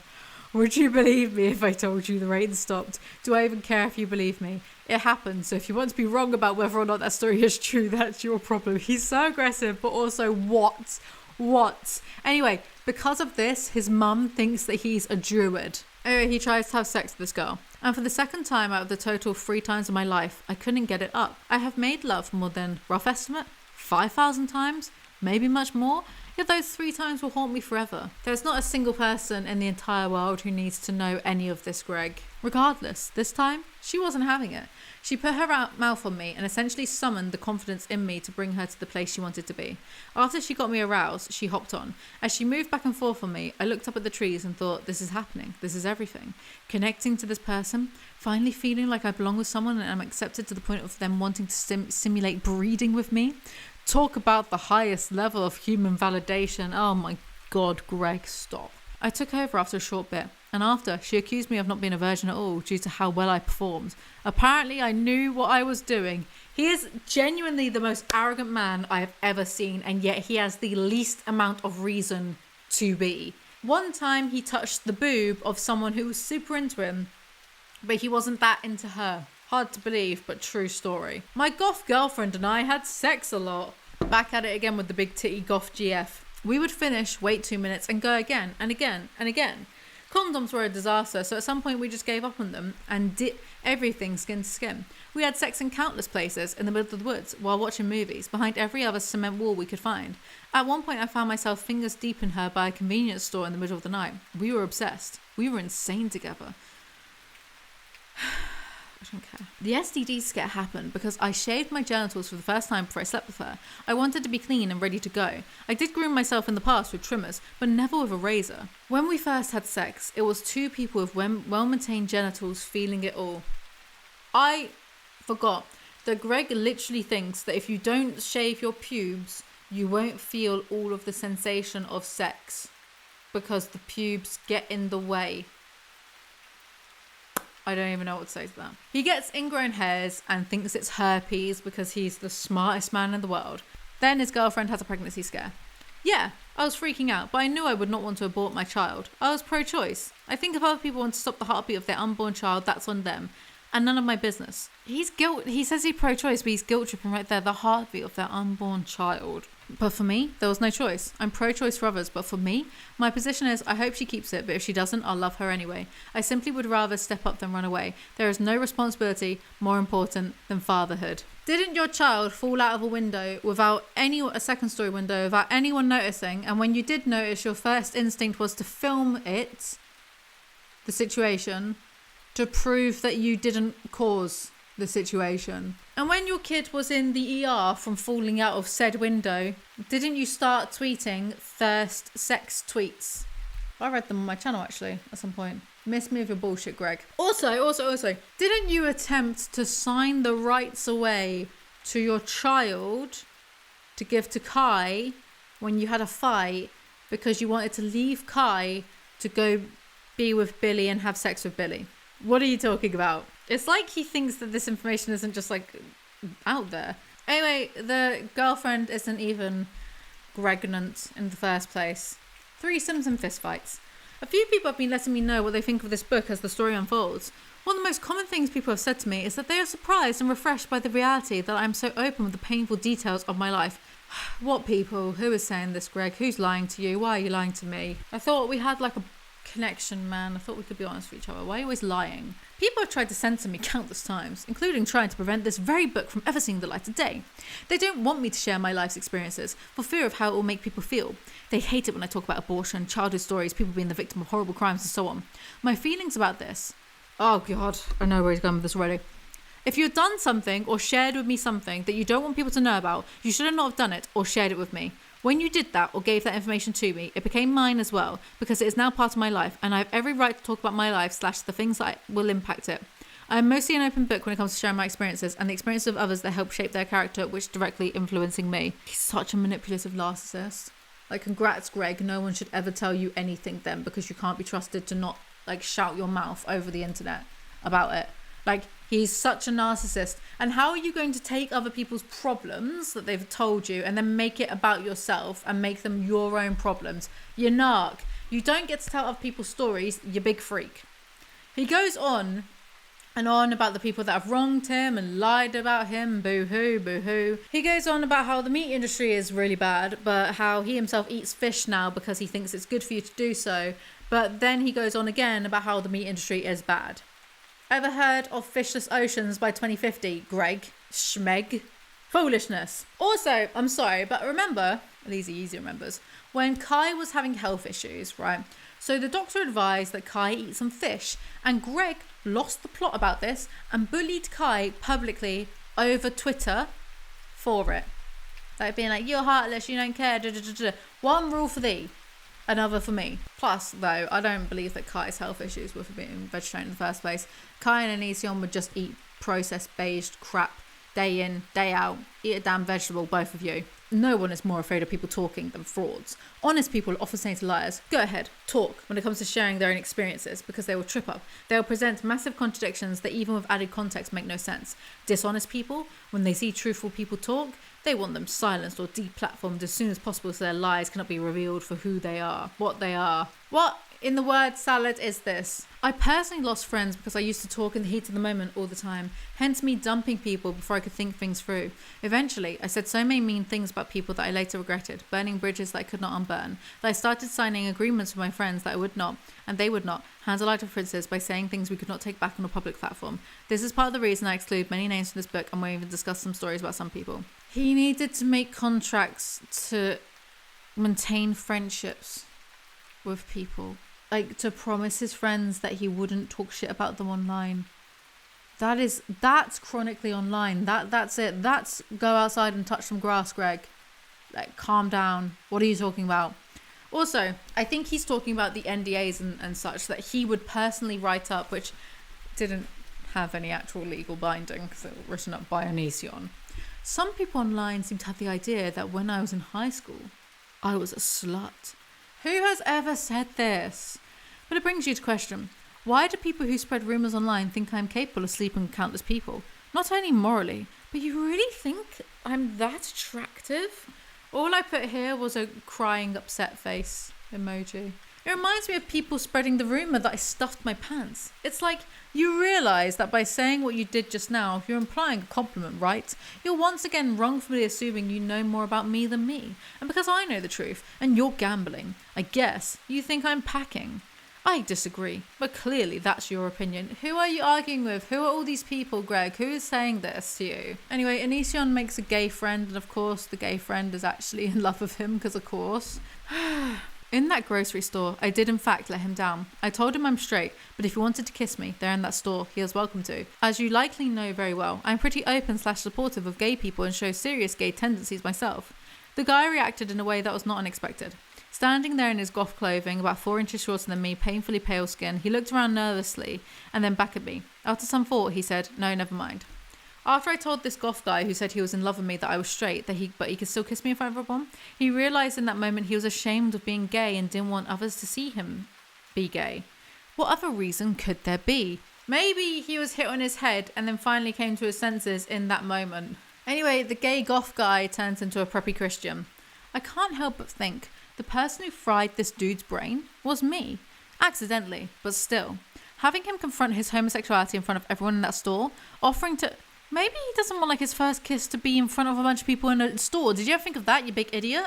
Offering to kiss him right there, it seemed to have pushed him over the edge so far that he threw his homosexuality away. He pretended to be straight from that point on. Greg, you sure do think a lot of yourself. It's like when Shane Dawson came out as bisexual and Onision said that it was because that he kissed him in a video years ago. Anyway, one day a boy was distracting the class from the hot teacher. I decided to walk over to the door and say, I'm sorry you can't comprehend the concept of learning, but that's what we're currently trying to do. So if you could fuck off, that would be great. I closed the door in a shocked face and returned to my class. And then everyone clapped. Anyway, the boy beats Greg up after class. While I couldn't really process what I was seeing, I could hear the joy people felt from witnessing me be harmed, not even knowing me. It seared a permanent and incurable frustration with most humans. When you hear about school shootings in the news, another, often white boy, has a meltdown and brings a gun to school.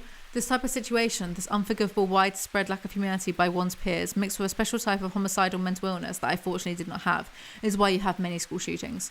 People don't understand how evil and horrible not just high school students be, but all humans. These people gathered around to sadistically get off on someone potentially suffering serious injury that could ruin them for the rest of their life. Greg, you're being a little bit dramatic, mate. The people who shoot up schools are idiots. Whoa, hot take alert. I spent the rest of the day in the nurse's office, but fortunately I had a visitor. My girlfriend decided to drop by and she did an incredible job of comforting me. See, that's something that helps prevent school shootings. Having a girlfriend. Yeah, potential school shooters aren't owed girlfriends to stop them from murdering people, Greg. Women don't exist to babysit men. Greg, if someone really wants to do a mass murder, I don't think a girlfriend is gonna stop them. Anyway, Greg said that being hit in the head felt like an earthquake, and then an earthquake did actually happen because he's a druid. It's the only explanation. My girlfriend flipped him off with her little goth arm high in the air and said to me, "What a fucking idiot, ignore him." I was filled with pride and I hugged her. He was alone, no girlfriend with him. In the grand scheme, no matter how much he punched me, he didn't walk away a winner. Winning to me isn't having money, it isn't having power, it's love. Nothing matters more. In that same year, I made other friends with a couple of my girlfriend's acquaintances as well. One person was a girl who was semi-chubby, but in all the right places. She wore glasses, had long Amish brown hair, and you guessed it, had rocking pale skin. She and I would eyeball each other all the time, but never really do anything about it as we were both in relationships with others. She would sometimes talk about sex with her boyfriend, and I wouldn't feel bad because while I was attracted to her, I had my own lover. So it was more like just friends talking. Sounds like you just had a friend, Greg. But like in the middle of Greg saying all you need is love, is him also saying, "Oh, my girlfriend who I was in love with had a friend that I really wanted to bang." Keep it in your pants, mate. All of the girlfriend's friends fancy Greg because of course they do, but he would never do anything because he's loyal, but he likes the attention, but he's also loyal, okay? He had another friend of the girlfriend who I was not friends with, you know, the curly black-haired girl, glasses, and seemed to be very Jewish. What are you trying to say, Greg? What are you trying to say? Say it with your chest. At one point, she suggested to my girlfriend, unbeknownst to me, that the three of us have a threesome. When my girlfriend passed on the message that this girl wanted to have a threesome with me and her, I was horrified. I wasn't attracted to this girl and was very monogamous at the time. Who are all these women trying to sleep with Greg and offering him threesomes? I do not believe you. Later in life, I would have a number of threesomes. Yeah, with teenagers, because people with fully developed frontal lobes don't want to go near your nastiness. Everyone was breaking up with each other. Why? Because apparently during their foursome, two of them left the room to clean themselves / freshen up in two different bathrooms, while the other two decided, you know what, we should continue having sex, which if they had all agreed was okay, fine. But it turns out not everyone was cool with that. And the two that were left in the room, not dating each other, they were both with the different people who had left the room.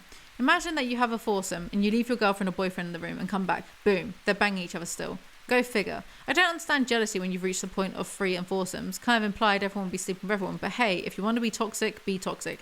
That's because you're a dingbat. Polyamory isn't a free-for-all. You still need to communicate and respect boundaries, which is something that you've never heard of. One time at lunch, Greg's girlfriend doesn't speak to him, so he dumps her. I can imagine that he's still this childish, IRL. But don't worry. Hold on to your hats, because they got back together. Greg goes to a concert with his girlfriend but just stands there because he doesn't enjoy anything. So his girlfriend rubs her butt on his dick instead. Why do I need to know this? Basically, if you have not gathered yet, I was really unenthusiastic about the teenage cliches I was expected to partake in. I refused to do drugs, I didn't want to party, and all I really wanted to do was play video games, design websites, write poems, cuddle and have sex with my girlfriend. To a lot of people, my desires in life sound awesome. You know, by design websites, at this moment in time, he's trying to create his cult, Ciseska. Greg dumps this girl for the final time because she keeps doing drugs. Personally, I'd be back on drugs if I was dating Greg too, so I understand. There was another time when she had come back to Lakewood for a while and wanted to visit me again. She had gained weight and a double chin, but I didn't care much. Sure you didn't care, Greg. I mean, you're writing it in your book, but you don't care. It's the second time you've mentioned that someone gains a double chin, but you don't care. I'll always miss and cherish the talks we used to have. Yeah, I hardly imagine Kai is a good conversationalist with their monotonous droning voice and stunted maturity. So Greg's mum hits him with a massive flashlight during an argument and keeps hitting him. So he decides to go live with his father. A weird phenomena has happened recently in which I cannot find any of my t-shirts. Any of them. The one I was wearing in the last clip, that was from last night. Don't know where it's gone. It's just disappeared. I keep having to wear my boyfriend's stuff at Adidas. I look like I do a lot more exercise than I actually do. Anyway, we didn't finish this last night because I got really tired, so let's just go for it. Got my big lights on, sweltering. Let's see how long. It's the middle of the day. I don't usually film this early. I say early, it's 2 p.m, but still. Look, I don't want to hear any Americans being like, oh, what, 28 degrees? Don't know what that is in Fahrenheit. Oh, that's not that hot. Look, right, in this country, the heat hits differently. It's vicious. The heat hits you like it has a personal vendetta against you. I'm already starting to sweat a little bit. Aircon isn't really the standard here. I don't have aircon. We just aren't built to survive in weather that's hotter than 14 degrees. or less than 10 degrees either, because if we get like an inch of snow, that's it, it's pandemonium, like everything shuts down. It's a very strange country I live in. Anyway, this chapter is called 9/11. Oh boy.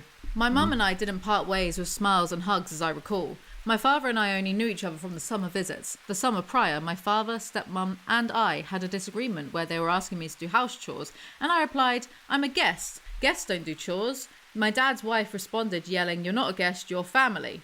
I mean, if you're living at someone else's house for a whole summer, maybe just do some dishes. It's not exactly hard. If you need to know something about my dad's wife, just imagine a pale-skinned, dirty, blonde-haired woman who was about 5'6" and weighs, by now, probably well over 200 pounds. She had a massive double chin, the type that tries to eat the chin entirely and just turn it into a literal no-chin situation, all while acting like she was some nutritionally responsible person. She took multivitamins daily, was a vegetarian, drank rice milk. What's wrong with any of this? Yuck. And yet somehow still wound up being chubby as ever. Okay, Greg.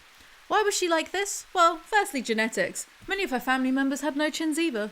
But it was also because she ate sweets all the time and drank sugary beverages. Pretty sure the rice milk wasn't a good milk either. Vegetarianism, if done wrong, will give you way too many carbs, and if you're not constantly stuffing down vegetables and fruits, this means not a lot of fibre to lubricate your food to be pushed through your digestive system. She was a soda, sweets and bread queen, hence the obesity, says you, beige king. Regardless, she once took us to eat donuts and I found it to be quite life-ruining. What I mean by this is that she asked if we wanted custard in our donuts, but she said it in such a way that you could hear the spit sloshing about her mouth as her neck jiggled. As a result, I never wanted to eat custard again. If she liked custard, I hated custard. What are you talking about? This is like a Theo Von bit, but not funny at all. I do something on it. I love Theo Von. Leave me alone. I do something on a regular basis to this day. If I see a really fat person at a grocery store checking out, I look what they are buying. Sometimes at a glance, sometimes a stare. Why can't you just leave people alone? Even people in grocery stores aren't safe from Greg. It's kind of funny too, because my mum to this day is fit as hell. She is a badass who looks like she could be in a biker gang. She raised us on the crock pot. That means tons of unprocessed foods with lots of fibre. Everyone raised by my mum is physically fit as hell. She beat us as kids, but she also gave us a life of physical health. Personally, I'd rather be the abused kid of someone fit than the pampered kid of a fat bastard, guaranteeing their kids get diabetes one day. What about having a regular parent who doesn't hit you, but also gives you vegetables? Greg has never heard of the word nuance in his life. There are people who are combative, who don't get why no one understands them or can be chill with them. Those people are called socially inept. Then there are people who know how to talk to others, are not combative, and try to figure out what kind of conversation would be best for each person. Those are called sociopaths. Kidding. But my recent strategy to talking to people is simply to avoid the triggers. If you know talking about something will upset someone, don't do it. That's how socially likeable people behave. They try to bring out the best in each other instead of just being jackasses who have to be right all the time. Are you joking, Greg? He has spent the past, how long has he been on the internet? 15 years? I don't know. Trying to be right all of the time. Also, I like how he says here, avoid talking about people's triggers. And yet in the previous chapter, he was saying, if you tell me something private, it's now part of my story. And you should be fine with me telling the internet all about it. Which he did with private information about Billy. Shut up. His dad's house is nice, but very Christian. My dad dropped me off to school every day, which was badass. I don't think it was, mate. I think I walked home every day as well, considering the house wasn't very far away. Personally, I think my dad is a really likeable guy. Like top-notch dad about 95% of the time. The problem is, the other 5%, he's a liar, a child abuser and a sexual predator. Sucks, right? My dad is like a perfect cake. What are you talking about? Most of this review is just me, wanting to shake him. What are you talking about? Being 14 at the time, I gave my dad the benefit of the doubt. I mean, why would my mum let me live with him if he was really so bad? She also signed over custody to him. So his dad is bad because he allegedly abused members of his mother's family, and yet his mother signed over the custody of Greg to the father. Something there isn't quite adding up. He did in fact get me new clothes and insisted I get a haircut. He wanted it short like his, but I didn't want to budge. It was part of my identity. I agreed to get an inch cut off my hair, so he took me to the barber. Then he told the barber to cut off a lot more than what he agreed with me on. I heard him and called him out in front of everyone. He was trying to go behind my back, having lied to my face about letting me only get an inch off. I wound up not getting my hair butchered like he wanted. I wasn't going to be his perfect idea of a son. I was going to be my complicated and conflicted self. I remember the feeling of betrayal, the scheming behind my back, and the fact that he would do anything to make me less like... This is such a boring story, and the way he is exaggerated. He's acting like as though it was a conspiracy theory. My father lost a lot of trust in that simple moment. We had a deal. He broke it. His word was now worth next to nothing. Like, it's funny because, you know, in a way, if you squint, he has a point. But he's so melodramatic that I just refuse to take him seriously. He's like that meme, heartbreaking. The worst person you know just made a good point. At the new school, Greg sees a girl who he thinks is hot and makes up his mind to ask her out the next time he sees her. But to his horror, when he gets up close to her, she's not as attractive as he assumed she was. And this is scandalous for Greg. So he asks her out anyway and she says yes. One of the most unattractive things about her, she wrote about 1,000 pages about her in a fictional world with The Undertaker, a professional wrestler from the WWE. She asked me to read it, so I said I would. And when she handed me the massive pile of paper she had handwritten this book on, I had a mini panic attack in my head. Are you serious? You wrote what looked like 3 novels stacked on top of each other about a professional wrestler and you in a relationship together, and you want your boyfriend to read it? Yeah, and at this point you've written 4 insane books and made Kai proofread them. Stones, glass houses, Greg. Also, you know when you're a teenager and you're like 14 like he is here or whatever, and you do dumb cringy shit, you know? Like, you write fan fictions or you draw pictures or like, and it's cringe kid stuff that as an adult you look back on and go, oh yeah, a bit embarrassing, but whatever, you were a teenager, right? What would I do once in year 8? I wrote some sort of bizarre story in English class and like performed it to my class and people laughed. But if I look back now, good Lord, it would be so embarrassing and so cringe whether people laughed or not. But my point is, everyone did cringy shit. So then imagine it's 20 years after the fact and a guy that you dated for probably a week has written about you being a bit cringe in his autobiography. 20 years later, it doesn't... Do you know what I mean? But it was clear I was her trophy and she wanted to show our relationship off. Why are you always lying to me, Greg? I thought we trusted each other. Greg just hates this girl, hates her personality, hates kissing her, and yet continues dating her. It's inexplicable. Scientists still can't figure out why. He kisses... Oh, God. Oh, no. He kisses her and she smells of urine. We have to take his word for this, though. And he hates it, but he keeps on kissing her. My guy, what? Are you really that much of a horn dog, Greg? Later in life, I'd have a similar experience with a 26-year-old. She smelled incredibly awful downstairs. This is really out of order for him to put this in a book.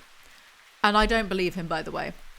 But I continued with that relationship, our physical interactions, because again, I felt that was what was expected of me, and I didn't want to hurt her feelings either. The examples of me trying to not hurt people's feelings when I'm in a relationship with them, despite how unhygienic or gross they are frequent. I really sell myself short sometimes. Sorry, I am, speaking of being gross, my neck is sweating. I really sell myself short sometimes and really need to have higher standards. So here he's on about a very short-lived relationship that he had after Shiloh and also before Shiloh round 2 or 3 or 5. And I think it's really rude and unfair of him to say that her vagina smelled bad in this book. He always lies as well, so I reckon it was either fine or maybe it just smelled like a vagina. Like, they don't smell of roses. What can we say? This girl was 26 when he was around 26 as well. So it was an actual adult relationship with someone with, you know, fully developed, I forgot. And I always say the line, fully developed frontal cortex, something like that, fully developed brain. But the relationship only lasted for less than a month because he couldn't manipulate this girl properly. He still gave it a very good go, but he couldn't, you know, because she was an adult. So then he went back to Shiloh. I hate that I know this much about Greg. Greg, please let me write your biography. I'll make it more factual than all this mess and I'll actually make it funny and entertaining. Trust me, bro. Source me. How did she handle getting dumped? Well, her and her friends started spreading rumours that I only wanted sex in that relationship and that I was a user. Funny, because a lot of other women have said very similar things about you, so maybe there's a pattern there. Regardless, she wanted her book about a love story with a man more than twice her age back, and I happily gave it to her. Just an obvious note, Girls trying to get with much older men, it's horrifyingly common. They'll try to trick older men by lying about their age or otherwise scheming only to play innocent. It happens constantly. We're talking disgustingly young people fantasizing about men in their 40s. Watch out for girls, they're perverts. Guys too. This, I feel like he's preempting something. He's putting this in as an... What have you done, Greg? Have you done something naughty again? This feels very much like I would have got away with it too if it wasn't for those meddling kids. I feel like he's preempting some things that he can play the victim for when he shags teenagers or has shagged teenagers. There's something there, you know? Once I was out of a relationship with the Undertaker obsessed girl, another girl wanted to date me who I felt was terrifying. She was obsessed with me despite us never dating. Right, I have a bone to pick with you, audience watching this. Which one of you made fun of Greg so badly for being, you know, Greg, that he decided to retaliate and write a book about how actually so many women have wanted him and have wanted to date him and wanted to be with him? So it's the haters who are wrong. You know, it's just like when Obama said to Trump that, you know, at least he'll be president and Trump would never be president. So Trump ran for president out of spite. That's actually my theory about that. And I'm sticking with it. It was all done out of spite, like this whole book is. This book has been written to spite me, I think. We continued to be friends, but another girl caught my eye. She was red-haired, freckled, pale-skinned. Stop. I don't have a type. I just needed more ebony ladies in my life. I'm going to do something absolutely outrageous now, and this is definitely going to offend at least one person out there, but that's a risk I'm willing to take. I'm going to speak on behalf of black women everywhere.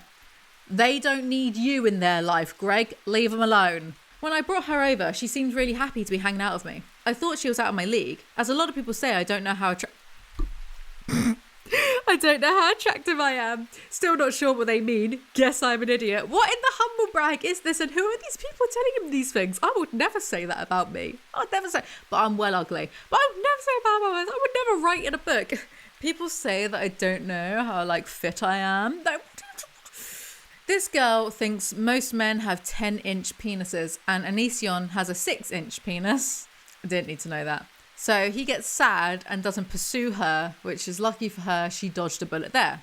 On 9/11, the teacher brings in a TV for the class to watch the news and see the second plane hit. I'm not sure the best thing to do is horrify and possibly traumatize teenagers, but okay. And that's it. I know, right? What a shitty 9/11 experience. There are no extreme emotions, no insane reactions, no antics or special stories. It's just a boring, oh yeah, I saw that in class. And yeah, why? Because that's how reality works for most people. Okay, Greg. Nothing in this book is here just for the sake of entertaining others. You're telling me none of this is entertaining. The only thing that's making this entertaining is me reading it, Greg. This is just a book about what I went through. And some things just weren't very interesting. Okay, Greg, I'm sorry that 9/11 wasn't exciting enough for you. Reality is, whenever we were forced, and I mean forced, to say the Pledge of Allegiance in class, yeah, this is weird. It's kind of like brainwashing. Imagine if we were forced to sing God Save the Queen. Do you know what I think the new national anthem of England should be? Because let's be real, no one gives a shit about King Charles. People like the Queen, but it's for nostalgia and because she reminds you a bit of your nan. King Charles, who cares about him with his sausage fingers? When am I going to get done for treason for body shaming King Charles's fingers? I think the new national anthem should be Mr. Brightside by the Killers. It's weird to me that the Killers aren't an English band with how much English people have just adopted Mr. Brightside. It's just always played like at weddings and the crowd goes wild. It's played like out busking. People go wild. It's a real thing in England, and I think that should be the new national anthem over God Save the King, because not many people care. Now my comment section is going to be full of like little, I don't know, royalists coming out of the cupboard, the woodwork, coming out of the woodwork, being like, well, actually, I care about, good for you. He doesn't care about you. Get a life. Anyway, a boy in Greg's class, I'm going to get done for treason one day. Good. Says he wishes, oh no, oh, right. Oh, this is ridiculous, right. A boy in Greg's class says he wishes that he was on the plane so he could stop the terrorists and sexually assault any female terrorists, which, okay. And Greg is like, you're disgusting, which is true. I feel like, you know, I've ingested a lot of American media in my time. We get a lot of it over here, right? And I feel that there's a cultural difference between America and England. That American kids are kind of told, you can be anything. You can be an astronaut. You can be president. You can be da-da-da-da-da-da, right? And in England, it's more just miserable, realistic. We aren't told to dream big. When I wanted to be a writer when I was younger, I was told that, lots of people... No, actually, I got told this twice. I'm going to, unload now on you guys. This is a therapy session. I wanted to learn guitar, to be a guitarist. Maybe be in a rock band, right? Because it would just be cool. And I was told, lots of people would also want that. And there's always going to be someone that's better than you. Okay, still learn guitar, whatever. When I wanted to be a writer, I was told, lots of people also want that dream. So, and there's always going to be someone better than you. So, look at me now. Look at me now. Whoever said that. I'm not a guitarist or a writer, but I'm a YouTuber. Now I feel sad. Which, of course, there's always going to be people that are, technically better at guitar or technically better at writing. But that honestly doesn't matter. Colleen Hoover is objectively bad at writing. And she's a multi-millionaire now. You don't need to be technically good. You just need to have an angle that's marketable that the masses are going to enjoy. Or not even the masses. If you can get a niche of 10,000 true followers and fans who are going to buy your shit, So even though I just unloaded that kind of depressing, soul-crushing stuff on you, I'm going to say instead that I feel like this is why Americans shouldn't tell kids that you can do absolutely anything, nothing is impossible, dream big, blah, blah, blah. Because it gives you a false sense of reality. If grown adults couldn't stop the terrorists on the plane, the hijackers, how does a teenage boy think he would have? That was my long-winded point. But if any of you out there want to be a guitarist or want to, be a writer, you do it. You dream big. You fly. You spread your wings and fly. Don't let anyone tell you otherwise. I'm going to actually start writing parody erotica. I'm going to do it and it'll be my career, and then that'll be a big you to everyone who didn't think I could. Soaked in my father's blood. Cheery. Chapter title, not literal thing happening right now. In this chapter, I want to talk about my relationship with my father falling apart. Basically our final showdown, and of course it was over the woman he prioritised constantly instead of making his priority his own flesh and blood. Didn't you try and sign away the legal rights to your child so you could shag Billy, mate? The sheer amount of cognitive dissonance residing within Gerg's brain is astounding. He needs to be studied for science. When it comes to broken homes, the dad is almost always superficial with his love. He often clearly has other priorities in life. Bro, your reality is not objective reality, Greg, right? Your experience isn't ubiquitous. You can't speak on behalf of... He's so assertive with things that he can't possibly know. That's what annoys me about him. The stepmom, most always, deep down, hates you because you are the constant reminder. Sorry that your upbringing was a bit shit, Greg, but that's not the case for a lot of people. Because you are the constant reminder that her husband was in a meaningful relationship before she was ever relevant. But she fakes her kindness because she wants the father to give her babies as well. Once she has those, now she has him in lock, and she does not need to treat you well anymore. She becomes the evil stepmother the moment she pushes a human out of her vagina. To stepmoms, the original kids are just practice till she gets her own. It is a toxic mess. Bro has been watching too many Disney films with evil stepmother antagonists. Do you think this is just because you actually hate women, Greg? I'm sure most stepmothers are fine. Actually, I know a few stepmothers and they treat their stepchildren with love, and I've seen that, so pipe down, Greg. Stop being so negative. He falls out with his father over a girl because of course he does. There was a girl in one of my classes. I was in 10th grade. And this brown-haired, freckle-faced, pale-skinned, cute girl laughed at everything I would say in class.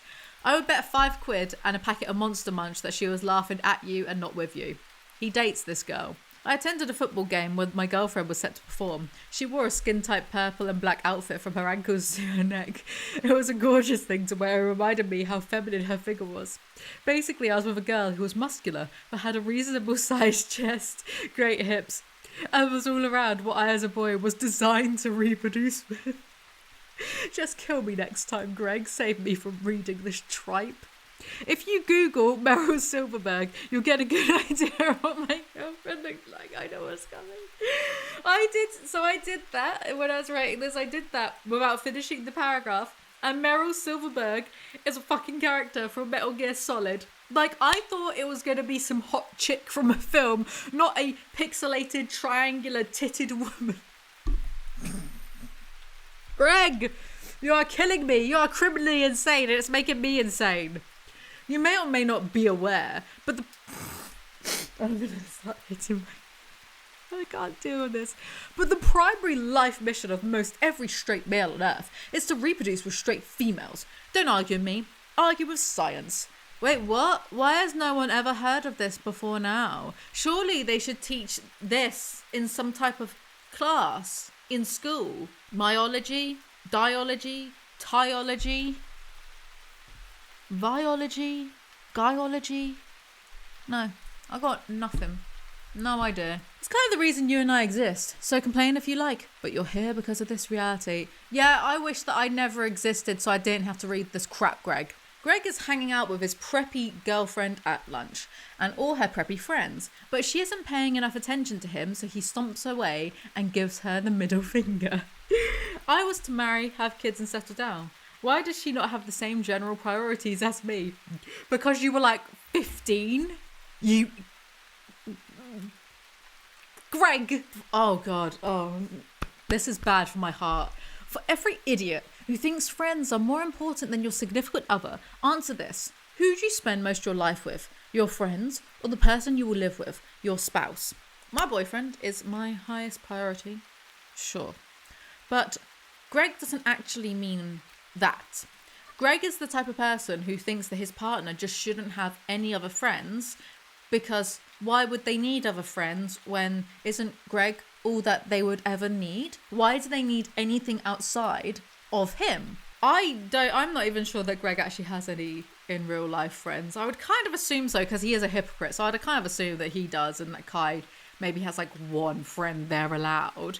I don't know him. I feel like I know him by now. I really do, which pains me more than you guys could ever know. But I just can't really imagine he's got anyone outside of Kai. Maybe he does. I don't know. Do you want a funeral full of loving family? This is irrelevant. You'd be dead. It doesn't matter either way, mate.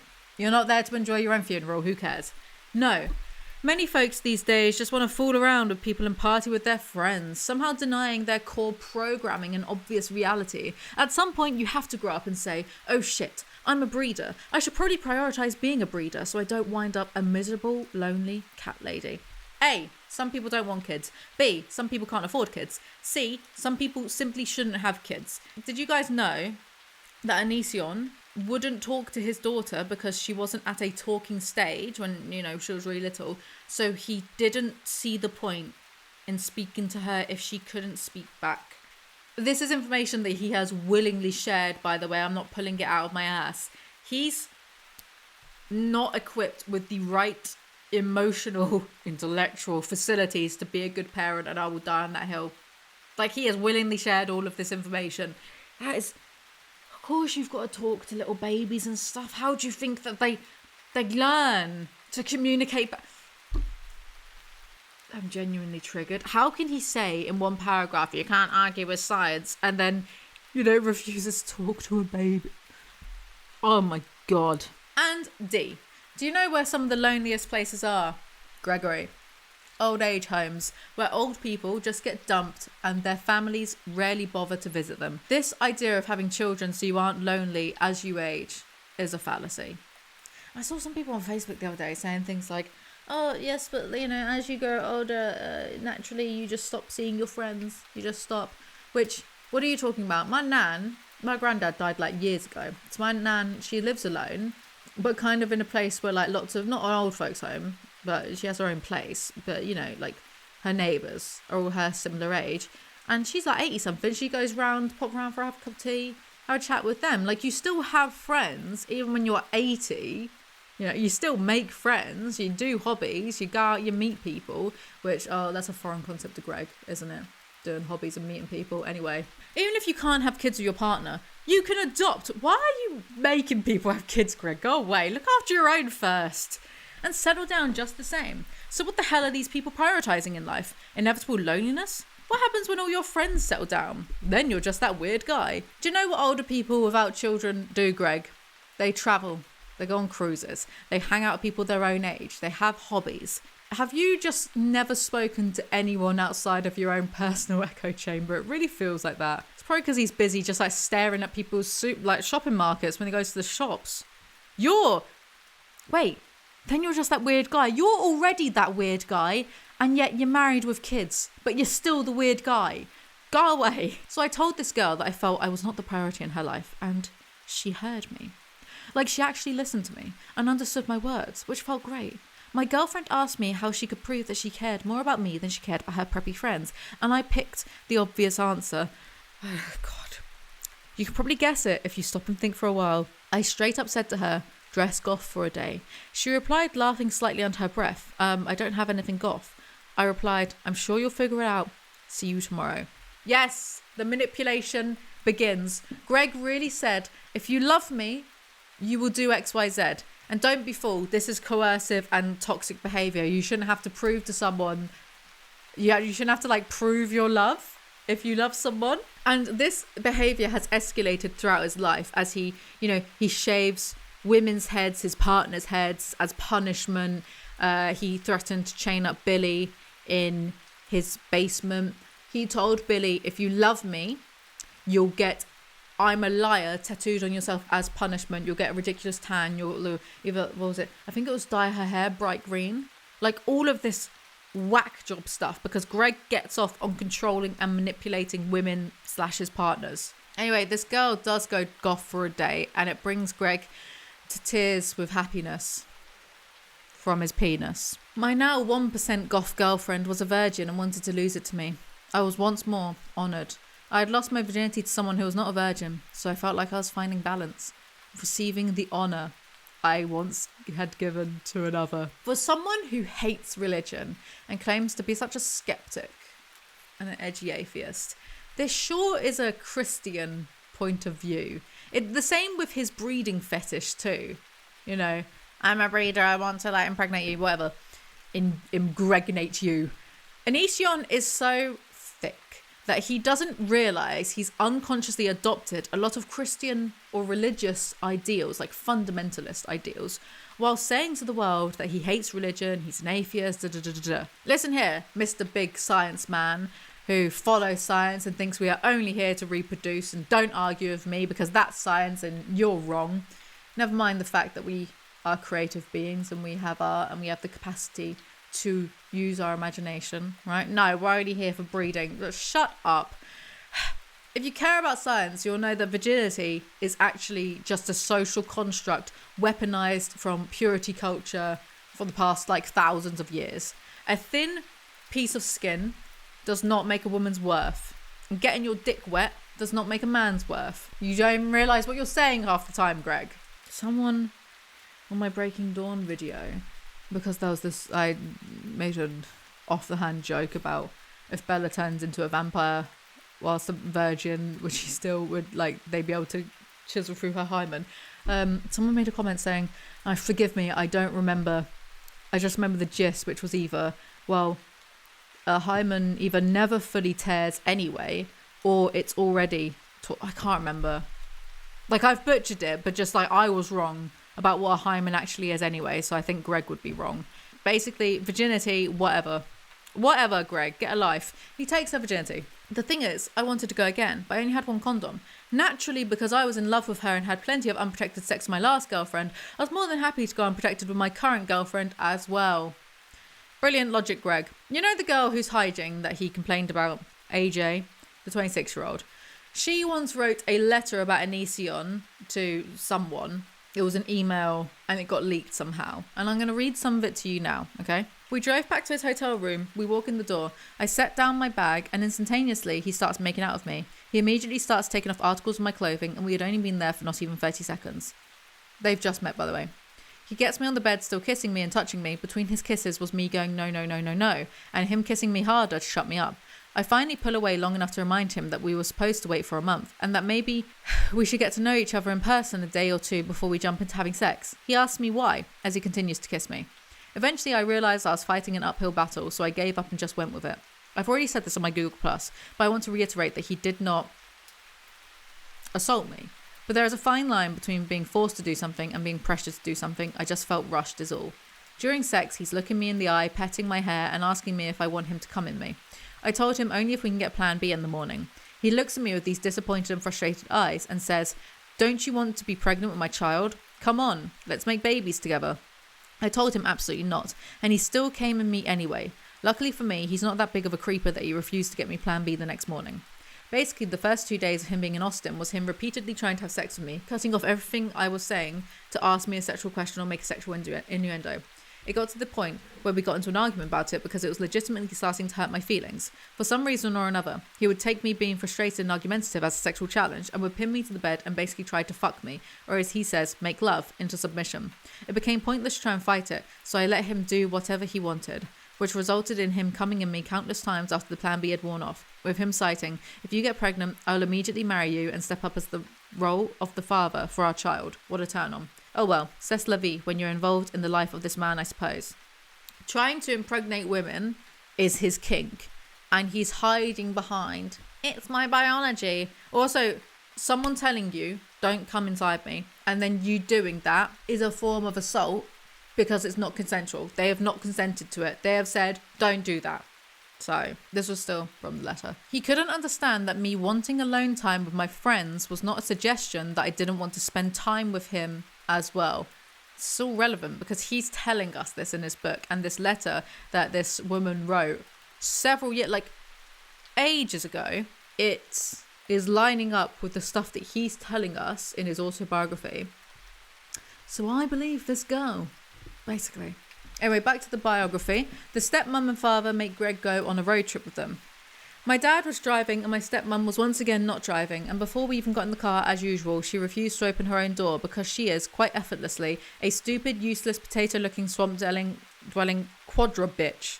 Aren't you like 40 now? Why are you talking like this? Greg calls his stepmom a bitch, so his dad starts choking him. His dad's version of this event is that it's not true, so someone's lying here. Greg beats his dad up for choking him, apparently. The police arrive and arrest Greg. In other words, he changed his story 3 times, all while insisting I was 17, not 15. The problem? My birth certificate, my juvenile records, and my college records. If you ever need to certify that my dad is a stone cold liar, all you have to do is look at the fact that I was in college in Washington State when I was 17.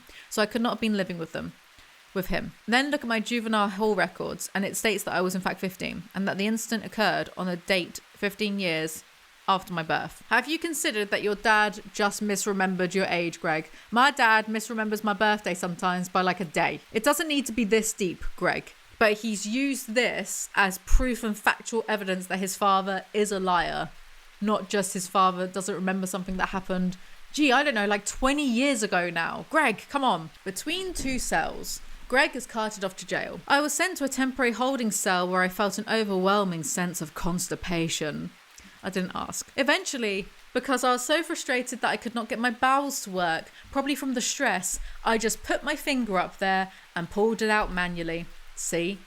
Honest. No one's asking you to be this honest, mate. As a result of my activities in attempting to vacate my bowels, a wafting shit smell exploded out my cell door once it was opened. The funny thing was, everyone in my cell block was standing in line outside my cell. This line of inmates was full of hungry bellies as they were about to eat. In reaction to the shit smell, they audibly made groaning and "oh my god" sounds as my shit cloud invaded their senses. I'm asking myself for the 100th time why I'm reading this. Greg loves juvie because he's away from his dad. His mum visits. Once I was informed that I was expected to leave my cell and go to visitation, I happily walked out and saw my aunt and mum waiting for me. In my head I was thinking, oh my god, my mum and aunt must love me a lot to drop everything and fly out here to see me on such short notice. But apparently my mum remembers me saying, "Why are you here?" as if I didn't care that they were there. I'm not sure if my mum just heard me wrong or if I was bad at communicating, but I remember feeling grateful and happy that they were there. Who to believe? Who to believe? I'd been put in the centre Friday night, so the judge was out. Come Monday morning, I was set to be put before a judge, where I informed the judge that I was not read my rights when I was arrested. I assumed from a law TV show I saw that if you were not read your rights, you could walk away free. The The judge assigned rolled her eyes and said I'd be on house arrest for about a month. That is so funny to me that Onision tried to grog-splain the law to a judge. So she rolled her eyes at him. That's how we should all react to him. Greg goes back to his dad's, and his dad is being strict and threatens to call the police if Greg doesn't eat dinner with them. The police actually do show up as well to tell Greg off. It's hard to separate the fact from the fiction. It sounds like a waste of police time, but okay. He doesn't see his girlfriend again. Also, do you know what's funny? I recently uploaded my Breaking Dawn video, and as I was watching some of it back to check the edit, which was edited by Rachel Oates, thank you Rachel, very cool, I realised, when listening to my dulcet tones back, that Jacob sounds exactly like Onision. The way he uses mental gymnastics to make all the situations about himself, the way he says, oh, I'm going to go kill Renesmee even though Bella would hate me for it, but why should I care when she's died and she didn't think about how that would affect me? That's the exact same logic that Onision would apply to so many situations. Jacob is Onision, and I can't be more damning than that. Greg never beats up anyone ever again. Greg alleges that everyone involved in the Discovery documentary, I've done videos about that on this channel somewhere, go check them out, got paid a lot to be interviewed. One person maybe even received $40,000, which, that's crazy to believe documentary makers would pay out so much for a documentary about Greg. Of all people. Okay, Greg, sure. So there my father and stepmom were. By the way, like the amount of times I've said, sure, Greg, I believe you. Okay, Greg, why are you lying? Even if he was telling the truth about everything, I still just wouldn't believe that it's objective reality. I would refuse. I'd be like, you know what? Well, then I woke up in a different world line where you're right about stuff.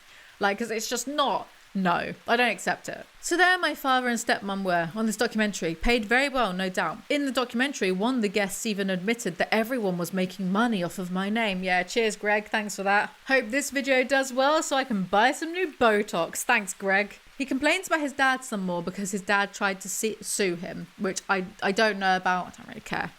Girl problems. Onision.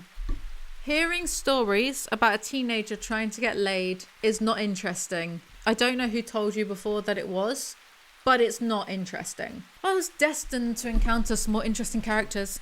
This chapter itself is about numerous people I encountered during this time, specifically females. Females, all right, gamer alert.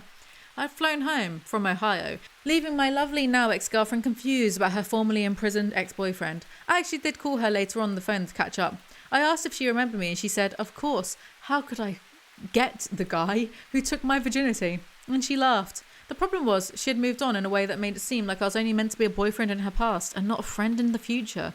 Like she couldn't be friends with me and move on at the same time. People are allowed to not want to be friends with you, Greg. Like, why are you taking it personally? Get a life. Back home, I had a friend I dated briefly. She was a Samoan girl. Another thing that I've noticed that Greg does is he mentions every single girl's ethnicity. Why is that?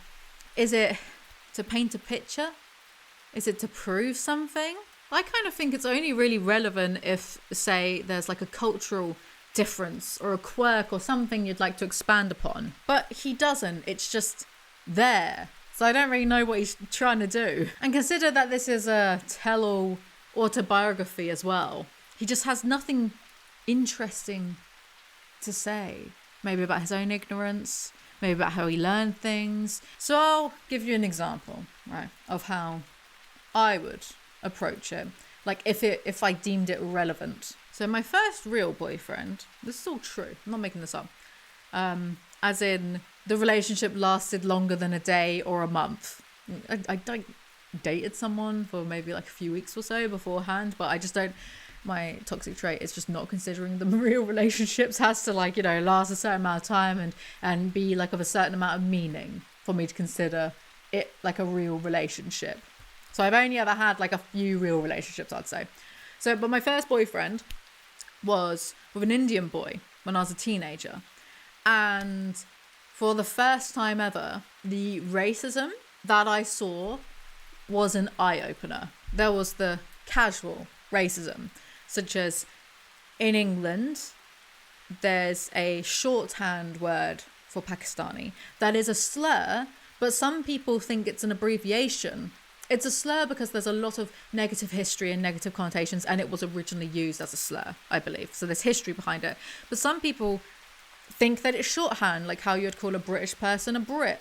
You know, I'd be like, yeah, well, I wouldn't be like I'm a Brit because it doesn't really roll off the tongue, but, you know, that's not a slur. However, the shorthand for Pakistani is a slur. So some people would use that word as a descriptor, like casually, not trying to be malicious, just ignorant.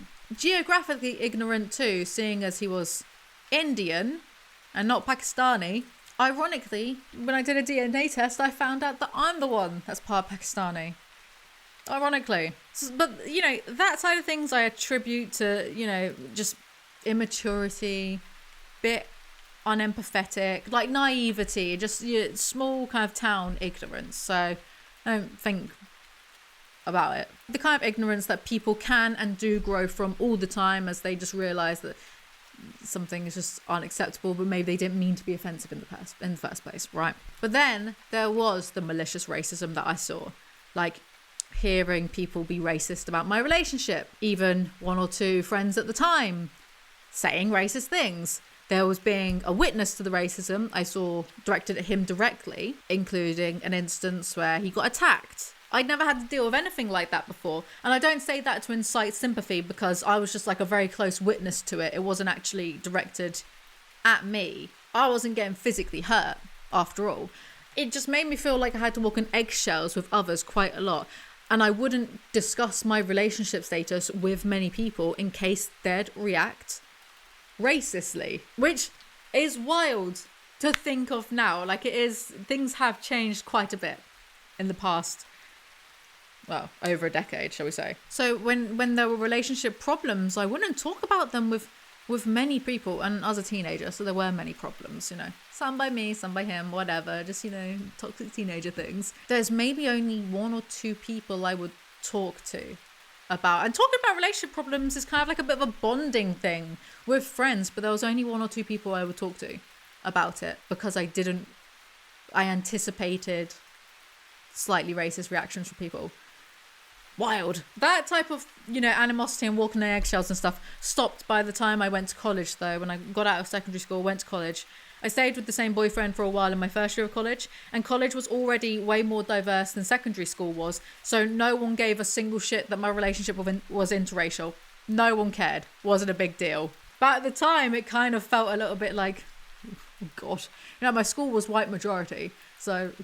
But again, don't feel bad for me. Yeah, it was hurtful, but I'm not the victim there, you know, because I'm not the one actually being, like, racially abused personally. So if I was writing an autobiography about my dating anecdotes, that's how I would make a point of mentioning someone's ethnicity or someone's race or cultural background or whatever. Otherwise, who cares? It's just not relevant, Greg. You know, did you learn anything from these people? I'll give you one more, but this one is more upbeat and more fun in comparison to just plain old hatefulness. My boyfriend right now is French Chinese to be accurate.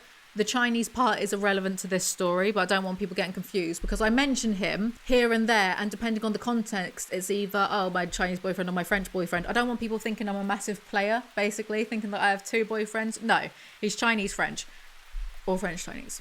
Eurasian is the term, European Asian. Anyway, the biggest cultural difference between me and my European boyfriend, the one that drives me crazy, is if we go into a store, right? Picture the scene, we're shopping. We go into a store. The shop assistant says, "Hi there, can I help you?" Do you know what he says? Yes, that's not how we do it in England, sunshine. If he's looking for something, he will go up to someone and say, "Excuse me, can you help me find XYZ, a pair of jeans, whatever." It shakes me to my English core. It embarrasses me. Makes me feel awkward. Here is the proper British method of how to do your shopping. You go into a shop. They ask if they can help you. You say, "I'm good, cheers," to any offers of help. You fruitlessly look around for maybe 20 minutes and then you leave empty-handed, having not found the thing that you're after. Maybe afterwards you have a cup of tea to calm down the adrenaline rush from speaking to a total stranger for all of 2 sentences. Anything else is unacceptable. That, Greg, is how you put anecdotes in an autobiography that are relevant. Moving on, there's a new girl in town. Imagine being one of these girls that Onision has pretended to date. Like, This shit is knocking on for 20 years old, over 20 years old, and this weirdo is writing about girls that he kissed once as a teen. It's not interesting. She and I were introduced, and it was pretty obvious we were a match. We looked like we were designed to get married to each other, settle down, get the white picket fence, full family, and so on. It just made sense after I had a couple conversations with her that this would be it. Speaks to a girl once. So this girlfriend is a genius and kisses perfectly, so they fall in love. I spent time with her wherever I could. I watched thought-provoking movies with her at her mum's house, made out of her in her bedroom sometimes, spent some nights at my cousin's house just so I could see her more, and even elected to work for her mum so I could have an excuse to have my mum drop me off. I was painting her mum's garage one time, and she climbed the ladder I set up just to see me on the roof. She was smiling as usual, and I asked her what she was up to. She said, "Oh, nothing, just checking on my boyfriend." So I crawled over to her and kissed her on the lips. She smiled and asked me if I wanted a drink. I said, "That's okay," and continued painting. What you said just now was really boring. As it turns out, around the time she and I were dating, she was talking to a man who was 10 years older than her and me. Apparently, she had lost her virginity to a man who was 25 when she was only 15. Why? Because he had the car, the place, everything. I was just a kid who lived with his mum and had no transportation, so I lost my chance to have a lifelong relationship with her and felt a little cheated on.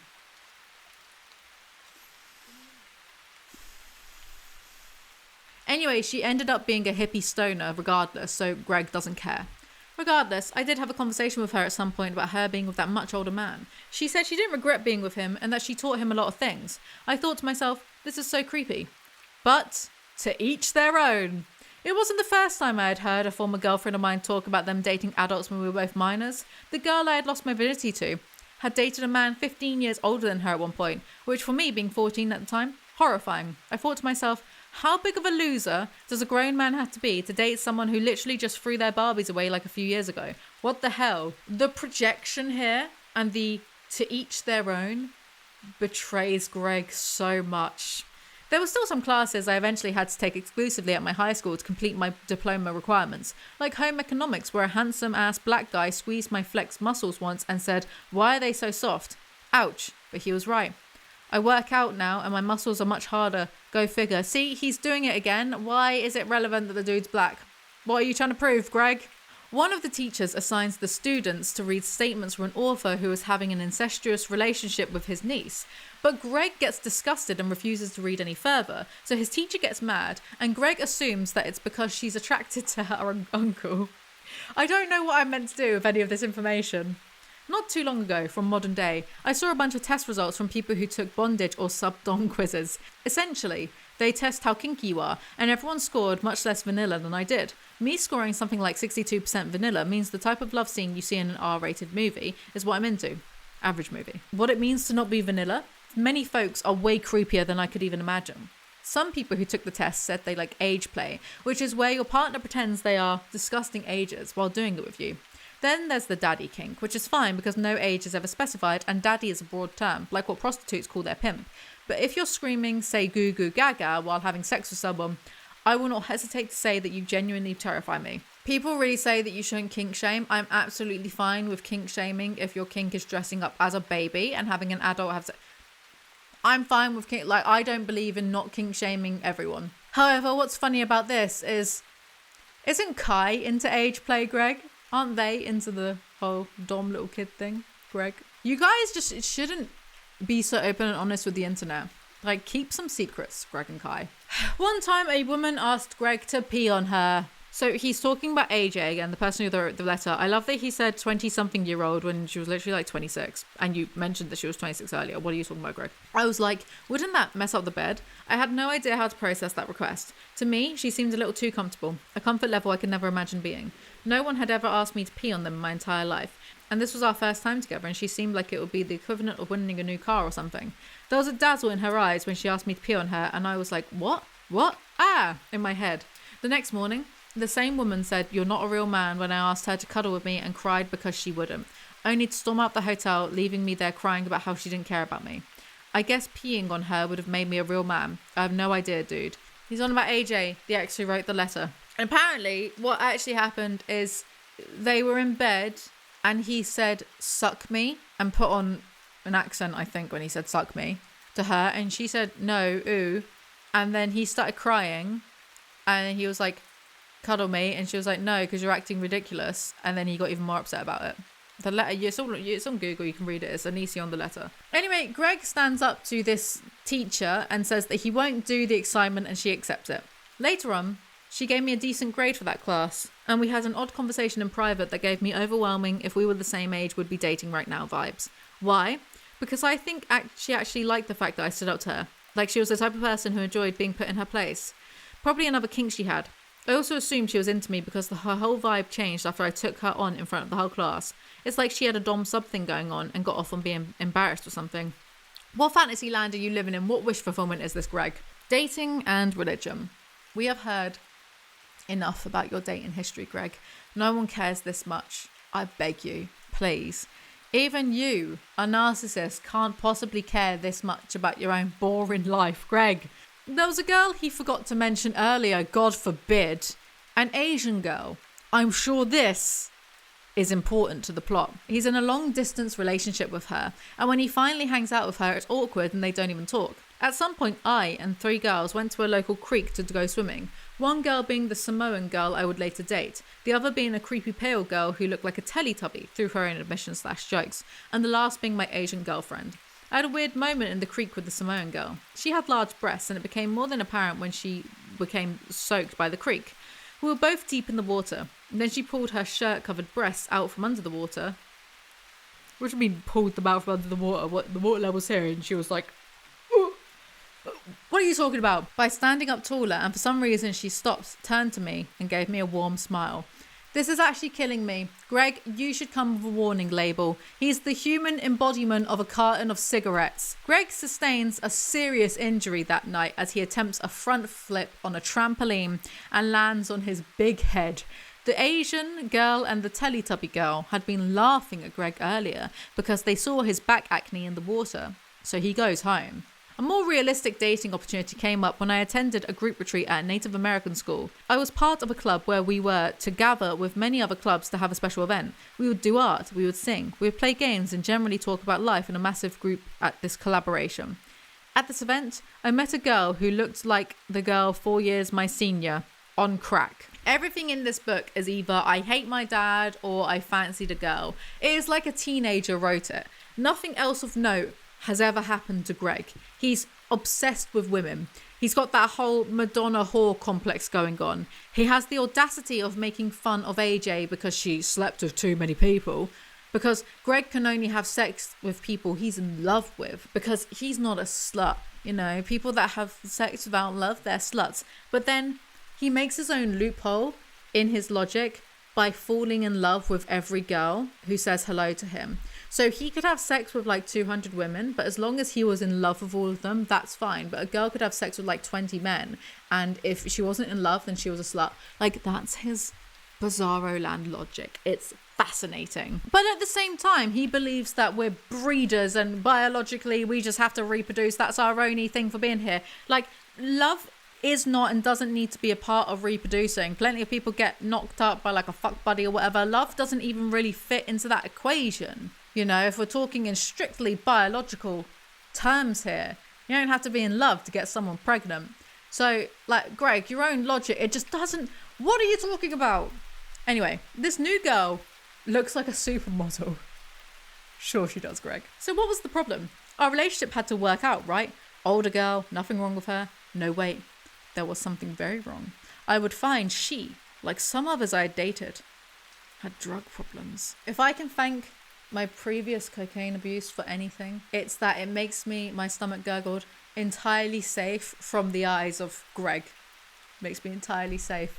She never did drugs around me, but her addiction to drinking and doing drugs led her to one day tell me that she was, as a result of her being intoxicated, tricked into being tied to a tree and violated by someone. So this is a pretty private moment that someone has shared with him. Notice the victim blaming too. She was, as a result of her being intoxicated, tricked into being tied to a tree and violated by someone. Well, someone chose to do the violating.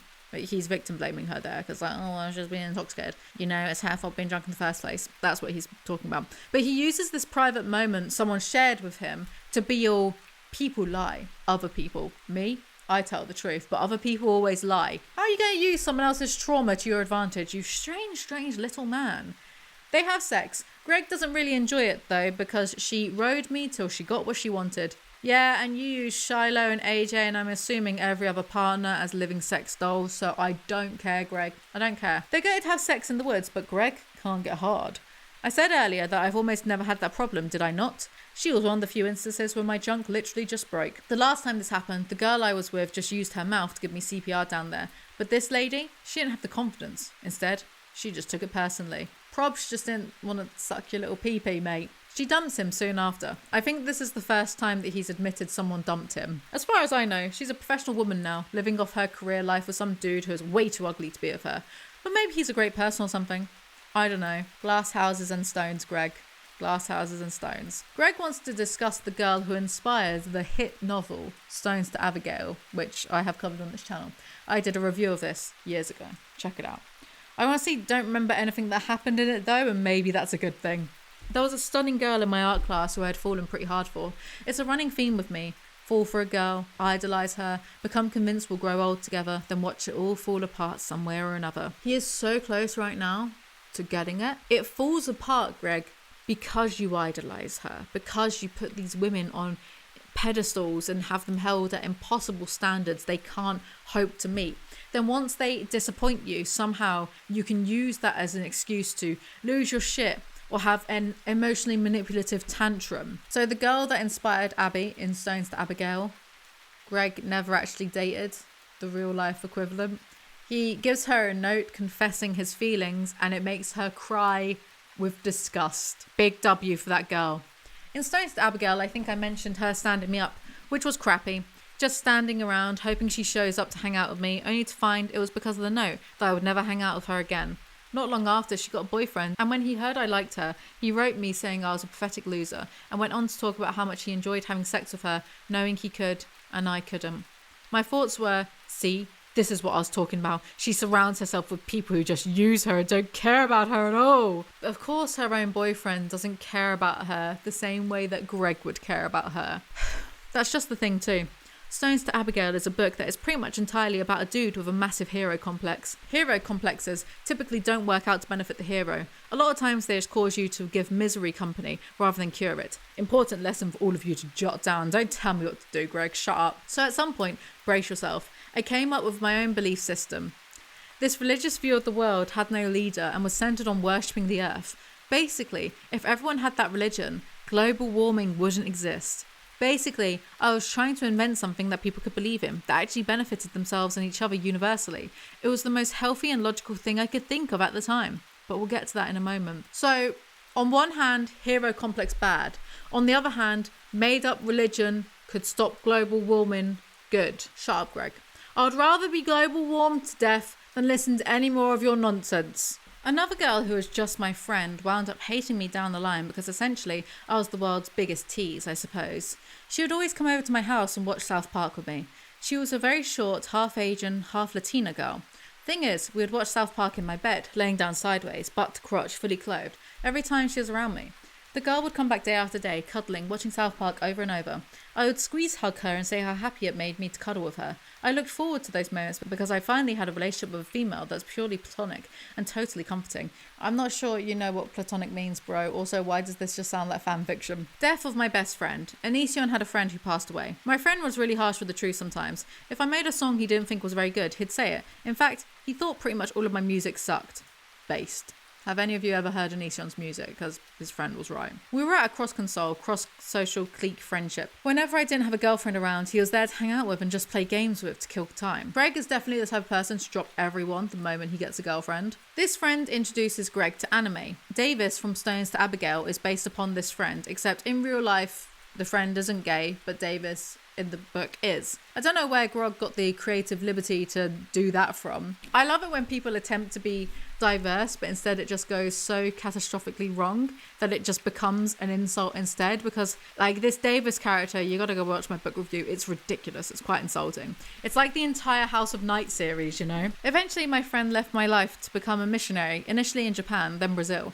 In Japan, he told me through a snail mail message that people in Japan were kind of rude, but he liked it there. I imagine Japanese people were probably actually kind of rude because our country has nuked theirs in the last 100 years, twice actually. That, and he was a missionary, Who likes door-to-door missionaries? The in-country equivalent is what? Those door-to-door Mormons? Of course the Japanese were rude because they're just like us, right? I mean, some of us are Japanese. It's why America is so cool. What are you talking about? Proofread! His friend passes away in Brazil later on. My lost friend was also one of the first people to ever see me animate anything. It was awesome, really. I could have been an awesome animator if I had the patience for him. But so far, I'm just a big old dumb writer and actor, not an animator. Right, you're neither of those things. You're just a person who makes everything about himself. But of course, he passed before a lot of amazing things happened. In fact, the future is one of the biggest reasons I don't end my own life. What comes next? The movies coming out, the games coming out, new technology, the family that needs me. Reasons to live on. I love how movies, games and tech came before providing for the family that he created. Another person I lost, who was more of a bully than a friend, was someone I would later work with in the military. I thought he was so handsome. I'm talking about a guy that's around my height, 5'11". He had tan skin, black. I don't believe that Onision's 5'11". I think it's my height, 5'8". I got nothing to back that up though. He had tan skin, black hair and big muscles. He kind of looked like a Pacific Islander, but more handsome than any you're probably thinking of. His hair was slicked to the side, nice and short, just like any real professional would have. Okay, this enemy, I guess we'll say, was hilarious in my opinion. We got posted on the job together a couple times and all this guy would do is insult me. We're talking 9 to 11 hours a day, driving around Tinker Air Force Base in a big blue van, roasting me. He would tell me how dumb I am, how useless I am, how lame and incapable he thought I was, stuff like that. My reaction? I was ear to ear smiling whenever I got to be posted with him because his insults were said in a way that was funny. It was like a Comedy Central roast with this guy. He was smart, one of the most handsome guys I ever saw. And yes, maybe I found him funny because he was hot. Whatever. Greg, did you love him? This is like the nicest he's been about anyone. Not long after I had just met him, he died too. The story of how he died is extremely tragic. He died because he was trying to protect someone else. From me.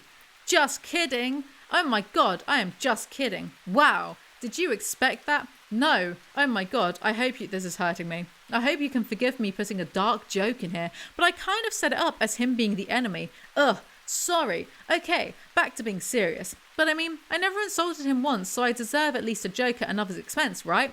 No? He's no longer alive and that's not fair? Yeah, I agree. Whatever. This is who I am. Unfunny. Just like he said I was. Onward. That is the unfunniest shit I've ever seen. I like dark jokes, I like edgy humour, but it has to actually be a joke, you know? Setup, punchline, not just the ramblings of this. This guy died on a motorbike, which makes Greg recount the time that his dad had a woman passenger on his motorbike, but he didn't give her his helmet, and they had a crash, and she died. That's according to Greg's mum, by the way. That's where he got the story from. Greg once nearly died because someone pulled him down in a church and he smacked his enormous head on the floor. No, I would not say my mum was a monster for letting that happen. She was right next to me. But guess what? Accidents happen.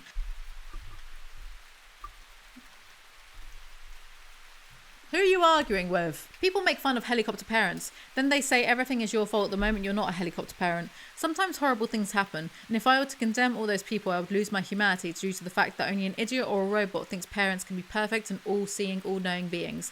Yeah, accidents happen. It's life. But again, didn't your daughter fall out of a second-story window because no one was supervising her?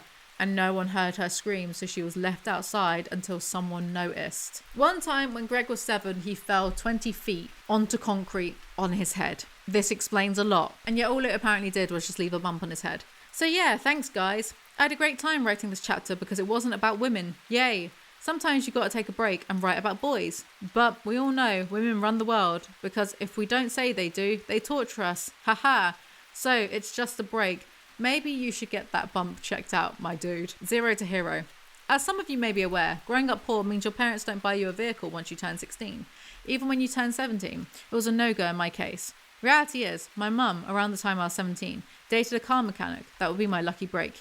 He was a tall, weird-looking Canadian dude who worked in the USA, but really was still a Canadian citizen. Why is this important, Greg? Onision gets a job at the YMCA as a daycare supervisor so he can buy a car. At the daycare, the kids prefer him to the bitchy hot manager, his words, because Greg is awesome and everyone likes him the best. He adds games to the daycare computers and the kids love it. What was sad was, My adding computer games to the daycare was so effective. When their parents would show up, the kids would sometimes cry about not wanting to leave. I felt secondhand embarrassment for the parents because if I was a parent at the time, I know I'd get my feelings hurt by my kid not wanting to go with me after a full day away. Also, how bad is home life if a kid would rather hang out with what one day and be Onision and play video games? Little kids cry over everything, right, for starters. I was looking after my little toddler niece the other day, and I wouldn't let her have coffee, right? So she had a tantrum about it. That's just what kids do. I'd say, I tell you what, in about 15 years, when you're older, I'll let you have a coffee then. Greg, you sound too insecure to be a parent. Of course they'd want to stay at the daycare and play video games with their friends, but then the kids, by the time they get home, they'd probably want to stay at home and not go to daycare. Kids, they're just like that. Greg, you're not special. That's just what kids are like. The kids were most always nice to me. I hate how he says most always. I don't know if it's correct or not. It just annoys me. Say almost. They were almost always nice to me. Most of the time they were nice to me. Like, most always, it annoys me. Instead, I had to report my boss to her boss, because this is about the manager, because she was leaving work early but reporting that she stayed. This is wage theft, and it's probably a crime. Not sure. Definitely by company standards, no doubt. Either way, I felt compelled to notify my boss's boss. You narc. You little cog in the wheel of capitalism. You bootlicker, Greg. Meanwhile at home, I was completing high school almost exclusively through college now. Graduation was coming on time, just like my guidance counsellor had prophesied. This same guidance counsellor was kind of cool in the sense that she always acted like I was super gifted and even gave me special tasks. One of those tasks was me designing the school website. I have never seen such a less than mediocre person constantly clamour to be seen as special. Time for a rant. He only got so many views on YouTube in the first place because, A, the market was less saturated. If you did a chubby bunny video, you'd get 1 million views in a week. B, he made stupid cringy content that people made fun of him for, but he refuses to see it as they made fun of him. When he mentions that he was on Tosh.0, they were making fun of him. C, he uploaded edgy clickbait nonsense every day. I guess in a way he is proof that talent has very little to do with success and it's all about discipline. It does take a certain type of discipline to upload as frequently as he would, even if the content was nonsense, so I will give him that, but only that. Oh, and D, he started getting into constant controversy early on, which fueled his career by edgy teens. His mum starts demanding rent once he turns 18, so he goes to live with his grandma instead. All he does is make websites and songs. I initially reached out to record labels to pick up my music, only to find that most of the record labels I reached to wouldn't be in business for long. The rest just ignored me or told me that the contract I presented to them was essentially a great deal for me. They said it was so great that I should let them know if anyone hopped on it, as they would like to quit their jobs and have the same deal as me.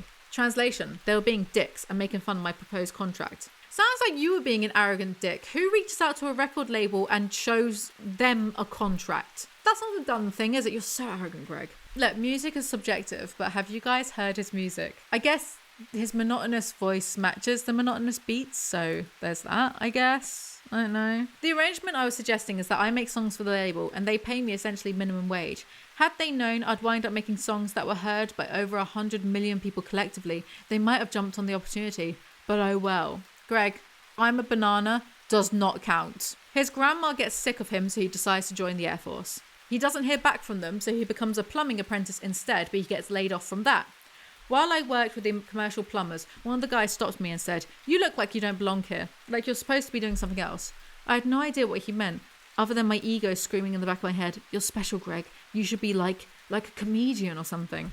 Bro, I would adore it if Greg tried to do stand-up comedy. He would be 1,000 times worse than those Deaf Noodle events, and 1,000,000 times more saltier if people made fun of him over it.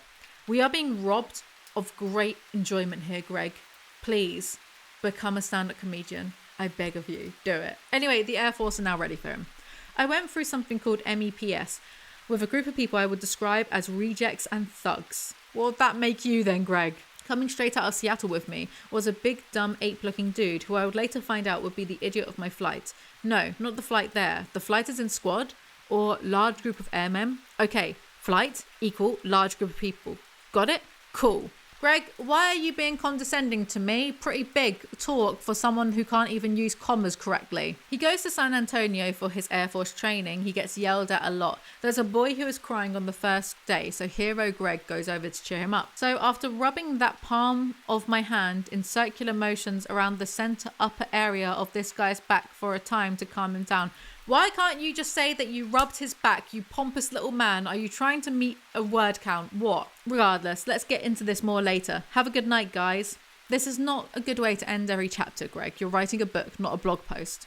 The fourth wall. Let's say I've been writing this book for days, weeks, whatever. I just feel like I'm overtaken with responsibility or expectation.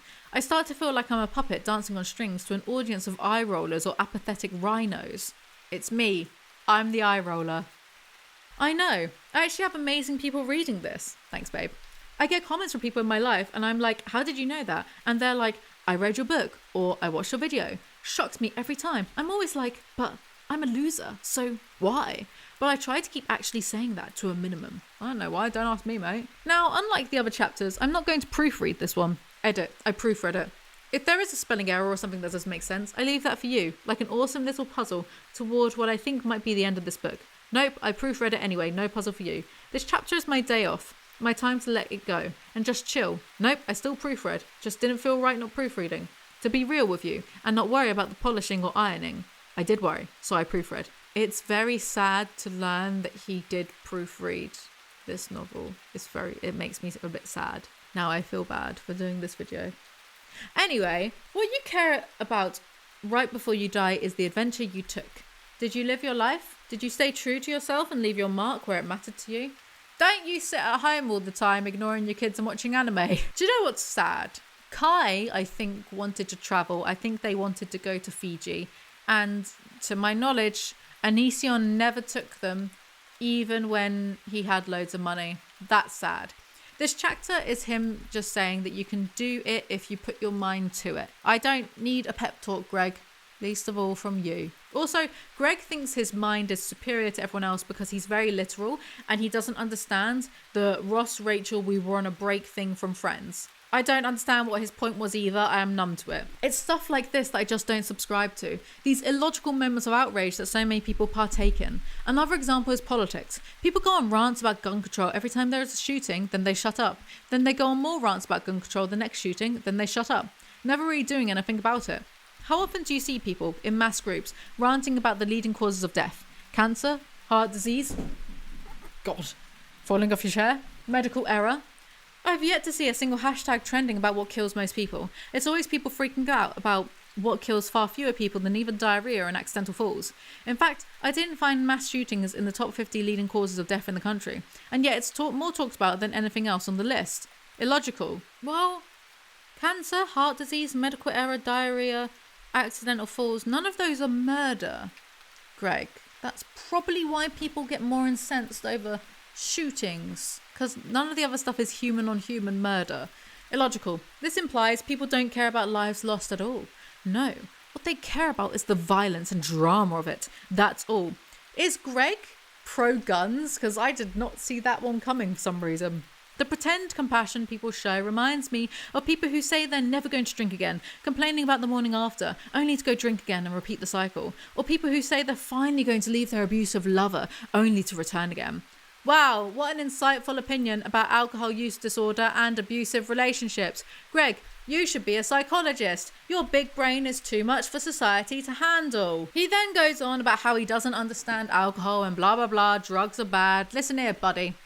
I've been sober, completely teetotal, for over 4 years now. But this book is really testing that. Next chapter, USAF basic training. Onision say people criticise him for not being popular. And yet, why would anyone choose this critique? Because everyone's been rejected before. I don't think that's the main issue that people have with you, mate. When humans behave as if they are above other humans in such an aggressive and derogatory way, it rarely says anything about the people they look down upon. The biggest and most bold message often reveals everything you need to know about he or she who condescends alone. You have based an entire career off of being condescending, Greggles. I'd love to have Grog vision and see what he sees when he attempts to self-reflect. It's fascinating. Anyway, at the Air Force, his training instructor is hot, but she does things like withhold their mail. Greg laughs one time, so the instructors make everyone except him do push-ups to try to get them to hate him. She didn't need to do that. All she needed to do is show the crew I'm a banana once. I didn't understand why they would feel anger considering push-ups are no big deal.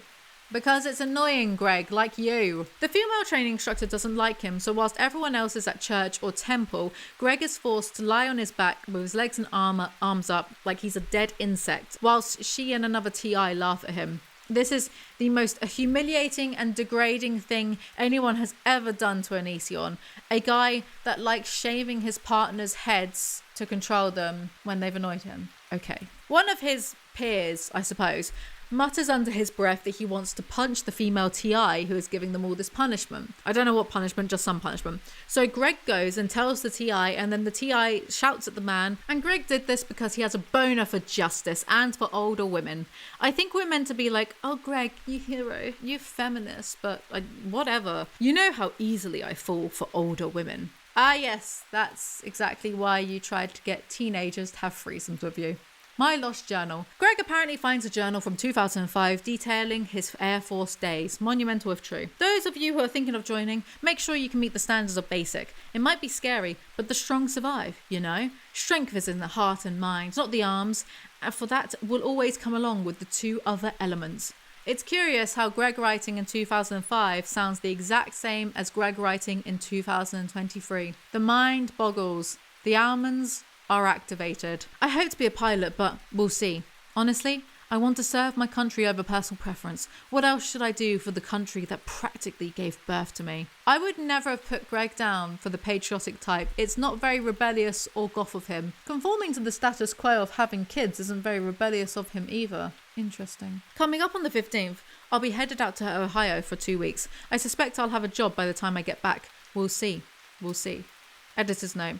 This last paragraph confirms a memory that had confused me for some time. I wasn't sure if I ever went back to visit my dad after I'd fought him when I was 15. As it turns out, I did in fact go back to visit him when I was an adult, as I recall making a phone call to my ex-girlfriend, the colour guard girl.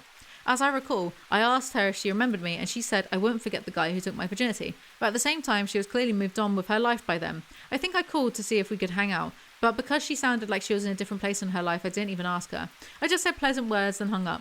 I'd seen my father visit me in Oklahoma after I was with the Air Force, and that would be it. Would never see him again. Basically, this entry in my journal just put everything together for me. If you know this now, then why not just edit the bit that you wrote down wrong previously? Or does Greg really think he's so interesting that he needs to keep his mistakes in? Now, for what I see right now, I see Delta Airlines with their astoundingly par plane qualities and destination times. Why do I say this? Continental Airlines just got me from coast to coast of the USA in 4 hours, while to get from the New York area to Ohio, it takes 2.5 hours for Delta. Also, their seats stink. Heh, it's so very true. It's actually an insult to your audience, Greg, to think that this information is anything other than a complete waste of time. This journal is not interesting, so I skipped over it. Graduating basic. Sergeant, what's wrong with you, trainee? Can you do anything right? We've all been wondering the same thing for years. The mental torment that instructor put us through, it was so dark, unnecessary, cold, manipulative, sadistic, and not at all in any Air Force training book. But it's like I said, she was hot. It's like how even serial killers have fangirls. My TI was clearly a horrible person, but at least she was a looker. I'm torn between wanting him to raise his standards, but also not wanting that so he doesn't pester more people. In Air Force Basic, the most you get to see from the outside world was little headlines you can briefly look at as you stand in line to get chow. Seeing a woman, other than your training instructor, was extra rare in the sense that they did a pretty good job keeping the genders separated. Even when you did see a woman, she was normally wearing a very baggy uniform, but your imagination did all the work. Even women in the military aren't safe from Greg perving on them. One airman can cause an entire flight a world of pain.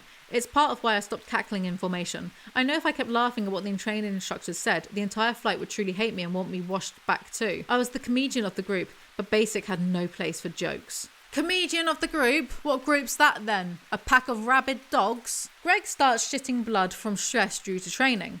Apparently no one likes showering because you have to clean the shower afterwards, so everyone stinks. One thing I can't get over is the man who threatened to punch our short hot TI in the face. He was the only dude I saw covering up his junk when we showered. How did I see? Well, when we were taking all of our clothes off to shower, he was the only dude hunched forward with his arms in front of him. Naturally, I looked to see what his arms were doing, and I saw his hands were covering up his junk. He was cupping it. Even men in the military aren't safe from Greg perving on them.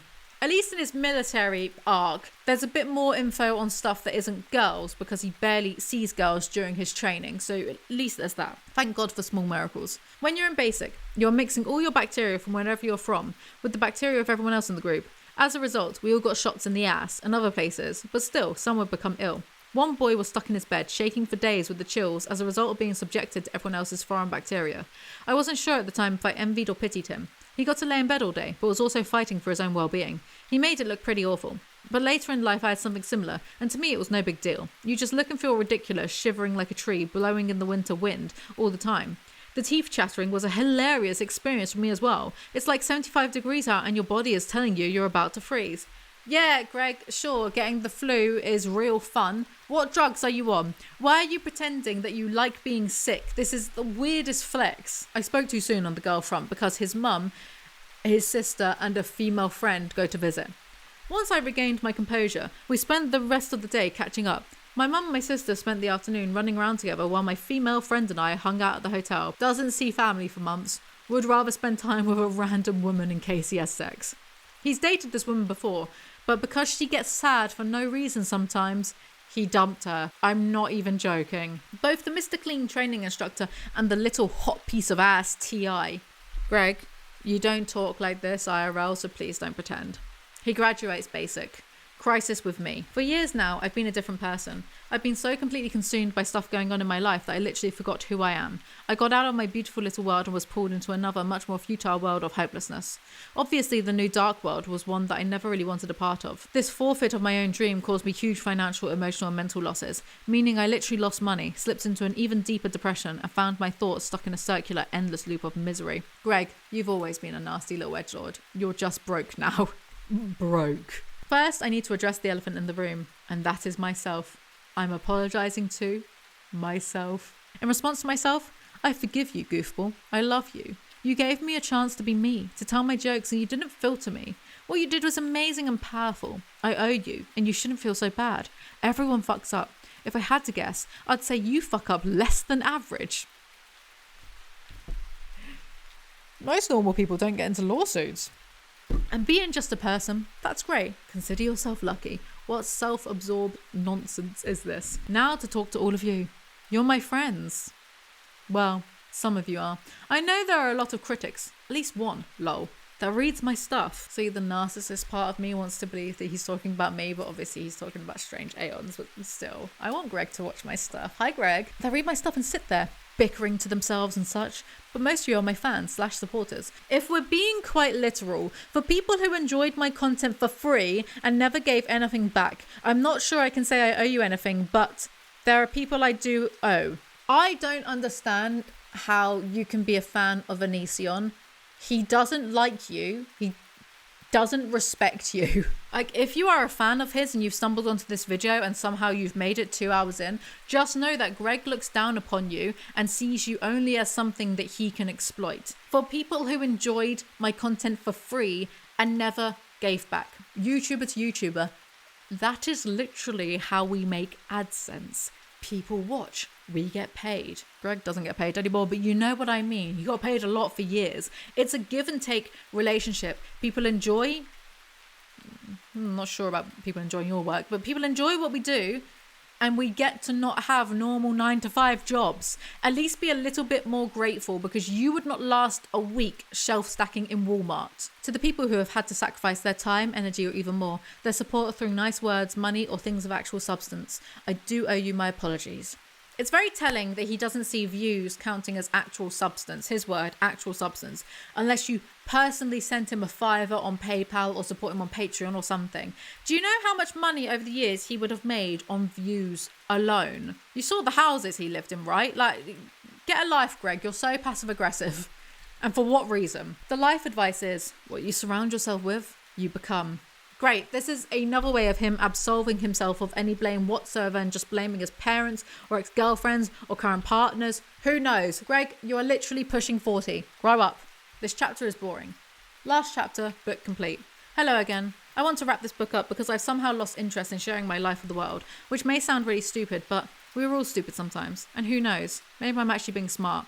Maybe I only think I'm being stupid. Or maybe I'm being fake humble. And in reality, I actually know that this is the right thing for me, sharing less. AKA, he's gotten bored of writing this book. Also, Greg, you're not the only person around here who thinks you're being stupid. But let me put this in perspective. I was thinking the other day, oh wow, wouldn't it be nice to share this hilarious personal moment in my life with the world so they can enjoy it too? Like I was literally at a Halloween party. I was seeing the funniest thing I've seen in months, and then I thought, wouldn't it be even more special if you just kept it for yourself? It was true. That moment, that is part of the psychology that has led me to wanting to wrap this book up in the manner I'm about to. I increasingly got a sense of, maybe it's none of anyone's business. Maybe stop trying to seek validation for other people and just live your life. What a showstopper. Congratulations, Greg. You are nearly 40 and you only just realised this. I knew to keep private things private before I even started YouTube. I've gotten more private as the years have gone by, but like, good Lord. It's because I don't need external validation for every little thing that goes on in my personal life. Which is why I don't share it. I don't need it. There is a constant attitude in the online/public community. Look at me, please someone look at me. But in reality, no stranger matters. We ourselves/our loved ones matter. It makes no difference if a million strangers understand/appreciate you versus just one stranger does. They're all distant, fleeting, irrelevant people to you. People say they love their fans, but do they? I actually sit somewhere in the middle on this. I wouldn't let strangers tell me how to live my life. But then again, I don't let the closest people in my actual life tell me how to live my life. But I think you have to be a bit grateful that people are choosing to spend their time watching and enjoying your content, Greg. Greg acts as though it just doesn't matter at all. And even if you like him, you are completely irrelevant to his life. Learn a bit of gratitude, Greg. This behaviour is why you lost fans. Well, that and all the controversies. Abraham Lincoln has been dead for over a century.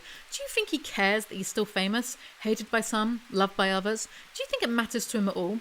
Do you think if he had known how it would end, that he would alternatively live his life a bit happier, healthier?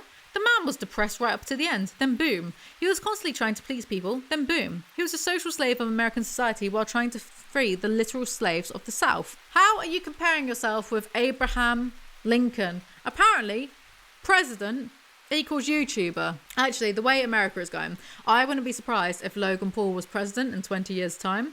But still, Greg doesn't seem to understand that once you're a politician, you should be working for the people. Whether they do is a different argument entirely, but that's the point of being a politician. Greg, do you not understand how government works? You give people your art, your life, your passion, and your dreams, and they wipe their ass with it, hand it back to you, and act like you should take it with a smile. Bro, I'm a banana is not art. I don't know what to tell you. Greg cries about how no one intelligent is famous, despite all of those famous people who are actually intelligent. And what about those people who are, what about famous scientists?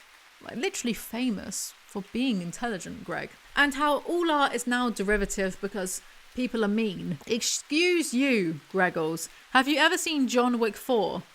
Because that film is a work of art. Shut up. He then cries more that people take rumours and blow them up and ruin lives, which, yes, that does happen, but he's projecting because he's clearly just talking about himself. A celebrity's chance of winning a defamation battle is slim, especially if the person lying about you calls themselves a reporter. Johnny Depp, despite winning against his ex in the US, lost in the UK. Why? Because parasite reporters can say whatever they like so long as they believe it is true to a great extent. Their readers will believe it, and just like that, Johnny's decades of work ruined, was your fleeting, temporary, probably burned by now coin worth destroying an entire empire. Actually, if you look this up, Johnny Depp won the lawsuit in the UK because it was decided by a judge, not a jury. The judge ruled that the majority of the alleged assaults were true. I don't think this is the argument that Greg was going for. I think he thinks that it was decided by a jury and the jury believed the press. The press were lying and the jury believed it, and then the jury decided. I think that's because otherwise it's just a bit random to throw this in there. I think that's what Greg thinks happened. I don't think he actually bothered to even do a light Google. Greg then gives us some sort of Jordan Peterson rules for life rubbish. Number 1.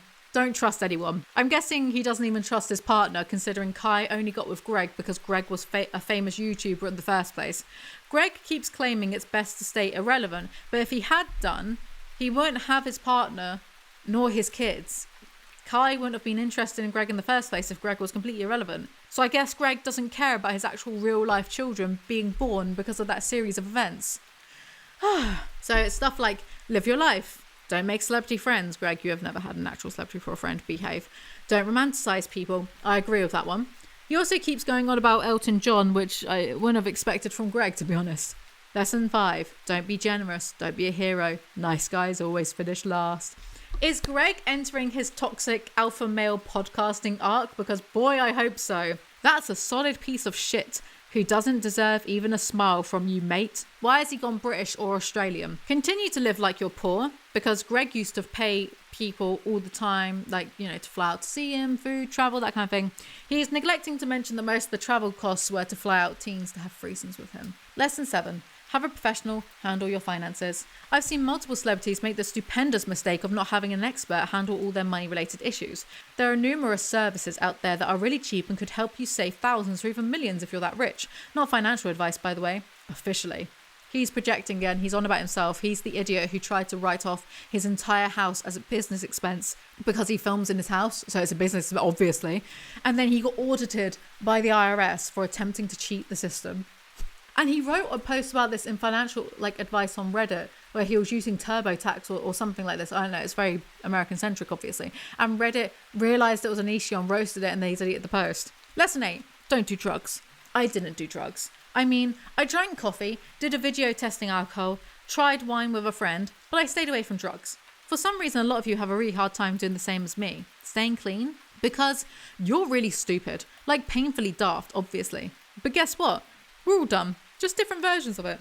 Don't feel too bad. I mean, if you felt bad, you'll probably just go do more drugs because that's what you people do anyway. So Greg is allowed to try legal drugs, but you aren't, because one rule for thee, another for me. Lesson 9. Don't associate with people who do illegal drugs. Greg somehow thinks that legality equals morality, despite alcohol doing far more harm to people than weed does. Greg is a weird stickler for the law despite thinking he's a free thinker. He thinks he's this rebel, this goth, and yet loves the law. He's a breeder, other stuff that I've mentioned that I've forgotten about.